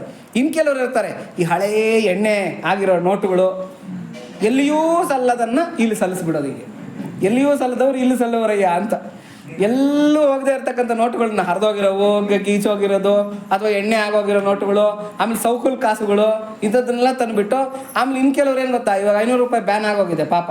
ಹಳೆ 500 ರೂಪಾಯಿಗಳು, 1000 ರೂಪಾಯಿಗಳು ಇಲ್ಲ, ಉಂಡಿಗೆ ಹಾಕ್ಬಿಡೋದು. ತಂದೆಲ್ಲ ದೇವ್ರ ಉಂಡಿಗೆ ಹಾಕ್ಬಿಡೋದು, ದೇವ್ರು ನೋಡ್ಕೊಳ್ಳಿ ಅಂತ ಹೇಳ್ಬಿಟ್ಟಂತ. ಮಹಾದಾನಿ ಈತ ತಗೊಂಬಂದು ಹಾಕ್ಬಿಡೋದಲ್ಲಿ ಅಂತ ಹೇಳ್ಬಿಟ್ಟಂತ. ಹಿಂಗೆ ಯಾವುದೇ ಕಾರಣಕ್ಕೂ ಮಾಡಬಾರ್ದು ಅಂತ ಹೇಳ್ಬಿಟ್ಟಂತ. ಅಂದರೆ ದಾನ ಧರ್ಮ ಅಂತಕ್ಕಂಥದ್ದು ಏನನ್ನ ಒಂದು ಸ್ವಲ್ಪ ಸಾಧು ಸಜ್ಜನರು ಕಾಣಿಸ್ದಾಗ, ಆಮೇಲಿಂದ ಹಿರಿಯರು ಕಾಣಿಸ್ದಾಗ, ಗುರುಗಳು ಕಾಣಿಸ್ದಾಗ, ರೋಗಿಗಳು, ಮಕ್ಕಳು ಕಾಣಿಸ್ದಾಗ, ದೇವತಾ ಸ್ಥಳಗಳಿಗೆ ಹೋದಾಗ ನಮ್ಮ ಕೈಲಾದ್ದು ಅಂತ ಹೇಳ್ಬಿಟ್ಟು ಏನೋ ಒಂದು ಸೇವೆ, ಆ ಸಹಾಯ ಅಂತಕ್ಕಂಥದ್ದನ್ನು ಮಾಡ್ತಾ ಇರಬೇಕು. ಆ ಸಹಾಯ ಅಲ್ಲ, ಅದು ಆ್ಯಕ್ಚುಲಾಗಿ ಸೇವೆ. ಅದು ಭಗವಂತನಿಗೆ ಸಮರ್ಪಣೆ ಮಾಡ್ತಾ ಇರಬೇಕು. ಅದನ್ನು ಇಲ್ಲಿ ಶ್ರೀರಾಮಕೃಷ್ಣರು ಹೇಳ್ತಾ ಇದ್ದಾರೆ. ಇನ್ನು 79ನೆಯ ಸೂತ್ರ, ಸರ್ವದಾ ಸರ್ವಭಾವೇನ ನಿಶ್ಚಿಂತೈ ಭಗವಾನೇವ ಭಜನೀಯ. ಕನ್ಕ್ಲೂಷನ್ಗೆ ಬಂದುಬಿಡ್ತಾ ಇದ್ದಾರೆ ನಾರದ್ರು. ಇವಾಗ ಎಲ್ಲ ಆಯಿತು, ಉಪದೇಶ ಎಲ್ಲ ಮುಗೀತು, ಇನ್ನು ಕಡೆ ಕನ್ಕ್ಲೂಷನ್ಗೆ ಬರ್ತಾ ಇದ್ದಾರೆ. ಇನ್ನೇನು ಮುಗಿಸ್ತಾ ಬರ್ತಾ ಇದ್ದಾರೆ ಭಕ್ತಿ ಸೂತ್ರಗಳನ್ನು. ಇನ್ನು ಕನ್ಕ್ಲೂಷನ್ಸ್ ನಮ್ಗೆ ಹೇಳ್ತಾ ಇದ್ದಾರೆ. ಸರ್ವದಾ ಸರ್ವಭಾವೇನ ನಿಶ್ಚಿಂತೈ ಭಗವಾನೇವ ಭಜನೀಯ. ನೋಡಪ್ಪ, ಯಾವುದಕ್ಕೂ ತಲೆ ಕೆಡಿಸ್ಕೊಳಕ್ಕೆ ಹೋಗಬೇಡಿ. ಸರ್ವದಾ ಎಲ್ಲ ಕಾಲದಲ್ಲೂ ಕೂಡ, ಸರ್ವಭಾವೇನ ಎಲ್ಲ ಭಾವನೆಗಳಿಂದನೂ ಕೂಡ ನಿಶ್ಚಿಂತೈ ಚಿಂತನೆಯನ್ನು ಮಾಡ್ದಿರ, ಅಂದರೆ ಚಿಂತೆ ಮಾಡ್ದಿರ, ಭಗವಾನೇವ ಭಜನೀಯ ಭಗವಂತನನ್ನೇ ಭಜಿಸ್ತಾ ಇರಬೇಕು, ಭಗವಂತನನ್ನೇ ಭಜಿಸ್ತಾ ಇರಬೇಕು ಅಂತ ಹೇಳ್ಬಿಟ್ಟು ಇಲ್ಲಿ ನಾರದರು 79ನೇ ಸೂತ್ರದಲ್ಲಿ ಹೇಳ್ತಾ ಇದ್ದಾರೆ. ಸರ್ವದಾ ಭಕ್ತ ಸಾಧಕರು ಮಾಡಬೇಕಾದ ಮುಖ್ಯ ಕೆಲಸವೆಂದರೆ ಚಿಂತೆಯನ್ನು ದೂರವಿಡಿಸುವುದು. ಚಿಂತೆಯು ಎಷ್ಟು ಅನರ್ಥಕಾರಿ ಎಂಬುದನ್ನು ವಿವರಿಸುವ ಸ್ವಾರಸ್ಯಕರ ಶ್ಲೋಕ ಹೊಂದಿದೆ. ನೋಡಿ, ಇದೊಂದು ಸಂಸ್ಕೃತ ಶ್ಲೋಕ ಇದೆ. ಸಂಸ್ಕೃತದಲ್ಲಿ ಹಿಂಗೊಂದು ಚುಕ್ಕೆ ಇಟ್ಟರೆ ಅದು ಅಂತ. ಕನ್ನಡದಲ್ಲಿ ಏನು ಬರೀಬೇಕು? 0 ಹಾಕಬೇಕು. ಒಂದು 0 ಹಾಕಿದ್ರೆ ಅಂತ ಅಂದರೆ ಅಂತಕ್ಕಂಥ ಒಂದು ಅಕಾರ ಇದಾಗತ್ತೆ. ಇಲ್ಲಿ ಹೇಳ್ತಾರೆ, ಚಿಂತಾ ಚಿತಾ ಸಮಾಗ್ನೇಯ ಚಿಂತಾ ವೈ ಬಿಂದುನಾದಿಕ ಚಿತಾದಹತಿ ನಿರ್ಜೀವಂ ಚಿಂತಾದಹತಿ ಜೀವಿತಂ. ಒಂದೇ ಒಂದು ಪಾಯಿಂಟ್ ವ್ಯತ್ಯಾಸ ಅಷ್ಟೇ ಅಂತ ಹೇಳ್ತಾ ಇದ್ದಾರೆ. ಇದನ್ನು ನಾವು ಕನ್ನಡದಲ್ಲಿ ಹೇಳ್ಕೋಬೇಕಾದ್ರೆ, ಚಿಂತೆಯನ್ನು ಚಿತೆಗೆ ಸಮವೆಂದು ಅರಿಯಬೇಕು. ನಿಜವಾಗಿ ನೋಡಿದರೆ ಚಿಂತೆಯು ಒಂದು 0ಯಷ್ಟು ಹೆಚ್ಚಷ್ಟೇ ಅಲ್ವಾ? ಚಿತೆಗಿಂತ ಒಂದು 0 ಜಾಸ್ತಿ ಅಷ್ಟೇ ಇದಕ್ಕೆ. ಏಕೆಂದರೆ ಚಿತೆಯು ಸತ್ತವರನ್ನು ಸುಟ್ಟರೆ ಚಿಂತೆಯು ಬದುಕಿರುವವರನ್ನೇ ಸುಟ್ಟು ಬಿಡುತ್ತದೆ. చింతలన్నీయు విడచి శ్రీ గురుని ఏ వేళ చింత చేయవే నీవు మనసా, చింత చేసిన ఎప్పుడే సిద్ధించు ಪರಮಮು ಶೀಘ್ರಮುಗ ತೆರೆಯವೇ ಮನಸಾ ಅಂತ ಹೇಳ್ಬಿಟ್ಟಂತ. ಯಾಕಪ್ಪ ಕೆಲ್ಸಕ್ಕೆ ಬಾರದನ್ನೆಲ್ಲ ಯೋಚನೆ ಮಾಡೋಕೆ ಹೋಗ್ತೀಯ? ತಲೆನ ಯಾಕಪ್ಪ ಬಿಸಿ ಮಾಡ್ಕೊತೀಯ? ಕೂತ್ಕೊಂಡು ಭಗವಂತನನ್ನು ನಿಶ್ಚಿಂತೈ, ಯಾವ ಚಿಂತನೆಯನ್ನು ಮಾಡಬೇಡ, ಆರಾಮಾಗಿ ಭಜಿಸ್ತಾ ಇರು, ಭಗವಂತನನ್ನು ಸ್ಮರಣೆ ಮಾಡ್ತಾ ಇರು. ಯಾಕೆ ಅಂತಂದರೆ ಅಂಬಿಗಾ ನಾನಿನ್ನ ನಂಬಿದೆ, ಜಗದಂಬಾರಮಣ ನಿನ್ನ ನಂಬಿದೆ, ತುಂಬಿದ ಹರಿಗೋಲಂಬಿಗ ಇದಕ್ಕೊಂಬತ್ತು ಛಿದ್ರವೋ ಅಂಬಿಗ, ಯಾರಿಂದಲಾಗದು ಅಂಬಿಗ ಇದನ್ನು ನಿವಾರಿಸಿ ದಾಡಿಸಂಬಿಗ, ಆರು ತೆರೆಯ ನೋಡಂಬಿಗ ಇದು ಏರಿ ಬರುತ್ತಲಿದೆ ಅಂಬಿಗ ಅಂತೆಲ್ಲ ಹೇಳ್ತಾ ಹೋಗ್ತಾರೆ ಪುರಂದರದಾಸರು. ಏನು ಅಂತಂದರೆ ನಿಶ್ಚಿಂತವಾಗಿ, ಇವಾಗ ದೋಣಿನಲ್ಲಿ ನಾವು ಕೂತ್ಬಿಟ್ಟಿದ್ದೀವಿ, ಹರಿಕಾರ ಏನು ಮಾಡ್ತಾ ಇದ್ದಾನೆ, ಹುಟ್ಟಾಕ್ಕೊಂಡು ನಮ್ಮನ್ನು ಕರ್ಕೊಂಡು ಹೋಗ್ತಾ ಇದ್ದಾನೆ ದಡಕ್ಕೆ ಸೇರಿಸೋದಕ್ಕೆ ಅಂತೇಳ್ಬಿಟ್ಟು ಅಂತ. ಇಲ್ಲಿ ಬಸ್ ಹತ್ತೀವಿ, ಡ್ರೈವರ್ನ ನಾವು ನೋಡಿರಲ್ಲ, ಆತನ ಹೆಸರು ಗೊತ್ತಿರಲ್ಲ, ಏನೂ ಗೊತ್ತಿರಲ್ಲ, ಆರಾಮಾಗಿ ಟಿಕೆಟ್ ತೊಗೊಂಡು ನಿದ್ದೆ ಮಾಡೋದಕ್ಕೆ ಶುರು ಮಾಡಿಬಿಡ್ತೀವಿ. ಎಷ್ಟು ನಂಬಿಕೆ ನಮಗೆ ಅಂದರೆ ಆತ ಗುರಿ ಮುಟ್ಟಿಸ್ತಾನೆ ಅಂತೇಳ್ಬಿಟ್ಟು, ಅಂದರೆ ಕರ್ಕೊಂಡು ಹೋಗ್ತಾರೆ, ಕರೆಕ್ಟಾಗಿ ಗುರಿ ಮುಟ್ಟಿಸ್ತಾರೆ ಅಂತಕ್ಕಂಥ ನಂಬಿಕೆ. ಏನೋ ಒಂಚೂರನ್ನ ಡೌಟ್ ಇದೆಯಾ? ಆದರೆ ಜೀವನ ಅಂತಕ್ಕಂಥ ಬಸ್ ಹತ್ತಿ ಕೂತ್ಕೊಂಡ್ಬಿಟ್ಟು ನಮ್ಮ ಡ್ರೈವರು ಯಾರು, ಪಾರ್ಥಸಾರಥಿ ನಮ್ಮ ಡ್ರೈವರಾಗಿ ಕೂತ್ಕೊಂಡಿದ್ದಾನೆ ಪಾಪ, ಚಕ್ರಧಾರಿ ಪೈ ಚಕ್ಕಗ ತಿಪ್ಪಿನ ಅಂತ ಹೇಳ್ಬಿಟ್ಟು ಅಂತ. ತಕ್ಕುವೇಮಿ ಮನಕು ರಾಮುಂಡೊಕ್ಕಡುಂಡು ವರಕು ಪಕ್ಕ ತೋಡುಗ ಭಗವಂತುಡು ಮನ ಚಕ್ರಧಾರಿಯೈ ಚಂತನೆಯುಂಡಗ ತಕ್ಕುವೇಮಿ ಮನಕು ರಾಮುಂಡೊಕ್ಕಡುಂಡು ವರಕು. ನಮ್ಮ ಜೀವನದ ಚುಕ್ಕಾಣಿ ಚಕ್ರ ಹಿಡ್ಕೊಂಡು ಕೂತ್ಕೊಂಡಿದ್ದಾನೆ ಅವನು. ಯಾಕೆ ಯೋಚನೆ ಮಾಡಬೇಕು? ಯಾಕೆಂದ್ರೆ ಅವನು ಪ್ರಮಾಣ ಮಾಡಿಬಿಟ್ಟಿದ್ದಾನೆ ಭಗವದ್ಗೀತೆಯಲ್ಲಿ, ಯೋಗಕ್ಷೇಮಂ ಅನನ್ಯಾಶ್ಚಿಂತಯಂತೋ ಮಾಂ ಯೇ ಜನಾ ಪರ್ಯುಪಾಸತೆ ತೇಷಾಂ ನಿತ್ಯಾಭಿಯುಕ್ತಾನಾಂ ಯೋಗಕ್ಷೇಮಂ ವಹಾಮ್ಯಹಂ ಅಂತ. ನಿಮ್ಮ ಯೋಗಕ್ಷೇಮಗಳನ್ನು ನಾನು ನೋಡ್ಕೊತೀನಿ ಅಂತ ಭಗವಂತ ಪ್ರಮಾಣ ಮಾಡಿದರೆ ಭಗವಂತನ ಆಶ್ವಾಸನೆಯನ್ನು ನಂಬಲ್ಲ ನಾವು. ಆದರೆ ಯಾರೋ ಇಲ್ಲಿ ಸಮುದ್ರ ಮಾಡ್ತೀನಿ, ಅಲ್ಲಿ ವಿಧಾನಸೌಧ ಕಟ್ಟಿಸ್ತೀನಿ, ಇಲ್ಲೇನೋ ಮಾಡ್ತೀನಿ ಅಂತಂದರೆ ಅವ್ರೇನೋ ಮಾಡ್ತಾರಂತ ಅವ್ರಿಗೆ ಓಟ್ ಹಾಕ್ಬಿಡೋಣ. ಅಂದರೆ ಹೆಂಗೆ ನಂಬುತ್ತೀವಿ ಅಂತ ಅನ್ನೋದಕ್ಕೆ, ಮನುಷ್ಯರ ಆಶ್ವಾಸನೆಗಳನ್ನು ನಂಬುತ್ತೀವಿ, ಎಲ್ಲ ಮನುಷ್ಯರ ಆಶ್ವಾಸನೆಗಳನ್ನು ನಂಬುತ್ತೀವಿ, ಆದರೆ ಭಗವಂತನ ಆಶ್ವಾಸನೆಯನ್ನು ನಾವು ನಂಬೋದಕ್ಕೆ ಹೋಗೋದಿಲ್ಲ. ಹಾಗಾಗಿ ಭಗವಂತನ ಆಶ್ವಾಸನೆಯನ್ನು ನಂಬ್ಕೋಬೇಕು. ಭಗವಂತ ಏನು ಹೇಳ್ತಾನೆ, ಅನನ್ಯಾಸ್ ಚಿಂತೆಯಂತೋ ಮಾಂ, ನನ್ನನ್ನೇ ಯಾರು ಯಾವಾಗಲೂ ಚಿಂತನೆ ಮಾಡ್ತಾ ಇದ್ದಾರೋ ಅವ್ರ ಯೋಗಕ್ಷೇಮವನ್ನು ನಾನು ನೋಡ್ಕೊತೀನಿ. ಯೋಗ ಅಂದರೆ ಇಲ್ಲದೆ ಇರೋದನ್ನು ಕೊಡ್ತಕ್ಕಂಥದ್ದು, ಕ್ಷೇಮ ಅಂದರೆ ಇರೋದನ್ನು ರಕ್ಷಿಸ್ತಕ್ಕಂಥದ್ದು. ಎರಡೂ ಭಾರ ನಂದು ಅಂತ ಹೇಳಿದ್ದಾನೆ. ಇವಾಗ ನಾವ್ಯಾಕೆ ಯೋಚನೆ ಮಾಡಬೇಕು ಅಲ್ವಾ? ಅದಕ್ಕೆ ಇಲ್ಲಿ ನಾರದರು ಹೇಳ್ತಾ ಇದ್ದಾರೆ, ಸರ್ವದಾ ಸರ್ವಭಾವೇನ ನಿಶ್ಚಿಂತೈ, ಚಿಂತೆ ಮಾಡಿದಿರಾ ಭಗವಾನೇವ ಭಜನೀಯ, ಭಗವಂತನನ್ನೇ ಸ್ಮರಣೆ ಮಾಡ್ತಾ ಇರಬೇಕು ಅಂತಕ್ಕಂಥ ಮಾತನ್ನು ಹೇಳ್ತಾರೆ. ನಾವು ಚಿಂತಿಸಬೇಕಾದದ್ದು ಭಗವಂತನನ್ನು ಕುರಿತು, ಯಾಕಶ್ಚಿತ್ ಮನುಷ್ಯರನ್ನಲ್ಲ. ಇತರರು ನಮ್ಮನ್ನು ದೂಷಿಸುತ್ತಾರೆಂದು ನಾವು ಚಿಂತಿತರಾಗುತ್ತೇವೆ. ಯಾರೋ ಬೈದ್ಬಿಟ್ರು, ಯಾರೋ ಏನೋ ಮಾಡಿಬಿಟ್ರು ಅಂತೇಳ್ಬಿಟ್ಟು ನಮಗೆ ಯೋಚನೆ ಆಗಿಬಿಡುತ್ತೆ. ನಮ್ಮ ಬೆನ್ನು ನಮಗೆ ಕಾಣುವುದಿಲ್ಲ ಎಂಬ ಗಾದೆ ಏನೋ ನಿಜವೇ, ಆದರೆ ಆ ಬೆನ್ನನ್ನು ನೋಡಿ ನಿಂದಿಸುವವರು ನಮಗಿಂತ ಏನು ಇದೇನಿಲ್ಲ. ಯಾಕೆಂದ್ರೆ ನಮ್ಮ ಹಿಂದೆ ಇದ್ದಾರೆ. ನಮ್ಮ ಬೆನ್ನನ್ನು ನೋಡಿ ನಮ್ಮನ್ನು ಯಾರೋ ಟೀಕೆ ಮಾಡ್ತಾ ಇದ್ದಾರೆ ಅಂದರೆ ನಮಗೆ ಮುಂದಿರ್ತಾರೆ, ನಮ್ಗೆ ಹಿಂದಿರ್ತಾರೆ. ಯಾರೋ ನಮ್ಮನ್ನು ಟೀಕಿಸ್ತಾ ಇದ್ದಾರೆ, ಅವಮಾನಿಸ್ತಾ ಇದ್ದಾರೆ, ನಮ್ಮನ್ನು ಕೀಳಾಗಿ ನೋಡ್ತಾ ಇದ್ದಾರೆ ಅಂದರೆ ಅವ್ರು ನಮಗಿಂತ ಮುಂದಿಲ್ಲ, ನಮಗಿಂತ ಹಿಂದಿದ್ದಾರೆ. ಹಿಂದಿರೋರ ಬಗ್ಗೆ ನಾವು ಯಾಕೆ ತಲೆ ಕೆಡಿಸ್ಕೋಬೇಕು? ನಮಗಿಂತ ಹಿಂದೆ ಇದ್ದಾರೆ ಅವರು, ನಾವು ಮುಂದಕ್ಕೆ ಬಂದುಬಿಟ್ಟಿದ್ದೀವಿ. ಹಂಗಾಗಿ ಯೋಚನೆ ಬೇಡ, ನಾನು ಬೆನ್ನಲ್ದಾರೆ ಏನನ್ನ ಟೀಕೆ ಮಾಡ್ಕೊಳ್ಳಿ ಬಿಡ್ರಿ, ನಮಗೇನಾಗಬೇಕು ಅಂತೇಳ್ಬಿಟ್ಟು. ಜನ ಬದುಕಿರುವವರನ್ನು ನಿಂದಿಸುತ್ತಾರೆಯೇ ಹೊರತು ಸತ್ತವನನ್ನಲ್ಲ. ಯಾರನ್ನ ನಿಂದಿಸಿದ್ರೆ ನಾವು ಹಂಗೆ ಮುಟ್ಟು ನೋಡ್ಕೋಬೇಕಂತ, ನಾನು ಬದುಕಿದ್ದೀನಪ್ಪೋ ಅಂತೇಳ್ಬಿಟ್ಟು. ಯಾಕೆ ಜನ ನನ್ನನ್ನು ಟೀಕೆ ಮಾಡ್ತಾ ಇದ್ದಾರೆ ಅಂತಂದರೆ ಅಲ್ಲಿಗೇನು ಅರ್ಥ, ನಾನು ಬದುಕಿದ್ದೀನಿ, ಸತ್ತಿಲ್ಲ ಅಂತೇಳ್ಬಿಟ್ಟು ನಾವು ಸಮಾಧಾನ ಪಟ್ಕೋಬೇಕಂತ. ನೋಡಿ, ಯಾವುದೋ ಒಂದು ಕಾಸ್ಟ್ಲಿ ಕಾರ್ ತೊಗೊಂಡ್ರು ಕೂಡ ಹಿಂದೆ ಹೊಗೆ ಬರೋದು ತಪ್ಪಲ್ಲ, ಹೊಗೆ ಬಂದೇ ಬರುತ್ತೆ.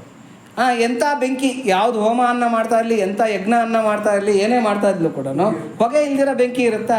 ಅದನ್ನೇ ಭಗವಂತ ಭಗವದ್ಗೀತೆಯಲ್ಲಿ ಎಕ್ಸಾಂಪಲ್ ಹೇಳ್ತಾನೆ. ಹೊಗೆ ಇಲ್ದಿರ ಹೆಂಗೆ ಬೆಂಕಿ ಇರೋದಿಲ್ವೋ, ದೋಷ ಇಲ್ದಿರ ಯಾವ ಕರ್ಮನೂ ಇರೋದಿಲ್ಲ. ಹಂಗಿದ್ಮೇಲೆ ನಾವು ಸಮಾಜದಲ್ಲಿ ಬದುಕ್ತಾ ಇದ್ದೀವಿ, ಹೊಗೆ ಇಲ್ದಿರ ಬೆಂಕಿ ಇಲ್ಲ, ಎಂಥ ಕಾರ್ಗೂ ಹೊಗೆ ಬರ್ತಾ ಇದೆ ಹಿಂದ್ಗಡೆ ಅಂತಂದರೆ ಇನ್ನು ನಾವ್ಯಾಕೆ ಯೋಚನೆ ಮಾಡಬೇಕು? ನಮ್ಮ ಹಿಂದೆ ಯಾರೋ ಏನೋ ಆಡ್ಕೊತಾ ಇದ್ದಾರೆ ಅಂತೇಳ್ಬಿಟ್ಟು ತಲೆ ಕೆಡಿಸ್ಕೊಳಕ್ಕೆ ಹೋಗಬಾರ್ದು. ಬೆಟ್ಟದ ತುದಿಯಲ್ಲೊಂದು ಮನೆಯ ಮಾಡಿ ಖಗಮೃಗಗಳಿಗೆ ಅಂಜಿದಳೆಂತಯ್ಯ ಅಂತೇಳ್ಬಿಟ್ಟು ಯಾರು ಅಕ್ಕಮಹಾದೇವಿ ಹೇಳ್ತಕ್ಕಂಥದ್ದು. ಸಂತೆಯೊಳಗೊಂದು ಮನೆಯ ಮಾಡಿ ಶಬ್ದಕ್ಕೆ ನಾಚಿದಳೆಂತಯ್ಯ. ಮನೆ ಮಾಡ್ಕೊಂಡಿರೋದೇ ಸಂತೆಯಲ್ಲಿ, ಜನ ಬರ್ತಾರೆ, ಗಲಾಟೆ ಮಾಡ್ತಾರೆ. ಹಾಗೆ ನಾವು ಸಮಾಜ ಅಂತಕ್ಕಂಥ ಈ ಇದರಲ್ಲಿ ಬಂದುಬಿಟ್ಟು, ಈ ಜೀವನಕ್ಕೆ ಬಂದುಬಿಟ್ಟು ಭವಕ್ಕೆ ಯಾರೋ ಅವ್ರು ಆಡ್ಕೊಂಡ್ರು, ಇವ್ರು ಟೀಕೆ ಮಾಡ್ಕೊಂಡ್ರು ಅಂದರೆ ನಾವು ತಲೆ ಕೆಡಿಸ್ಕೋಬಾರ್ದು. ಆನೆ ಹೋಗ್ತಾ ಇರಬೇಕು, ತನ್ನ ದಾರಿಯಲ್ಲಿ ತಾನು ಹೋಗ್ತಾ ಇರಬೇಕು. ಬೊಗಳ್ಕೊತಾ ಇರಲಿ, ನಮಗದು ಬೇಕಾಗಿಲ್ಲ ಅಂತಕ್ಕಂಥ ಆ ಒಂದು ಇದರಲ್ಲಿರಬೇಕು. ಆದರೆ ಅನನ್ಯ ಭಾವದಿಂದ ಭಗವತ್ ಚಿಂತನೆ ಮಾಡುವವರಿಗೆ ತಿಳಿದಿದೆ, ಅವನೇ ತಮ್ಮ ಯೋಗಕ್ಷೇಮವನ್ನು ಸಂಪೂರ್ಣವಾಗಿ ವಹಿಸಿಕೊಂಡಿದ್ದಾನೆ ಎಂದು. ಭಕ್ತರಿಗೆ ಮಾತ್ರ ಚೆನ್ನಾಗಿ ಅರ್ಥ ಆಗಿಬಿಟ್ಟಿದೆ, ಭಗವಂತನೇ ನಮ್ಮ ಯೋಗಕ್ಷೇಮವನ್ನು ನೋಡ್ಕೊತಾ ಇದ್ದಾನೆ ಅಂತ ಹೇಳ್ಬಿಟ್ಟು ಅಂತ. ಅದೇ ರೈಲಿನಲ್ಲಿ ಯಾರೋ ಕೂತ್ಕೊಂಡಿದ್ರಂತೆ, ಪಕ್ಕದಲ್ಲಿ ಯಾರೋ ಹಿರಿಯರಿದ್ರಂತೆ. ಇಲ್ಲಿ ಯಾರ ಪಾಪ ಹಳ್ಳಿ ಇವನು ಪಾಪ ತಲೆ ಮೇಲೆ ಟ್ರಂಕ್ ಇಟ್ಕೊಂಡು ಕೂತ್ಕೊಂಡಿದ್ದಂತೆ. ಯಾಕಪ್ಪ ಟ್ರಂಕ್ ಇಟ್ಕೊಂಡು ಕೂತ್ಕೊಂಡಿದ್ಯಾ, ಪಕ್ಕಕ್ಕಿಡೋ ಕತ್ತು ಉಳುಕುತ್ತೆ ಅಂತ ಹೇಳಿದ್ರಂತೆ. ಅಲ್ಲ ಸ್ವಾಮಿ, ಲೆಸ್ ಲಗೇಜ್ ಮೋರ್ ಕಂಫರ್ಟ್ ಅಂತ ಹೇಳ್ಬಿಟ್ಟು ಬೋರ್ಡ್ ಹಾಕಿದ್ದಾರೆ ರೈಲ್ವೆ ಡಿಪಾರ್ಟ್ಮೆಂಟಿಗೆ, ಪಾಪ ಯಾಕೆ ತೂಕ ಆಗಬೇಕು ಅಂತ ಹೇಳ್ಬಿಟ್ಟು ನನ್ನ ಲಗೇಜನ್ನು ನಾನೇ ತಲೆ ಮೇಲೆ ಹೊತ್ಕೊಂಡಿದ್ದೀನಿ ಅಂತ ಹೇಳಿದ್ರು. ಆವಾಗ ಹಿರಿಯರು ಹೇಳಿದ್ರಂತೆ, ಅಪ್ಪ ನೀನು ನಿನ್ನ ತಲೆ ಮೇಲೆ ಟ್ರಂಕ್ ಹೊತ್ಕೊಂಡ್ರು ಕೂಡ ನಿನ್ನ ಟ್ರಂಕು ಭಾರ ಮತ್ತು ನಿನ್ನ ಭಾರ ರೈಲೇ ಹೊರೋದು. ಆ ಟ್ರಂಕ್ ಪಕ್ಕದಲ್ಲಿ ಇಟ್ಟರು ಕೂಡ ನಿನ್ನ ಭಾರ ನಿನ್ನ ಟ್ರಂಕ್ ಭಾರ ರೈಲೇ ಹೊರೋದು. ಹಂಗಾಗಿ ಯಾಕೆ ಸುಮ್ಮನೆ ಕತ್ತು ಉಳುಕಿಸ್ಕೊಂತೀಯ, ಪಕ್ಕದಲ್ಲಿ ಟ್ರಂಕನ್ನು ಇಟ್ಟು ಆರಾಮಾಗಿ ಕೂತ್ಕೋ ಅಂತ ಹೇಳ್ಬಿಟ್ಟು. ಅಂದರೆ ಈ ಟ್ರಂಕ್ ಯಾವುದು ಅಂದರೆ ಸಂಸಾರ. ನಮ್ಮ ಸಂಸಾರ ನಾನೇ ಹೊರಬೇಕು, ನಾನೇ ಮಾಡಬೇಕು, ನಾನಿಲ್ಲದೆ ಇದ್ರೆ ಆಗೋದಿಲ್ಲ. ನನ್ನ ಹೆಂಡ್ತಿನ ಯಾರು ನೋಡ್ಕೊತಾರೆ, ನನ್ನ ಮಕ್ಕಳನ್ನ ಯಾರು, ಅಯ್ಯೋ ನನ್ನ ಬ್ಯಾಂಕ್ ಬ್ಯಾಲೆನ್ಸು, ನನ್ನ ವ್ಯವಹಾರ ಏನಾಗಬೇಕು ಅಂತೇಳ್ಬಿಟ್ಟು ಅಂತ. ಅಂದರೆ ನೀನು ಹೊರ್ತಾ ಇದ್ದೀನಿ ಅಂತ ಅಂದ್ಕೊಂಡ್ರು ಕೂಡ ಆ ವ್ಯವಹಾರ ನಿನ್ನನ್ನು ಇಬ್ಬರನ್ನೂ ನೋಡ್ಕೊತಾ ಇರೋದು ಭಗವಂತನೇ. ನೀನು ಪಕ್ಕಕ್ಕಿಟ್ಟು ಆರಾಮಾಗಿ ನಿನ್ನ ನಿಶ್ಚಿಂತೆಯಿಂದ ಭಗವಂತನ ಧ್ಯಾನ ಮಾಡ್ತಾ ಇದ್ರು ಕೂಡ ನಿನ್ನ ಯೋಗಕ್ಷೇಮ ನೋಡ್ಕೊತಾ ಇರ್ತಕ್ಕಂಥದ್ದು ಭಗವಂತನೇ. ಹಂಗಾಗಿ ನಿಶ್ಚಿಂತೈ ಸರ್ವದಾ ಸರ್ವಭಾವೇನ ನಿಶ್ಚಿಂತೈ ಭಗವಾನೇವ ಭಜನೀಯ, ಭಗವಂತನನ್ನೇ ಸ್ಮರಣೆ ಮಾಡಬೇಕು. ಆದುದರಿಂದ ಅವರು ನಿಶ್ಚಿಂತರಾಗಿಯೇ ಇರುತ್ತಾರೆ. ಇಂಥ ಭಕ್ತರು ಎಲ್ಲ ಕಾಲದಲ್ಲೂ ಸರ್ವಭಾವಗಳಿಂದಲೂ ಭಗವಂತನನ್ನೇ ಭಜಿಸುತ್ತಿರುತ್ತಾರೆ. ಭಗವಂತನನ್ನೇ ಅವರು ಸ್ತೋತ್ರ ಮಾಡ್ತಾ ಇರ್ತಾರೆ. ಸರ್ವಭಾವೇನ ಎಂಬ ಪದಕ್ಕೆ ಹಲವು ವಿಧದಲ್ಲಿ ಅರ್ಥ ಮಾಡಬಹುದು. ಸರ್ವಭಾವೇನ ಅಂದ್ರೇನು, ಯಾವ ಥರ ಅಂತಂದರೆ ದಾಸ್ಯ ಭಾವ, ಸಖ್ಯ ಭಾವ. ಸಖ್ಯ ಅಂದರೆ ಫ್ರೆಂಡ್ಶಿಪ್, ಭಗವಂತ ಯಜಮಾನ ನಾನು ದಾಸ ಅಂತ ತಿಳ್ಕೊತಕ್ಕಂಥದ್ದು ಒಂದು ಭಾವ. ಭಗವಂತ ನಾನು ಇಬ್ಬರು ಕೂಡ ಫ್ರೆಂಡ್ಸ್ ಅಂತ ತಿಳ್ಕೊತಕ್ಕಂಥದ್ದು. ವಾತ್ಸಲ್ಯ ಭಾವ ಅಂದರೆ ಭಗವಂತನನ್ನು ತಂದೆ ತಾಯಿ ಅಂತ ಪ್ರೀತಿಸ್ತಕ್ಕಂಥದ್ದು, ಅಥವಾ ಮಗ ಅಂತ, ನಾನು ತಂದೆ ತಾಯಿ, ಭಗವಂತ ನನ್ನ ಮಗ ಅಂತ ಪ್ರೀತಿಸ್ತಕ್ಕಂಥದ್ದು. ಕಾಂತಾಭಾವ ಅಂದರೆ ನನ್ನ ಗಂಡ ಭಗವಂತ ಅಂತ ಧ್ಯಾನಿಸ್ತಕ್ಕಂಥದ್ದು. ಮಧುರ ಭಾವ ಅಂದರೆ ನನ್ನ ಲವರ್, ನನ್ನ ಪ್ರಿಯತಮ ಅಂತ ಭಾವಿಸ್ತಕ್ಕಂಥದ್ದು. ಹೆಂಗೆ ಮೀರಾಬಾಯಿ ಮತ್ತು ಈ ರಾಧೆ ಇವ್ರಿಗೆಲ್ಲ ಇತ್ತು ಆ ಥರದ ಭಾವ. ಮೊದಲಾದ ಭಾವಗಳಿಂದ ಒಂದನ್ನು ಆರಿಸಿಕೊಂಡು ಅಥವಾ ಮನಸ್ಸಿನ ಸ್ಥಿತಿಗೆ ತಕ್ಕಂತೆ ಬೇರೆ ಬೇರೆ ಭಾವಗಳನ್ನು ಆರಿಸಿಕೊಂಡು ಸಾಧನೆ ಮಾಡುತ್ತಿರಬೇಕು. ಯಾವುದಾದ್ರೂ ಒಂದು ಭಾವವನ್ನು ನಾವು ಆಶ್ರಯಿಸ್ಕೊಂಡಿರಬೇಕು. ಇಲ್ಲಾಂದರೆ ಭಗವಂತನ ಜೊತೆಯಲ್ಲಿ ಕಾಂಟ್ಯಾಕ್ಟ್ ಅಂತಕ್ಕಂಥದ್ದು ಬೆಳೆಯೋದಿಲ್ಲ. ಮನಸ್ಸು ಅಂತಕ್ಕಂಥದ್ದು ಬಳ್ಳಿ ಇದ್ದಂಗೆ, ಅದಕ್ಕೊಂದು ಆಸರೆ ಕೊಟ್ಟರೆ ಮಾತ್ರನೇ ಅದು ನಿಲ್ಲೋದಕ್ಕೆ ಸಾಧ್ಯ. ಆಸರೆ ಇಲ್ಲ ಅಂದರೆ ಆ ಬಳ್ಳಿ ಬೆಳೆಯೋದಕ್ಕೆ ಸಾಧ್ಯ ಇಲ್ಲ, ಬಿದ್ದೋಗುತ್ತೆ. ಅದಕ್ಕೆ ಭಗವಂತನ ಜೊತೆಯಲ್ಲಿ ಒಂದು ಕಾಂಟ್ಯಾಕ್ಟ್, ಏನೋ ಒಂದು ಯಾವುದೋ ಒಂದು ನಮಗೊಂದು ರಿಲೇಷನ್ಶಿಪ್ ಬೇಕು. ಆ ರಿಲೇಷನ್ಶಿಪ್ಪನ್ನು ನಾವು ಬೆಳೆಸ್ಕೋಬೇಕು ಅಂತ. ಭಗವಂತನು ಶಿವ, ದೇವಿ, ವಿಷ್ಣು, ಗಣಪತಿ, ಸುಬ್ರಹ್ಮಣ್ಯ ಮೊದಲಾದ ಹಲವಾರು ರೂಪಗಳಲ್ಲಿ ವ್ಯಕ್ತವಾಗಿದ್ದಾನೆ. ಬೇರೆ ಬೇರೆ ನೋಡಿ, ಇಲ್ಲೆಷ್ಟು ದೇವರುಗಳು ಕಾಣ್ತದೆ ನೋಡಿ, ಅಷ್ಟು ದೇವರುಗಳು ಬೇರೆ ಬೇರೆ ಅನ್ಕೋಬೇಡಿ. ಒಬ್ಬನೇ ಭಗವಂತನ ಬೇರೆ ಬೇರೆ ರೂಪಗಳು. ಸಹಸ್ರ ಶೀರ್ಷ ಪುರುಷ, ಸಹಸ್ರಾಕ್ಷ ಸಹಸ್ರಪಾದ ಅಂತ ಬಿಟ್ಟದು ಅಷ್ಟೇ ಅಲ್ಲ. ಇಲ್ಲಿ ನೀವೆಲ್ಲ ಕೂತಿದ್ರಲ್ಲ, ಇದೆಲ್ಲ ಕೂಡ ಭಗವಂತನ ಮುಖಗಳೇ. ಬೇರೆ ಏನು ಅಂತ ಅನ್ಕೋಬೇಡಿ, ನಾನು ಅವನು ನಾನು ಇವನು ಅಂತೇಳ್ಬಿಟ್ಟು ಇಂಡಿವಿಜುವಲ್ ಆಗಿ ಏನು ಹೇಳ್ಕೊಳಕ್ಕೆ ಹೋಗ್ಬೇಡಿ. ಇವೆಲ್ಲ ಕೂಡ ಸಹಸ್ರ ಶೀರ್ಷ ಪುರುಷ, ಸಹಸ್ರಾಕ್ಷ ಸಹಸ್ರಪಾದ ಅಂತ ಇವೆಲ್ಲ ಕೂಡ ಭಗವಂತಂದೇ ಕೈಗಳು, ಭಗವಂತಂದೇ ಪಾದಗಳು, ಭಗವಂತಂದೇ ತಲೆಗಳು, ಮುಖಗಳು ಎಲ್ಲ ಕೂಡ. ಹಾಗಾಗಿ ಭಗವಂತ ಎಲ್ಲದನ್ನು ವ್ಯಾಪಿಸ್ಕೊಂಡಿದ್ದಂತಾನೆ. ವಿಷ್ಣು ಅಂತಂದ್ರೇ ವ್ಯಾಪಕ ಅಂತ, ಅಂದರೆ ಎಲ್ಲದನ್ನು ವ್ಯಾಪಿಸ್ಕೊಂಡಿದ್ದಾನೆ ಭಗವಂತನು. ಹಾಗಾಗಿ ಎಳ್ಳು ಮನೆಯ ಮುಳ್ಳು ಕೊನೆಯ ಪೊಳ್ಳು ಬಿಡದೆ ಒಳಗೆ ಹೊರಗೆ ಎಲ್ಲ ಠಾವಿನಲ್ಲಿ ಲಕುಮಿ ನಲ್ಲನಿದ್ದಾನೆ ಅಂತ. ಪೊಳ್ಳು ಬಿಟ್ಟಿಲ್ಲ, ಎಲ್ಲೂ ಕೂಡ ಗ್ಯಾಪ್ ಬಿಟ್ಟಿಲ್ಲ, ಹಾಗೆ ವ್ಯಾಪಿಸ್ಕೊಂಡಿರ್ತಕ್ಕಂಥವನು. ಆಮ್ನಿ ಪ್ರೆಸೆಂಟ್ ಭಗವಂತ. ಹಾಗಾಗಿ ಎಲ್ಲ ಕಡೆಯೂ ಇರ್ತಕ್ಕಂಥವನು. ಹಾಗಾಗಿ ಎಲ್ಲ ವ್ಯಾಪಿಸ್ಕೊಂಡಿರೋದ್ರಿಂದ ಎಲ್ಲ ಅವನ ರೂಪಗಳೇ. ಮನಸ್ಥಿತಿಗೆ ತಕ್ಕಂತೆ ವಿವಿಧ ರೂಪಗಳನ್ನು ಆರಿಸಿಕೊಂಡು ಭಕ್ತಿಯನ್ನು ಮಾಡಬೇಕು. ಗಂಡ ದೇವರು ಅಂದ್ಕೊಂಡು ಎಷ್ಟು ಜನ ಉದ್ಧಾರ ಆಗಿಲ್ಲ, ಹೌದಾ? ನಾವೆಲ್ಲ ಪುರಾಣಗಳಲ್ಲಿ ನೋಡಿದ್ವಿ. ಗುರು ದೇವರು ಅಂತ ಅಂದ್ಕೊಂಡು ಎಷ್ಟು ಜನ ಉದ್ಧಾರ ಆಗಿಲ್ಲ. ಆಮೇಲೆ ತಂದೆ ತಾಯಿ ದೇವರು ಅಂದ್ಕೊಂಡು ಎಷ್ಟು ಜನ ಉದ್ಧಾರ ಆಗಿಲ್ಲ. ಈ ಥರ ಬೇರೆ ಬೇರೆ ನಾವು ಏನನ್ನು ಆಶ್ರಯಿಸ್ಕೊತೀವೋ ಅದರಲ್ಲಿ ನಮಗೆ ಮೋಕ್ಷ ಅಂತಕ್ಕಂಥದ್ದು ಕಟ್ಟಿಟ್ಟ ಬುತ್ತಿ. ನಾವು ಶ್ರದ್ಧೆಯಿಂದ ಆಶ್ರಯಿಸ್ಕೋಬೇಕಷ್ಟೆ. ಒಬ್ಬ ರೈತ ಈ ರಾಮಕೃಷ್ಣ ಪರಮಹಂಸರ ಹತ್ರಕ್ಕೆ ಬರ್ತಾರೆ. ನನಗೆ ಶಾಸ್ತ್ರ ಗೊತ್ತಿಲ್ಲ, ಪುರಾಣ ಗೊತ್ತಿಲ್ಲ, ನನಗೇನು ಗೊತ್ತಿಲ್ಲ, ಆದರೆ ನಾನು ಭಗವಂತನ ದರ್ಶನ ಮಾಡಬೇಕು, ನನಗೆ ಏನು ಉಪದೇಶ ಮಾಡಿ ಅಂತ ಹೇಳ್ತಾರೆ. ಅಪ್ಪ, ನಿಮ್ಮ ಮನೆಯಲ್ಲಿ ನೀನು ಯಾವುದನ್ನು ಹೆಚ್ಚಾಗಿ ಪ್ರೀತಿಸ್ತೀಯಾ ಅಂತ ಕೇಳ್ತಾರೆ. ಆತ ರೈತ, ಸಹಜವಾಗಿ ರೈತ.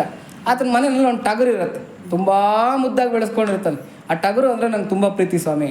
ಆ ಟಗರೇ ದೇವರು, ಆ ಟಗರೇ ದೇವರು. ನೀನು ಶ್ರದ್ಧಾ ಭಕ್ತಿಗಳಿಂದ ನಡ್ಕೋ ಆ ಟಗರ ಹತ್ರ. ಅದಕ್ಕೆ ಹುಲ್ಲು ತಿನ್ನಿಸೋವಾಗ ಭಗವಂತ ನೈವೇದ್ಯ ಸ್ವೀಕಾರ ಮಾಡ್ತಾ ಇದ್ದಾನೆ ಅಂತ ತಿಳ್ಕೊ.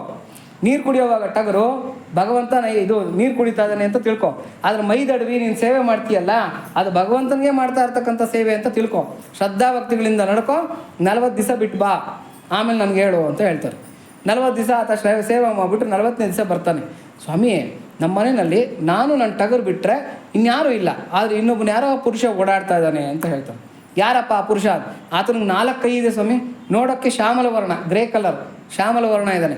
ನನ್ನ ಟಗರಿಂದ ಆಚೆಗೆ ಬರ್ತಾನೆ, ನಮ್ಮ ಗುಡಿಸಲೆಲ್ಲ ಓಡಾಡ್ತಾನೆ, ಮತ್ತು ನಮ್ಮ ಟಗರೊಳಗೆ ಹೊಟ್ಟೋಗ್ಬಿಡ್ತಾನೆ. ಈತ ಯಾರು ಅಂತ ಗೊತ್ತಾಗ್ತಾ ಇಲ್ಲ. ನೀನು ಕೇಳಿದ್ದಲ್ಲಪ್ಪ ಸಾಧನೆ. ಎಂಥ ಮಹಾ ಯೋಗಿಗಳು ಧ್ಯಾನ ಮಾಡಿ ಎಷ್ಟೋ ಜನ್ಮಾಂತರಗಳು ತಪಸ್ಸು ಮಾಡಿದ್ರು ಆಗದೆ ಇರತಕ್ಕಂಥ ಸಾಕ್ಷಾತ್ಕಾರ ನಿನ್ನ ಅಮಾಯಕ ಭಕ್ತಿಗೆ ಸಿದ್ಧಿಸ್ಬಿಟ್ಟಿದೆ. ಹೋಗು, ಭಗವತ್ ಸಾಕ್ಷಾತ್ಕಾರ ನಿಂಗೆ ಆಗ್ಬಿಟ್ಟಿದೆ. ಪರಮಪುರುಷ ನೀನು ಸಾರ್ಥಕತೆಯನ್ನು ಕೃತಕೃತ್ಯನಾಗ್ಬಿಟ್ಟೆ ನಿನ್ನ ಜೀವನದಲ್ಲಿ ಅಂತ ಹೇಳ್ತಾರೆ ಶ್ರೀರಾಮಕೃಷ್ಣರು. ಅಂದರೆ ಇದರ ಅರ್ಥ ಏನು ಅಂದರೆ, ಯಾವುದೋ ಒಂದನ್ನು ನೀವು ಈ ಲೋಟನ ದೇವರು ಅಂತ ತಿಳ್ಕೊಳ್ಳಿ, ಬೇಕಾದ್ರೆ ಈ ಬಾಟ್ಲನ್ನ ದೇವರು ಅಂತ ತಿಳ್ಕೊಳ್ಳಿ. ಒಂದು ಮೂಲ ಬೇಕಷ್ಟೇ. ಅಂದರೆ ಇವಾಗ ನಮಗೆ ಒಂದು ಭಗವಂತನನ್ನು ಬಳಸಾರೋದಕ್ಕೆ ಒಂದು ಮೂಲ ಬೇಕಷ್ಟೆ, ಗುರ್ತು ಬೇಕಷ್ಟೇ. ಇವಾಗ ಒಂದು ಚೀಟಿ ಬರ್ಕೊಡ್ತಾರೆ, ಬಾಗೇಪಲ್ಲಿನಲ್ಲಿ ಇಂಥ ಬೀದಿ, ಇಂಥ ವಾರ್ಡು, ಇಂಥ ಕಡೆ ಇಂಥವ್ರು ಇದ್ದಾರೆ ಹೋಗು ಅಂತೇಳ್ಬಿಟ್ಟು ಒಂದು ಚೀಟಿ ಬರ್ಕೊಡ್ತಾರೆ, ಅಡ್ರೆಸ್ ಚೀಟಿ. ಎತ್ಕೊಂಡ್ಬರ್ತೀವಿ. ಏನು ಅಡ್ರೆಸ್ ಚೀಟಿ? ಅದರಲ್ಲಿ ಏನಿದೆ? ಒಂದು ಪೇಪರ್, ಅದರಲ್ಲೇನೋ ಒಂದು ಇಂಕಲ್ಲಿ ಬರೆದಿರ್ತಾರೆ. ಏನನ್ನ ವಿಶೇಷ ಇದೆಯಾ? ಏನೂ ಇಲ್ಲ. ಆದರೆ ಅವನು ಅದನ್ನು ಶ್ರದ್ಧಾಭಕ್ತಿಯಿಂದ ಹಿಡ್ಕೊಂಡು ಎಲ್ರಿಗೂ ತೋರಿಸ್ಕೊಂಬರ್ತಾನೆ. ಸ್ವಾಮಿ ಇದು ಎಲ್ಲಿ ಬರ್ತದೆ ನೋಡಿ, ಇವ್ರು ಎಲ್ಲಿದ್ದಾರೆ ನೋಡಿ ಅಂತ ತೋರಿಸ್ಕೊಂಬರ್ತಾರೆ. ಆತನ್ನ ಆ ವ್ಯಕ್ತಿ ಹತ್ರಕ್ಕೆ ಅದು ಮುಟ್ಸುತ್ತಾ ಇಲ್ವಾ? ಮುಟ್ಸುತ್ತೆ. ಹಾಗೇನೆ ವಿಗ್ರಹಾರಾಧನೆ, ನಮ್ಮ ಇಷ್ಟ ದೈವದ ರೂಪ, ಇಷ್ಟ ದೈವದ ನಾಮ ಅಂತಕ್ಕಂಥದ್ದು ಅಡ್ರೆಸ್, ಇದು ವಿಸಿಟಿಂಗ್ ಕಾರ್ಡ್ ಇದ್ದಂಗೆ ಅದು. ಅದನ್ನು ಎಷ್ಟು ಶ್ರದ್ಧಾಭಕ್ತಿಗಳಿಂದ ನಾವು ಅದನ್ನು ಎತ್ಕೊಂಡು ಬರ್ತೀವಿ, ನಾವು ಎತ್ಕೊಂಡು ಓಡಾಡ್ತೀವಿ, ಅಷ್ಟು ಶ್ರದ್ಧಾಭಕ್ತಿಗಳಿಂದ ನಮ್ಮ ಗುರಿಗೆ ನಮ್ಮನ್ನು ಮುಟ್ಟಿಸುತ್ತೆ. ಹಾಗಾಗಿ ಇಲ್ಲಿ ಹೇಳ್ತಾ ಇರ್ತಕ್ಕಂಥದ್ದು ಏನು ಅಂದರೆ, ಯಾವುದೇ ಭಗವಂತನ ರೂಪ ಆಗಿರಲಿ ಯೋಚನೆ ಮಾಡಬೇಡ್ರಿ. ಎಲ್ಲ ಒಬ್ಬನೇ ಭಗವಂತನ ಬೇರೆ ಬೇರೆ ಅಭಿವ್ಯಕ್ತಿಗಳು, ಬೇರೆ ಬೇರೆ ರೂಪಗಳು. ಹಾಗಾಗಿ ನಿಮ್ಮ ಇಷ್ಟ ದೈವವನ್ನು ನಚ್ಕೊಳ್ರಿ. ಪರಮಾತ್ಮನು ಆಧ್ಯಾತ್ಮವಾಗಿ ಎಂದರೆ ಶರೀರದಲ್ಲಿ ಸಾಕ್ಷಿ ರೂಪದಿಂದ ಇದ್ದಾನೆ. ಇಲ್ಲ ನೀವು ನಿರಾಕಾರಿಗಳಾಗಿ ನಿರಾಕಾರ ಸ್ವರೂಪದಲ್ಲಿ ನಾನು ಹುಡುಕ್ತೀನಿ ಅಂತ ಹೋಗ್ತೀರಾ, ನಿಮ್ಮ ಹೃದಯದಲ್ಲೇ ಅಂತರ್ಯಾಮಿಯಾಗಿದ್ದಾನೆ. ಪುಂಡರೀಕಾಕ್ಷ ಅಂತ ಕರೀತಾರೆ. ಹುಡುಕ್ಕೊಳ್ರಿ, ನೀವೇನು ನಿಮ್ಮ ಹೃದಯದಲ್ಲಿ ಹುಡುಕ್ಕೊಳ್ರಿ. ಅಧಿದೈವವಾಗಿ ಇಂದ್ರಿಯಗಳ ಹಿಂದಿನ ಶಕ್ತಿ ರೂಪದಲ್ಲಿ ಇದ್ದಾನೆ. ಎಲ್ಲ ಇಂದ್ರಿಯಗಳಲ್ಲಿರ್ತಕ್ಕಂಥ ಕರೆಂಟ್ ಯಾರಪ್ಪ ಅಂದರೆ ಭಗವಂತ. ಕಣ್ಣು ನೋಡ್ತಾ ಇದೆ, ಕಿವಿ ಕೇಳ್ತಾ ಇದೆ, ಹೌದಾ? ನಾಲ್ಗೆ ಮಾತಾಡ್ತಾ ಇದೆ, ರುಚಿ ನೋಡ್ತಾ ಇದೆ, ಮೂಗು ಆಘ್ರಾಣಿಸ್ತಾ ಇದೆ, ಚರ್ಮ ಸ್ಪರ್ಶನ ತಿಳ್ಕೊತಾ ಇದೆ. ಇದರೆಲ್ಲದರ ಹಿಂದೆ ಇರತಕ್ಕಂಥ ಕರೆಂಟ್ ಯಾರು ಅಂದರೆ ಪರಮಾತ್ಮನೇ, ಇಂದ್ರಿಯಗಳಿಗೆ ಅಧಿಪತಿ. ಅದಕ್ಕೆ ಅವನನ್ನು ಗೋವಿಂದ ಅಂತ ಕರೀತಾರೆ. ಅಂದರೆ ಗೋ ಅಂದರೆ ಇಂದ್ರಿಯಗಳು, ವಿಂದ ಅಂದರೆ ಅದನ್ನು ತಿಳಿತಕ್ಕಂಥ ಅವನು ಅಂತ. ಅಂದರೆ ಎಲ್ಲ ಇಂದ್ರಿಯಗಳ ಮುಖಾಂತರ ಆ ಸೆನ್ಸೇಷನನ್ನು ತಿಳಿತಾ ಇರ್ತಕ್ಕಂಥ ಶಕ್ತಿ ಯಾರು ಅಂದರೆ ಪರಮಾತ್ಮನೇ.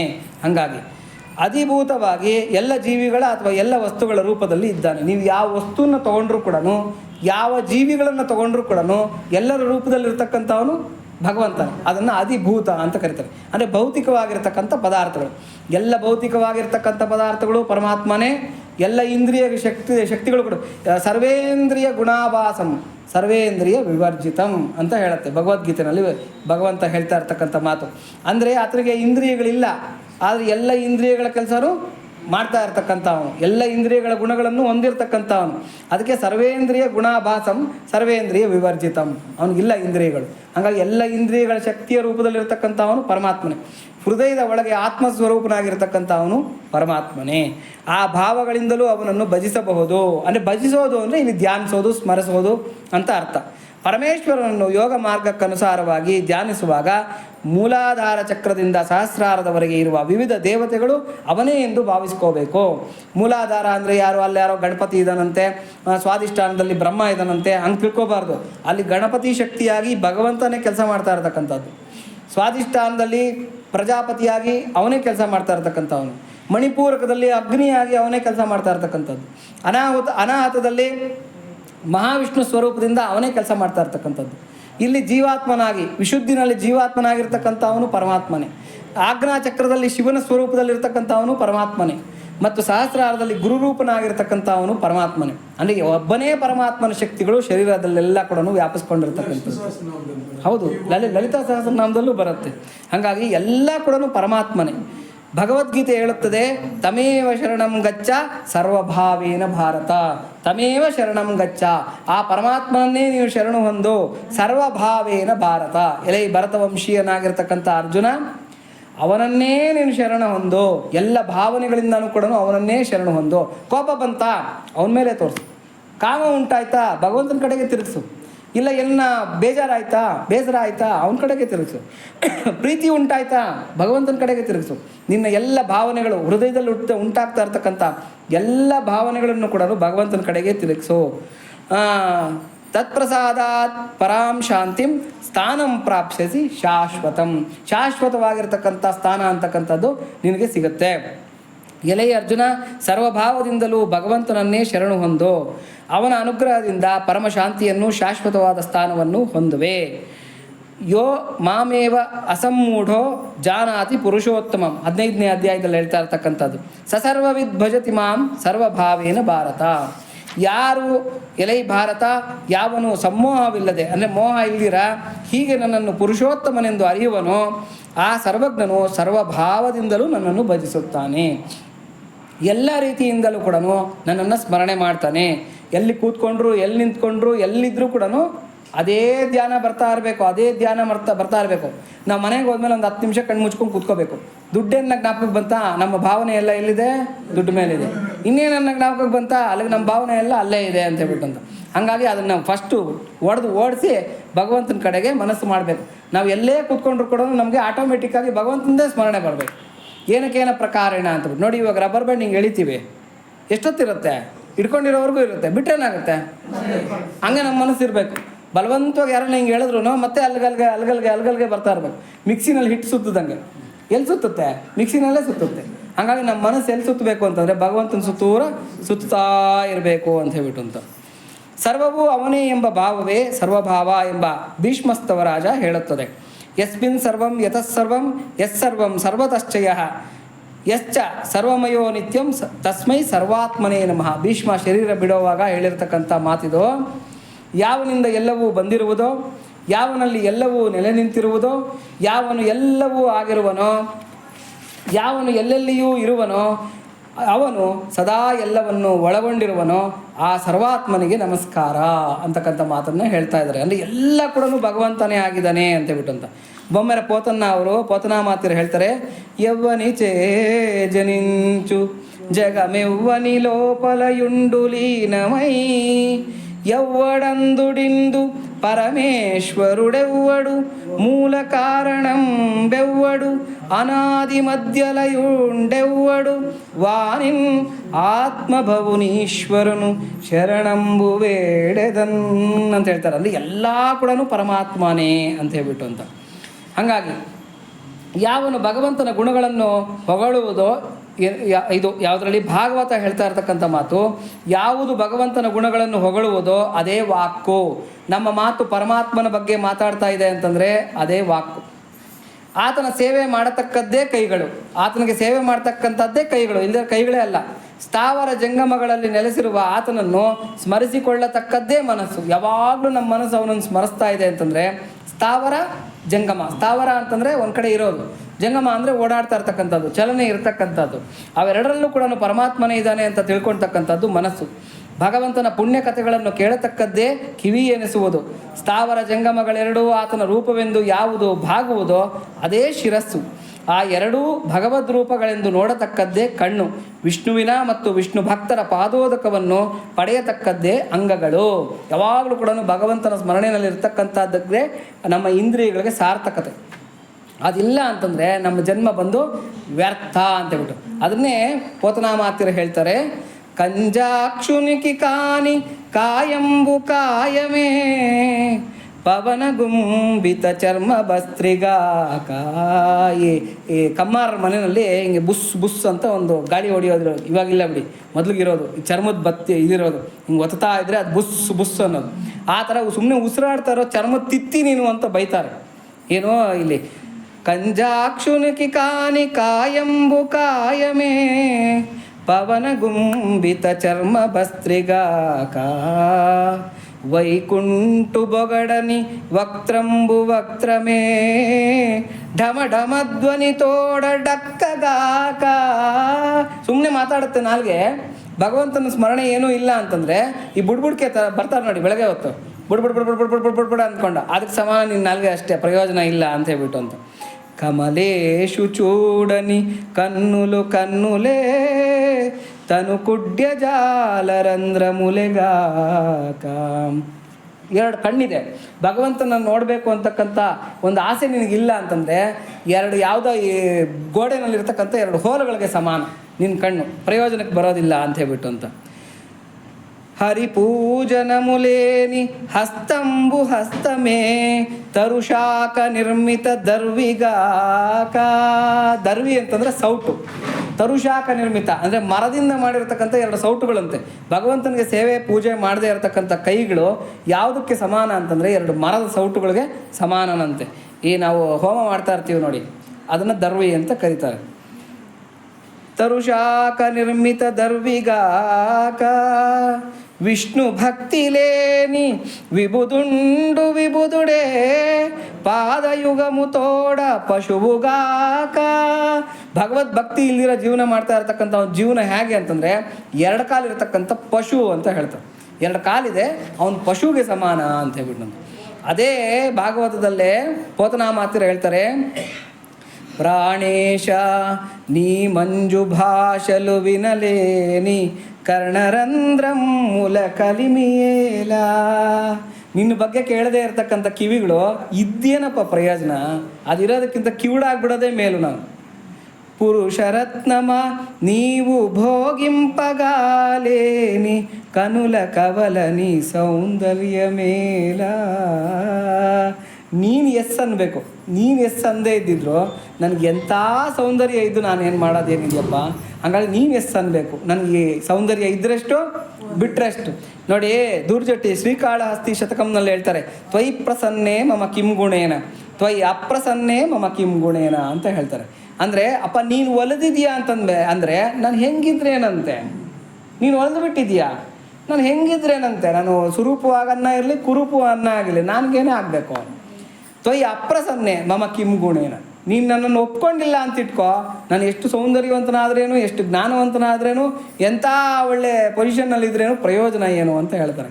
ಹಾಗಾಗಿ ನೀರಜಾತನಯನ ನೀದು ವನಮಾಲಿಕಾ ಗಂಧ ಮಬ್ಬಲೇ ನಿಗ್ರಾಣ ಮೇಲ. ಅಪ್ಪ ನೀನು ಕಮಲಪತ್ರಾಕ್ಷ, ನಿನ್ನ ವನಮಾಲೆ ಇದೆಯಲ್ಲ ಅದರ ಗಂಧ ನನಗೆ ಬರದೇ ಇದ್ದರೆ ನನ್ನ ಮೂಗಿದ್ದು ಪ್ರಯೋಜನ ಏನು ಅಂತ ಹೇಳ್ಬಿಟ್ಟು. ಅದಕ್ಕೆ ಕುಲಶೇಖರ ಆಳ್ವಾರರು ಹೇಳ್ತಾರೆ, ಜಿಗ್ರಗ್ರಾಣ ಮುಕುಂದ ಪಾದ ತುಳಸೀಂ ಮೂರ್ಧನ್ ನಮಾದೋಕ್ಷಜಂ ಅಂತ ಹೇಳ್ತಾರೆ. ತಲೆ ಇರೋದಕ್ಕೆ ಸಾರ್ಥಕ ಏನು ಅಂತಂದರೆ ಭಗವಂತನ ಪಾದಗಳ ಮೇಲೆ ತಲೆಯನ್ನು ಇಡ್ತಕ್ಕಂಥದ್ದೇ ಸಾರ್ಥಕ ಅಂತ.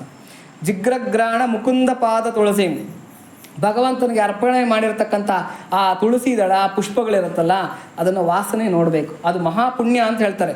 ನೋಡಿ, ಭಗವಂತನಿಗೆ ಹಾಕಿರ್ತಕ್ಕಂಥ ಪುಷ್ಪ ಆಗಲಿ ಪತ್ರೆ ಆಗಲಿ ಹಾಗೆ ಬಿಸಾಕಬಾರ್ದು, ಮಹಾಪಾಪ ಅದು. ಪುಷ್ಪದಂತ ಅಂತಕ್ಕಂಥ ಅವನು ಏನು ಮಾಡ್ತಾನೆ ಅಂದರೆ ಗಂಧರ್ವ ಬಂದುಬಿಟ್ಟು ಈ ಭೂಲೋಕದಲ್ಲಿರ್ತಕ್ಕಂಥ ಕೆಲವು ಒಳ್ಳೆ ಪುಷ್ಪಗಳನ್ನೆಲ್ಲ ಕದ್ಕೊಂಡು ಹೋಗ್ತಾನೆ. ಯಾವುದೋ ಒಂದು ಇದರಲ್ಲಿ ಕದ್ಕೊಂಡು ಹೋಗ್ತಾ ಇರ್ತಾನೆ ಒಂದು ರಾಜ್ಯದಲ್ಲಿ. ಆ ರಾಜ್ಯನಿಗೆ ದೊಡ್ಡ ತಲೆನೋವಾಗೋಗ್ಬಿಡುತ್ತೆ, ಪೂಜೆಗೆ ಪುಷ್ಪಗಳು ಸಿಗ್ತಾ ಇಲ್ವಲ್ಲ, ಯಾರಿವನು ಅಂತ ಹೇಳ್ಬಿಟ್ಟು. ಪುಷ್ಪದಂತ ಹೂ ಕಿತ್ಕೊಂಡು ಹೋಗ್ತಾ ಇರ್ತಾನೆ. ಕಡೆಗೆ ಯಾರೋ ಹೇಳ್ತಾರೆ, ಭಗವಂತನಿಗೆ ಅರ್ಚನೆ ಮಾಡಿರ್ತಕ್ಕಂಥ ಪತ್ರೆ ಪುಷ್ಪ ಅಂತ ಅಂದ್ಬಿಟ್ಟು ಆ ಹೂವಿನ ತೋಟದ ಸುತ್ತೂರ ಚೆಲ್ಬಿಡು, ಅದನ್ನು ಯಾರು ದಾಟ್ತಾರೋ ನಿರ್ಮಾಲ್ಯನ ಅವನು ದೈವತ್ವವನ್ನು ಕಳ್ಕೊತಾನೆ ಅಂತ ಹೇಳ್ಬಿಟ್ಟು. ಕಡೆಗೆ ಈ ಪುಷ್ಪದಂತ ಬರ್ತಾನೆ, ದೈವತ್ವವನ್ನು ಕಳ್ಕೊಂಬಿಟ್ಟು ಈ ರಾಜನ ಕೈನಲ್ಲಿ ಸಿಕ್ಕಾಕೊಂಡ್ಬಿಡ್ತಾನೆ. ಇವಳನ್ನ ಎತ್ಕೊಂಡು ಹೋಗ್ಬಿಟ್ಟು ಜೈಲಿಗೆ ಹಾಕ್ಬಿಡ್ತಾರೆ, ಯಾರನ್ನ, ಈ ಪುಷ್ಪದಂತನ. ಇವಾಗ ಅವನು ಮತ್ತೆ ಅವನ ದೈವತ್ವ ಬರೋದು ಹೆಂಗೆ, ಅವ್ನು ತಪ್ಪಿಸ್ಕೊಳೋದು ಹೆಂಗೆ, ಆವಾಗ ಶಿವ ಮಹಿಮ್ನ ಸ್ತೋತ್ರ ಅಂತ ಬರೀತಾನೆ. ಅದು ಇದೆ ನೋಡಿ, ನಿಮಗೆಲ್ಲ ಯೂಟ್ಯೂಬಲ್ಲಿ ಸಿಗುತ್ತೆ, ಶಿವ ಮಹಿಮ್ನ ಸ್ತೋತ್ರ ಅಂತ. ಆ ಸ್ತೋತ್ರವನ್ನು ಬರೆದು ಮತ್ತೆ ಅವನ ದೈವತ್ವವನ್ನು ಪಡ್ಕೊಂಡು ಹೋಗ್ತಾನೆ. ಹಾಗಾಗಿ ನಮಗೆ ದೈವತ್ವ ಬರಬೇಕು ಅಂದರೆ ಶಿವ ಮಹಿಮ್ನ ಸ್ತೋತ್ರ ಓದಬೇಕಂತ. ಯಾಕೆ ಹೇಳ್ತಾ ಇದ್ದೀನಿ ಅಂತಂದರೆ, ಜಿಗ್ರಗ್ರಾಣ ಮುಕುಂದ ಪಾದ ತುಳಸೀಂ ಅಂತ ಭಗವಂತನಿಗೆ ಅರ್ಪಿಸಿರ್ತಕ್ಕಂಥ ಪುಷ್ಪಗಳು ಮಾಲಿಕೆಗಳು ಇವನ್ನೆಲ್ಲ ನಾವೇನು ಮಾಡ್ಬೇಕಂತಂದರೆ ಒಂದ್ಸಲ ತಲೆ ಮೇಲೆ ಇಟ್ಕೊಂಡು ಒಂದ್ಸಲಿ ವಾಸನೆ ನೋಡ್ಬೇಕಂತೆ. ಆವಾಗ ಭಗವಂತ ನಿರ್ಮಾಲ್ಯ ಆಗಲ್ಲ, ಅದು ಯಾರ ನಿರ್ಮಾಲ್ಯ ಆಗತ್ತೆ, ನಮ್ಮ ನಿರ್ಮಾಲ್ಯ ಆಗತ್ತೆ. ನಾವು ವಾಸನೆ ನೋಡ್ಬಿಟ್ವಿ, ನಮ್ಮ ತಲೆ ಮೇಲೆ ಒಂದ್ಸಲಿ ಹಿಂಗೆ ಇಟ್ಕೊಂಡ್ವಿ ಅಂತಂದರೆ ನಾವು ಪ್ರಸಾದ ಸ್ವೀಕಾರ ಮಾಡ್ದಂಗೂ ಆಯಿತು, ನಮ್ಮ ನಿರ್ಮಾಲ್ಯ ಆಗತ್ತೆ. ಅವಾಗ ಬಿಸಾಕಿದ್ರೂ ತೊಂದರೆ ಇಲ್ಲ. ಇಲ್ಲದೇ ಇದ್ರೆ ಭಗವಂತನ ಮೇಲಿಂದ ತೆಗೆದು ಹಂಗೆ ಬಿಸಾಕಿದ್ವಿ ಅಂತಂದರೆ ಅದು ಮಹಾಪಾಪ. ಹಂಗಾಗಿ ಹಂಗೆ ಮಾಡಬಾರ್ದು ಅಂತ ಹೇಳ್ಬಿಟ್ಟು ಅಂತ. ನೀರಜಾತನಯನ ನೀದು ವನಮಾಲಿಕಾ ಗಂಧ ಮಬ್ಬಲೇ ನಿಗ್ರಾಣ ಮೇಲ ಧನ್ಯ ಚರಿತ ನೀಕು ದಾಸ್ಯಂಬು చేయని ಜನ್ಮ ಮೇಲ ವೇಯಿ ಜನ್ಮಲಕುನು. 1000 ಜನ್ಮ ಬರಲಿನಪ್ಪ, ನನಗೆ ಪ್ರಯೋಜನ ಏನು, ನಿನಗೆ ದಾಸ್ಯ ಮಾಡಲಿಲ್ಲ ಅಂದರೆ, ನಿಂಗೆ ಸೇವೆ ಮಾಡಲಿಲ್ಲ, ನಿನ್ನ ಕೈಂಕರ್ಯ ಮಾಡಲಿಲ್ಲ ಅಂತಂದರೆ ನಂಗೆ 1000 ಜನ್ಮ ಬಂದು ಕೂಡ ಪ್ರಯೋಜನ ಏನು ಅಂತ ಕೇಳ್ತಾರೆ. ಹಾಗಾಗಿ ನೋಡಿ ಎಂಥ ಅದ್ಭುತವಾಗಿರ್ತಕ್ಕಂಥ ಮಾತುಗಳನ್ನು ಹೇಳ್ತಾ ಇದ್ದಾರೆ. ಇಲ್ಲಿ ನಾರದರು ಇದನ್ನು ಹೇಳಿ ಮುಗಿಸ್ತಾ ಇದ್ದಾರೆ. ಇನ್ನೂ ಒಂದು ಮಾತು, ಭಜನೆ, ಕೀರ್ತನೆ, ಸಂಕೀರ್ತನೆಗಳಿಗೆ ಸ್ವಲ್ಪ ಮಟ್ಟಿಗಾದರೂ ಸಂಗೀತ ಜ್ಞಾನ ಬೇಕು. ಹೌದಾ? ಭಜನೆ, ಕೀರ್ತನೆ ಇಂಥವೆಲ್ಲ ಮಾಡಬೇಕು ಅಂದರೆ ಸಂಗೀತ ಜ್ಞಾನ ಬೇಕಂತೆ. ನೋಡಿ, ಕೀರ್ತನೆ ಅಂದರೆ ಏನು ಅಂದರೆ ನಾವೊಬ್ಬರೇ ಕೂತ್ಕೊಂಡು ಭಗವಂತನನ್ನು ಕುರಿತು ಹೇಳ್ತಾ ಇರತಕ್ಕಂಥದ್ದು ಕೀರ್ತನೆ. ಸಂಕೀರ್ತನೆ ಅಂದರೆ ಎಲ್ಲರೂ ಒಂದು ಗುಂಪು ಸೇರಿಕೊಂಡು ಜೋರಾಗಿ ಕರತಾಡನ ಮಾಡ್ತಾ ಕುಣಿತಾ ಮಾಡ್ತಾ ಇರ್ತಕ್ಕಂಥ ಭಜನೆಯನ್ನು ಸಂಕೀರ್ತನೆ ಅಂತ ಕರೀತಾರೆ. ಈ ಭಜನೆ ಸಂಕೀರ್ತನೆಗಳಲ್ಲಿ ವ್ಯಾಸ ಪದ್ಧತಿ, ಆಮೇಲೆ ಇನ್ಯಾವುದೋ ಪದ್ಧತಿಗಳು ಹೇಳ್ತಾರೆ ಇದರಲ್ಲಿ, ವ್ಯಾಸ ಪದ್ಧತಿ, ಆಮೇಲೆ ಪ್ರಹ್ಲಾದ ಧ್ರುವನ ಪದ್ಧತಿ, ನಾರದ ಪದ್ಧತಿ ಅಂತ 3 ಇದೆಯಂತೆ. ವ್ಯಾಸ ಪದ್ಧತಿ ಅಂತಂದರೆ ಏನು ಅಂತಂದರೆ ಕೂತ್ಕೊಂಡು ಇವಾಗ ನಾನು ಪ್ರವಚನ ಮಾಡ್ತಾ ಇದ್ದೀನಿ ಅಂತ ಇಟ್ಕೊಳ್ಳಿ, ಇದು ವ್ಯಾಸ ಪದ್ಧತಿ. ಅಂದರೆ ಯಾರೋ ಒಬ್ಬರು ಹೇಳ್ತಾ ಇರ್ತಾರೆ, ನೀವೆಲ್ಲ ಕೇಳ್ತಾ ಇರ್ತಾರೆ, ಇದು ವ್ಯಾಸ ಪದ್ಧತಿ. ಇದು ಕೂಡ ಒಂದು ಸಂಕೀರ್ತನೆಯೇ, ಭಗವಂತನ ಸಂಕೀರ್ತನೆ. ನಾರದ ಪದ್ಧತಿ ಅಂದರೆ ತಾಳ ತಂಬೂರಿ ಎಲ್ಲ ಇಟ್ಕೊಂಡೊಬ್ಬರು ಸಂಕೀರ್ತನೆ ಹಾಡ್ತಾ ಇರ್ತಾರೆ, ಮಿಗ್ದವರೆಲ್ಲ ಕೇಳ್ತಾ ಇರ್ತಾರೆ, ಇದು ನಾರದ ಪದ್ಧತಿ. ಅದರಲ್ಲಿ ಧ್ರುವ ಮತ್ತು ಪ್ರಹ್ಲಾದನ ಪದ್ಧತಿ ಅಂತಿದೆಯಂತೆ. ಅವರೇನು ಅಂತಂದರೆ ಯಾವುದೂ ಬೇಕಾಗಿಲ್ಲ, ತಾಳ ತಂಬೂರಿನೂ ಬೇಡ, ಕೇಳೋದಕ್ಕೆ ಜನನೂ ಬೇಡ, ಸುಮ್ಮನೆ ನನ್ನ ಕಡೆ ಕೂತ್ಕೊಂಡು ಸೈಲೆಂಟಾಗಿ ಏನು ಮಾಡ್ತಾ ಇರ್ತಾರೆ, ರಾಮ ರಾಮ ನಾರಾಯಣ ನಾರಾಯಣ ಅಂತ ಅಂದ್ಕೊಂಡು ಕೂತಿರ್ತಾರೆ. ಇದು ನಾರದ ಮತ್ತು ಧ್ರುವನ ಪದ್ಧತಿ ಅಂತೆ. ಇಲ್ಲಿ ಹೇಳ್ತಾ ಇದ್ದಾರೆ ಈ ಪದ್ಧತಿ ಅಂದರೆ ಭಜನೆ, ಕೀರ್ತನೆ, ಸಂಕೀರ್ತನೆಗಳಿಗೆ ಸ್ವಲ್ಪ ಮಟ್ಟಿಗಾದರೂ ಸಂಗೀತ ಜ್ಞಾನ ಬೇಕು. ಆದರೆ ನಾಮಜಪಕ್ಕೆ ಬೇಕಾ? ಬೇಕಿಲ್ಲವಲ್ಲ. ಆದುದರಿಂದ ಎಲ್ಲವನ್ನೂ ಪಡೆಯಬಹುದು, ನಾಮಜಪದಿಂದ ಎಲ್ಲವನ್ನೂ ಪಡೆಯಬಹುದು. ಇಂತಹ ಭಗವನ್ನಾಮವನ್ನು ಕೇಳಿದರೂ ಯಾರ ಹೃದಯವು ಕರಗುವುದಿಲ್ಲವೋ ಅಂತಹವರು ದೌರ್ಭಾಗ್ಯಶಾಲಿಗಳು ಅಂತ ಬೈತಾರೆ ಭಾಗವತದಲ್ಲಿ. ಭಗವನ್ನಾಮವನ್ನು ಕೇಳಿದ್ರೂ ಕೂಡ ಯಾರ ಮನಸ್ಸು ಕರಗುತ್ತಾ ಇಲ್ವೋ ಅವರು ದೌರ್ಭಾಗ್ಯಶಾಲಿಗಳು.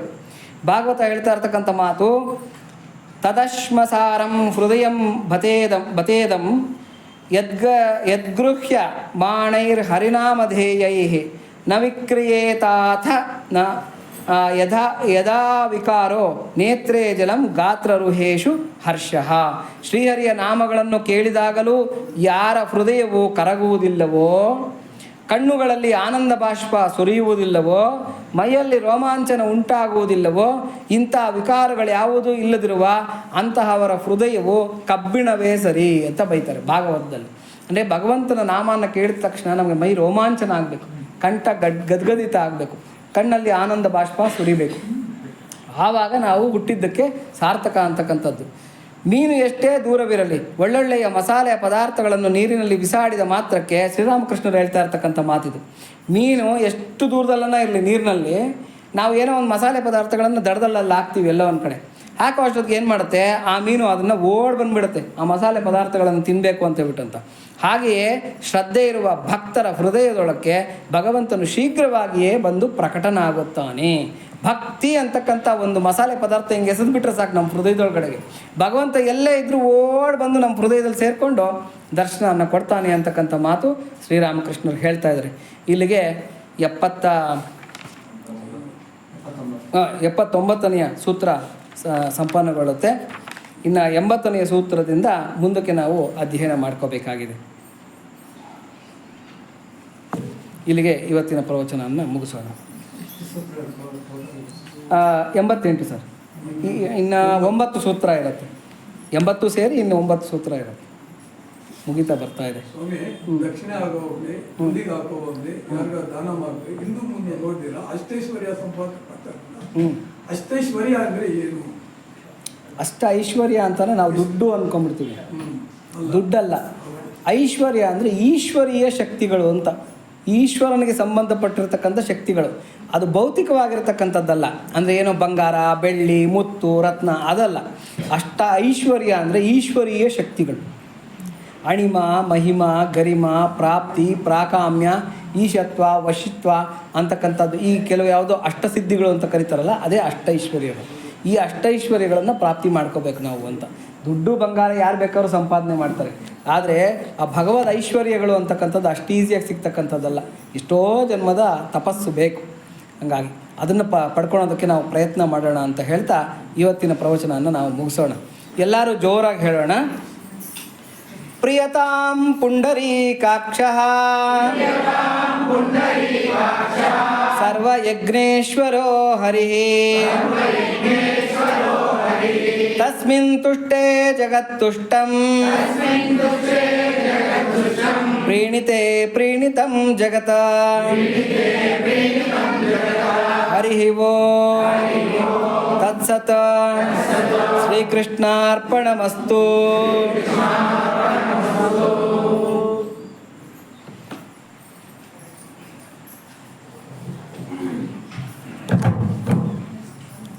ತೊಳಿ.